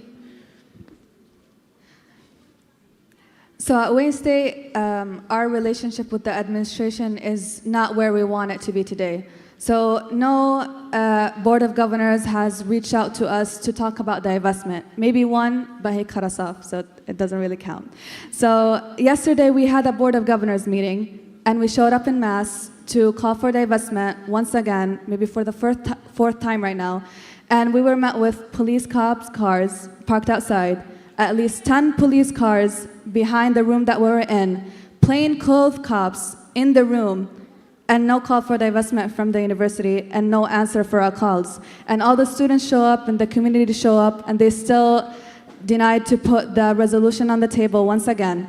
So what we're seeing is that it is a diverse board of governors. Some Arab are gonna be elected in, but nobody's still reaching out to us, even after the encampment, to call for divestment or to talk and sit with us. So we had 0 meetings with our board of governors for our calls for divestment or to talk to them.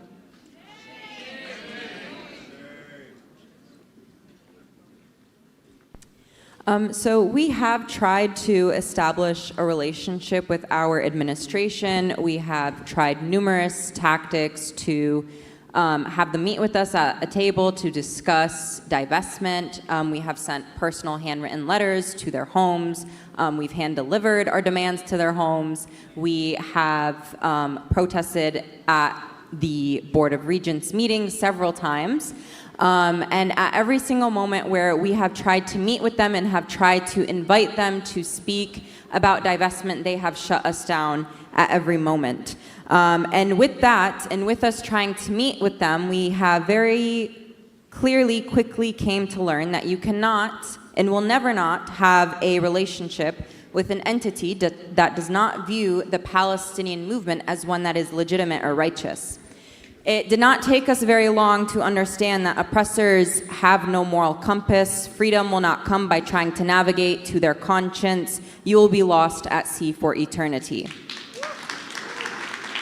So with us trying to establish a relationship with the administration, there is no dialogue that can be met or had when they are actively funding a genocide. The only dialogue they listen to is the currency that goes into their pockets, and that is what we are trying to target. You have to build power to shut them down. You cannot have discussions with them, and nor can you expect them to view and see the masses of Palestinian corpses being stacked, and then only for you to come and think that your description of those scenes will get them to move. And so one thing that we have been able to articulate to them is that if the masses of our corpses has not moved you yet, then our collective power will. It will be done by force. And just as we apply this concept to administrators, we also apply this concept to any entity that is complicit in the genocide of the Palestinian people, and this extends to the Democratic Party especially. It is consequences that will move them. It is not dialogue, not negotiations. You cannot negotiate Palestinian life. The consequences is what will get them to understand that Palestinian life has value, that you will be punished for it. And the Democratic Party must lose this November in order to understand that we will fight for Palestinian lives from every corner of the world, from every entity, and that they will face repercussions.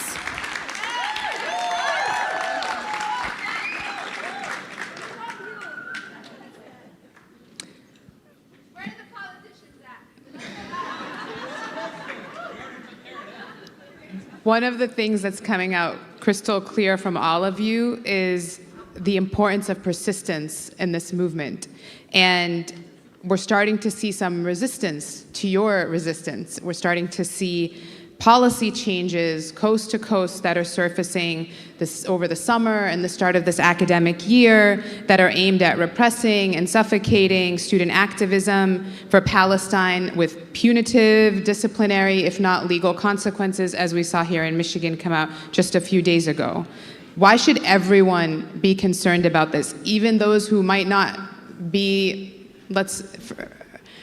for niceness' sake, aware of what's happening in Palestine? Why should they care about these policies? What are the implications of it beyond the cause of Palestine?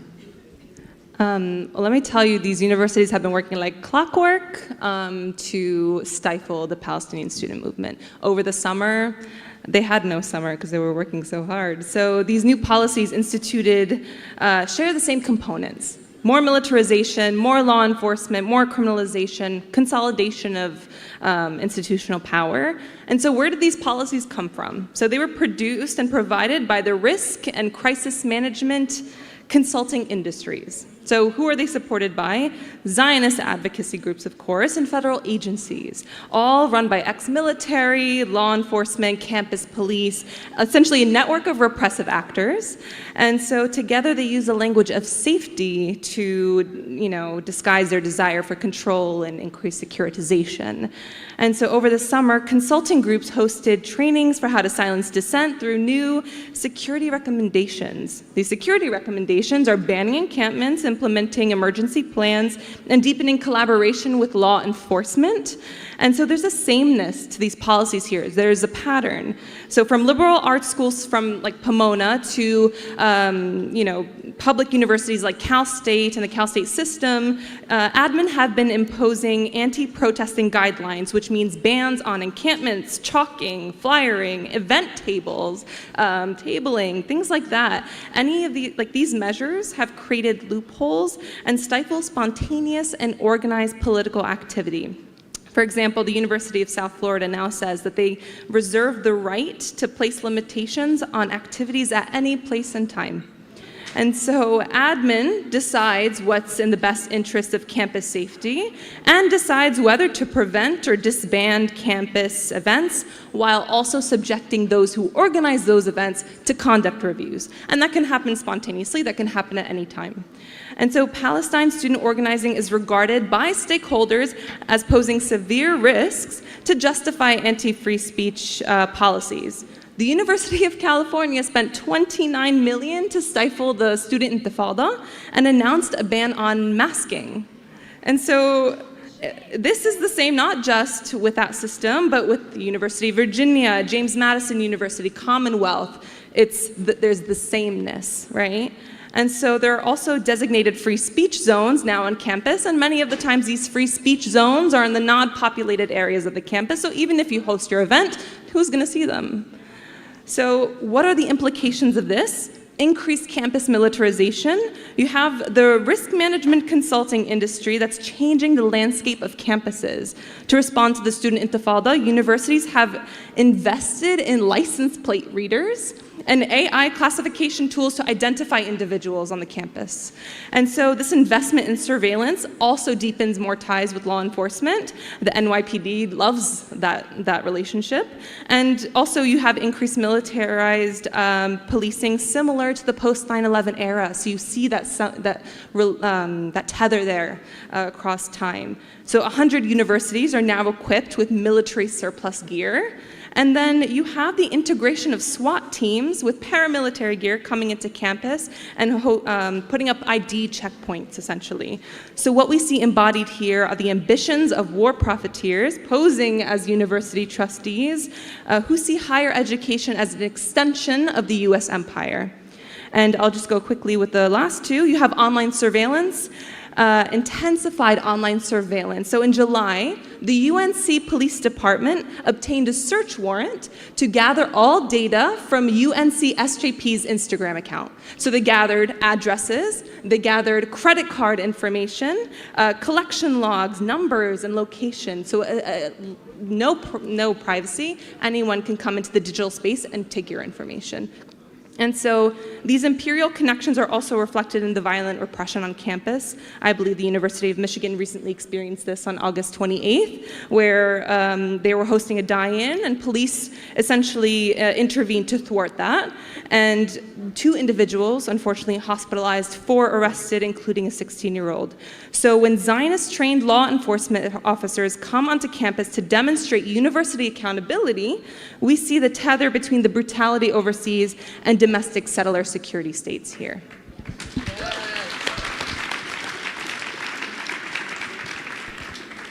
The University of Michigan did not enjoy a summer break. They used that to find different ways to suppress the Palestinian movement, but likewise, us students never get breaks anyways, and we prepare, and we are very much well prepared. Repression tactics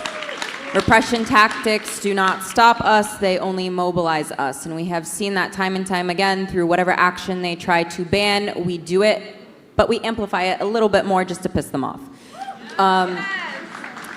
So through just recently, the University of Michigan had a Board of Regents meeting where they tried to change the students' statements of responsibilities where they are now going against their own rules and their own systems to suppress students. And that is being pretty far recognized throughout our university campus, where again, faculty are calling them out, students are calling them out, community members have been calling them out.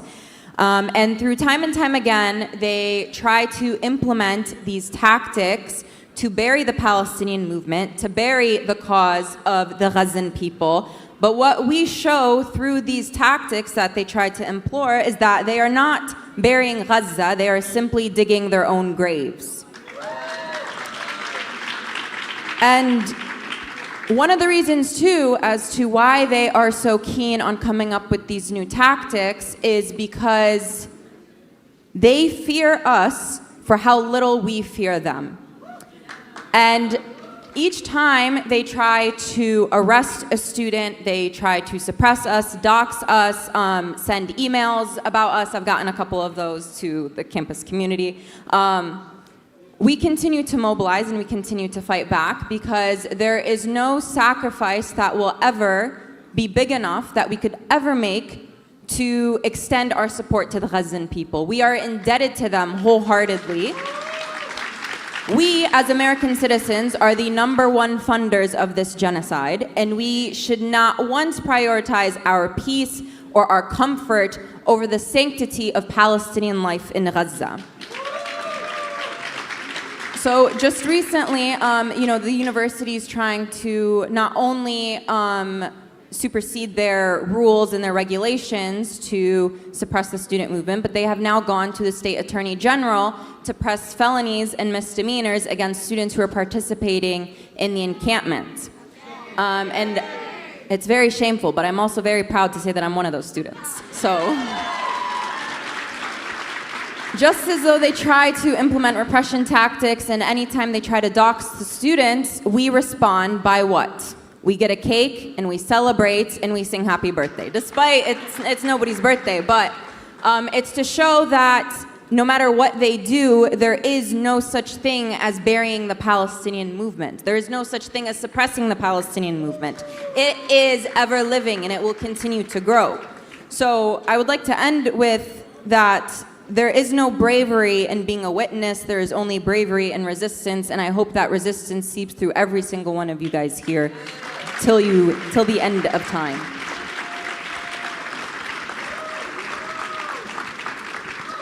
And for everybody, as I said earlier, campuses are the heart of our nation. What happens there, they set the tone. The idea that we have freedom, academic freedom, free speech, that's been the foundational culture of these campuses. And if that's eroding for Palestine, it will erode for other issues as well. So it's something that everybody needs to start mobilizing around. The fact that you're removing or you're going against your own policies in your own university, ignoring your own rules, pushing faculty out, pushing students out, and trying to control everything top down, that's very problematic. And so we will see this year, I am sure, faculty, students, activists all around these campuses organizing around this repression because nobody should accept this. The last question that I have before we open for Q&A from all of you is, like I said, we can't overstate the role of this campus activism, and more people are becoming attuned to this, and it's becoming a big election issue. What are some of the ways the campuses can leverage this momentum and this moment and the ripple effect that the encampments caused? Are there ways that people hear that others can support this work? Yeah, so from the outside looking in, the encampments were students responding to the atrocities in Gaza, and this was just a large mobilization that has since ended, and now we ask ourselves, how do we sustain that mobilization or momentum? But we reframe it instead to say that SJP is an organization that has existed for decades, and for decades has been leading to the struggle on campuses to cut institutional relationships with Zionism in all of its forms. Chief among them, divestment, ideological connections, and academia, but essentially divestment being one of those many goals. So we have to understand that the Gaza student encampments, from an organizational perspective, is the product of three things: the accumulation of building power on campus, organizing, and our universities just not moving or listening to us. Then you have the dire conditions that our people are facing in Palestine, and SJP's level of consolidation and development as an organization. And these three conditions inform that red tier, higher scale tactic that was pursued in order to push our universities to that level. And so students are facing increased repression and have shifted towards extreme securitization and surveillance, as we've just discussed. But SJP organizing creates momentum so that corporations running our universities are being challenged by the masses. And so they elevated the political ceiling to a height that it's never been before. And this is new terrain for all of us. So the calculation for students is instead, how are we instead transforming the momentum into organization? So what do I mean by channeling the momentum into organization? Well, students are, the SJP chapters are serious organizations in which student organizers are able to consolidate and leverage people power. So we continue to sustain the momentum by base building. And so essentially turning a student who knows nothing but mobilization to turn them into serious political organizers. And it's not just students on campus, but bringing in other sectors in your local sphere, like staff and faculty, other workers, bringing in labor power, for example. And so it's channeling this momentum into, it's challenging this energy, this sense of wanting to achieve justice and making that into a long-term commitment to the struggle. And I believe maybe the other question was like, how can you all help SJPs and how do you help students on campus? Well, every SJP has different needs, right? And a way for chapters to notice you is to send them a DM. It's as simple as that. Reach out to your local chapter. Every context is different. And so when students are mobilizing, they do need people power. They need the support of the community. And right now, chapters are facing severe academic repression. They're facing suspensions. They need the help of lawyers. I mean, these skills that we need from the community, it would be essential to support your chapters in this way. And also, again, reach out to them and ask, how can I help? And so just this one last thing, student legitimacy in some part relies on how the community views the students. Oh, the youth, oh, the kids, like, there's no need for the infantilization. Don't infantilize the students. Instead, they're, I would say, one of the most advanced politically as a sector in this movement. And so uplift the students, give the students their legitimacy. And I would say that is a great way to uplift your student body. Thank you, Sara. Thank you, Zeina. Thank you, Salma. Everybody, please give them a round of applause. Really unbelievable work they're doing, all of them. All these students on all these campuses.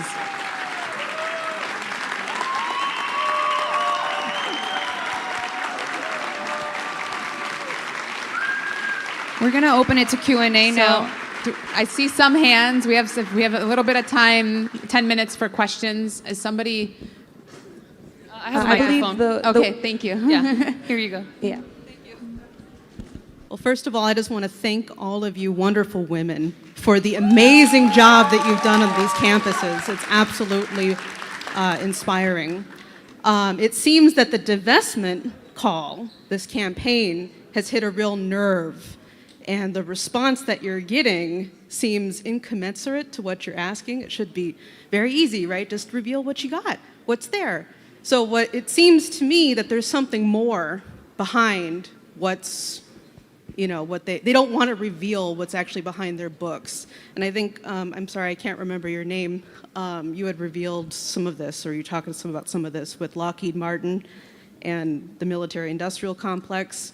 It seems that there's actually more going on behind the scenes, and they're absolutely terrified that you hit that nerve, and if they are exposed, then they're actually going to have to reveal how much these universities have been taking in this money and using that to control various parts of the country. So I just wanted to see if you've gotten any inklings of that, or if there's been maybe some whistleblowers from the universities. Anyway, I was very curious. This is a very important question to me. And see what you thought about that. Thank you. Should we take a couple of questions and then answer? Is that Sure. okay? Yeah. We'll go from back and forth. Yes. This is not a question, but it's actually a statement. I've been involved in politics for a long time myself, and I've got to witness a lot of things that sort of deterred me as well. I want to publicly say that I am in awe of the students and the college students. I want to publicly say that you guys give us complete hope in what is going to happen in the future. And I want to publicly say that our ancestors are probably in awe of you as well. And because the fight that they fought in their way, right? You are fighting and you are using the technologies and the processes and the things in place that is going to set us for a free Palestine. So I want to say thank you and keep doing what you're doing and don't stop. And we all who sit back and we talk about doing things. I asked somebody the other day, I said, when they watched the debate, what do you want to do and what have you thought about doing after you saw the atrocity of that debate? So what I'm asking all of you is listen, support, and get behind these guys. Thank you. I want to get everyone from the room. Any questions? Hi, ladies. It's an honor to be up here with you guys. I was one of the moms who came out on campus and made you guys something, and I'm proud of you. And as a mother, I hope one of my kids turn out to be just like one of you guys. Also, you can use my platform, by the way, if you need me, because I am behind every one of you, and I'm very upset with what's going on. Are they only going after certain students, or are they going after the ones who were pushing it? When I'm talking about when Dana made the whole thing about going after the children. And this is wrong because these are kids, these are our seeds, and they should not be going after our kids. So, you know, we're all behind you. If you need us, let us know.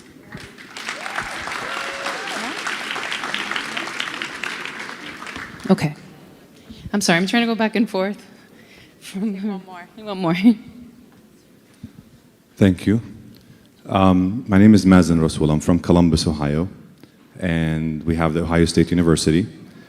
I just wonder if you guys always talk about, you know, when I was a student, I was in SJP 15 years ago, and SJP was starting. I was against it because I don't like the idea of having everyone under one same umbrella because of the different dynamics. So when you could have an encampment in Michigan or in Columbia or in California, in Ohio State you can't have that. Within 2 hours, they bring the National Guard and they bring the State Patrol and they take 40 kids or 40 people between students and community members and arrest them. We don't have any organizations to defend them. So I'm an attorney. I do immigration law, but I had to learn criminal defense to help them because there's no other organizations to help them. So do you guys take that into consideration, that what you could do in California or in Michigan, others cannot do? So the influence sometimes pushes those in Ohio or in Indiana or in other red states to try to follow your lead, but putting themselves at a much higher risk. So the stuff you're talking about that they prepared for during the summer is stuff they learned from Ohio State and other universities that they did even before the summer to those students. So I really fear for the students. I really fear for what's coming up next to them. You know, what are they up next to in the future? So that's one quick. And the second one is with the community. You know, I try always to be a liaison between the students and the community. And one constant remark the community makes about why they're not as engaged anymore with students is that a lot of them fear that the student movement in a lot of places, at least in Ohio, is being taken over by non-Palestinian groups, groups that do not prioritize Palestine in their messaging and in what they're doing. And that's something that makes people hesitate to come out because they want to come out for Palestine. And not all of them agree on other issues that the other groups try to take over. So do you guys take that into consideration? Thank you. That's all we have time for, I'm sorry. So closing remarks, answer the questions and closing remarks. Thank you. Okay, I think I can address the most recent question. At least within our university space, we do factor in risks, we factor in what the repercussions might be. We have very long and lengthy discussions about what a potential protest or action might result in. And we'd hope that, these are tactics that a lot of other student groups take into consideration. And we will be very open with our members. If you are at higher risk, if you are not able to engage in an action at this moment, then take a step back. Those who are willing, they will take a step forward. And I believe that these are conversations that SJPs are having across the country. They are understanding that these are risks. They are seeing that there are students in these areas that are being arrested, in these areas that are being doxxed. And at least for us, we factor in that these are potentials, but we're also factoring in that our responsibility to the Gazan people are greater. So despite the potentials of these outcomes, students are still deciding that there is a priority on the line and that is what's going to supersede whatever it is that we decide within our meetings. And as for other SJPs, seeing a group from a different state trying to implement that in their own area, while they might have a more severe outcome based off of police engagement and how the administration behaves. I do have faith in these SJP organizations that they are in these conversations, they are in these discussions, they are meeting with NSJP, with other activists who have experiences, so that way they understand what the repercussions truly are. And so that way they're best prepared to handle them. And there are, of course, at times where people aren't, and that's where the community really needs to step in and offer their support. But for the most part, I do believe that these schools are very cognizant of what the repression will look like. And as for, the community potentially not wanting to get involved because there are not as many Palestinians within the space, we need to understand that this is where it's not just local or central to just Palestinians in the movement. It has been across the board. And again, it comes back to the priority being it is for Palestine, it is advertised as Palestine. And so the people from the outside aren't going to be looking at other issues that might persuade people from participating. They're going to see that this is for the Palestinian movement. And if our community isn't even showing up, it harms the Palestinians, it harms the movement.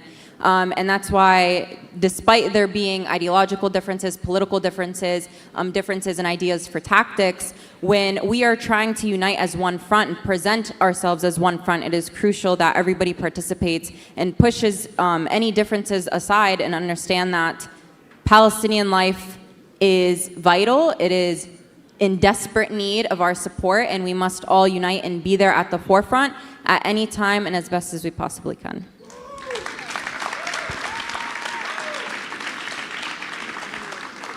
So to the lovely lady that asked me a question earlier, I would like to answer your question. So actually, most of the information that we have on divestment is very widespread publicly online. So if you Google Wayne State endowment, you'll find a portfolio that's called S&P 500, and then you Google what is S&P 500, and all the war manufacturing companies are listed publicly, and everybody would know that. But if we target that specifically and add war manufacturing companies to the name of Wayne State, that's what they don't like, and that's why they're pushing back, even though it is very publicly available.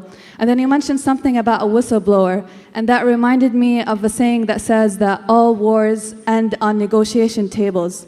And we want to end on that negotiation table, but if we want that, we need local organizers, we need the imams, we need religious leaders, we need community members, we need alumni, we need faculty.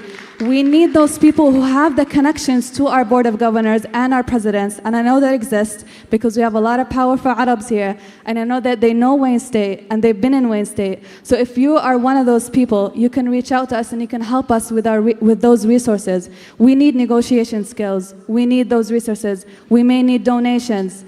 We need all of these resources to be able to go to Wayne State and be on that negotiation tables. And don't get me wrong, when I say negotiations, I mean divestment or divestment. There's no other option. But when we're in there, if we are in there, that's it. They can't push back and they can't go back from where we're at right now.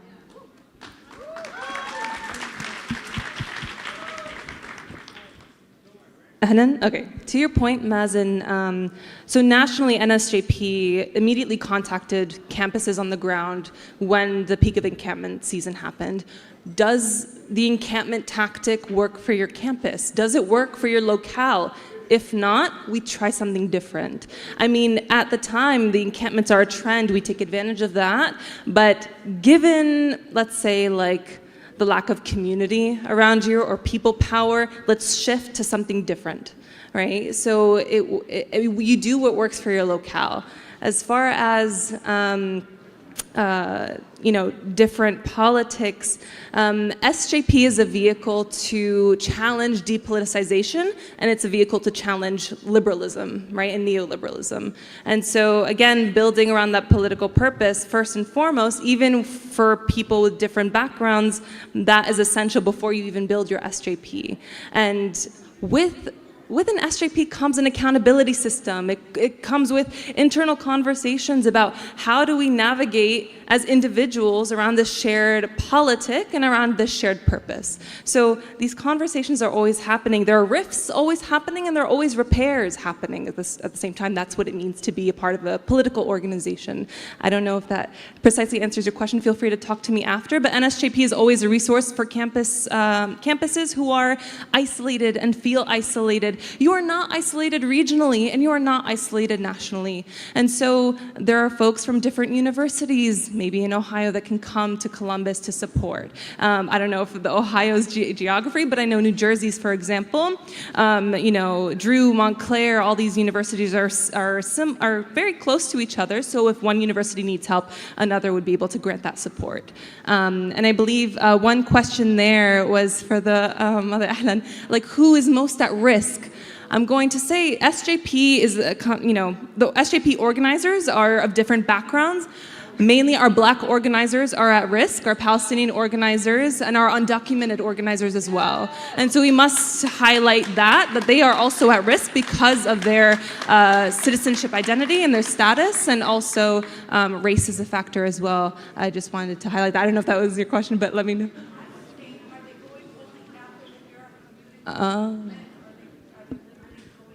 No, they're going after a lot of people. Yeah, I can say that about half of the students they're going after are Jewish, 3 of whom are Muslim. So it truly has been our allies that are stepping up. So for everybody here, I'm not saying you guys need to get a warrant from the Attorney General, but try to show up a little bit more. So, okay, let's thank these ladies for all of their comments and their work and their organizing. Thank you to all of you for your questions, and to the ADC, thank you, everybody.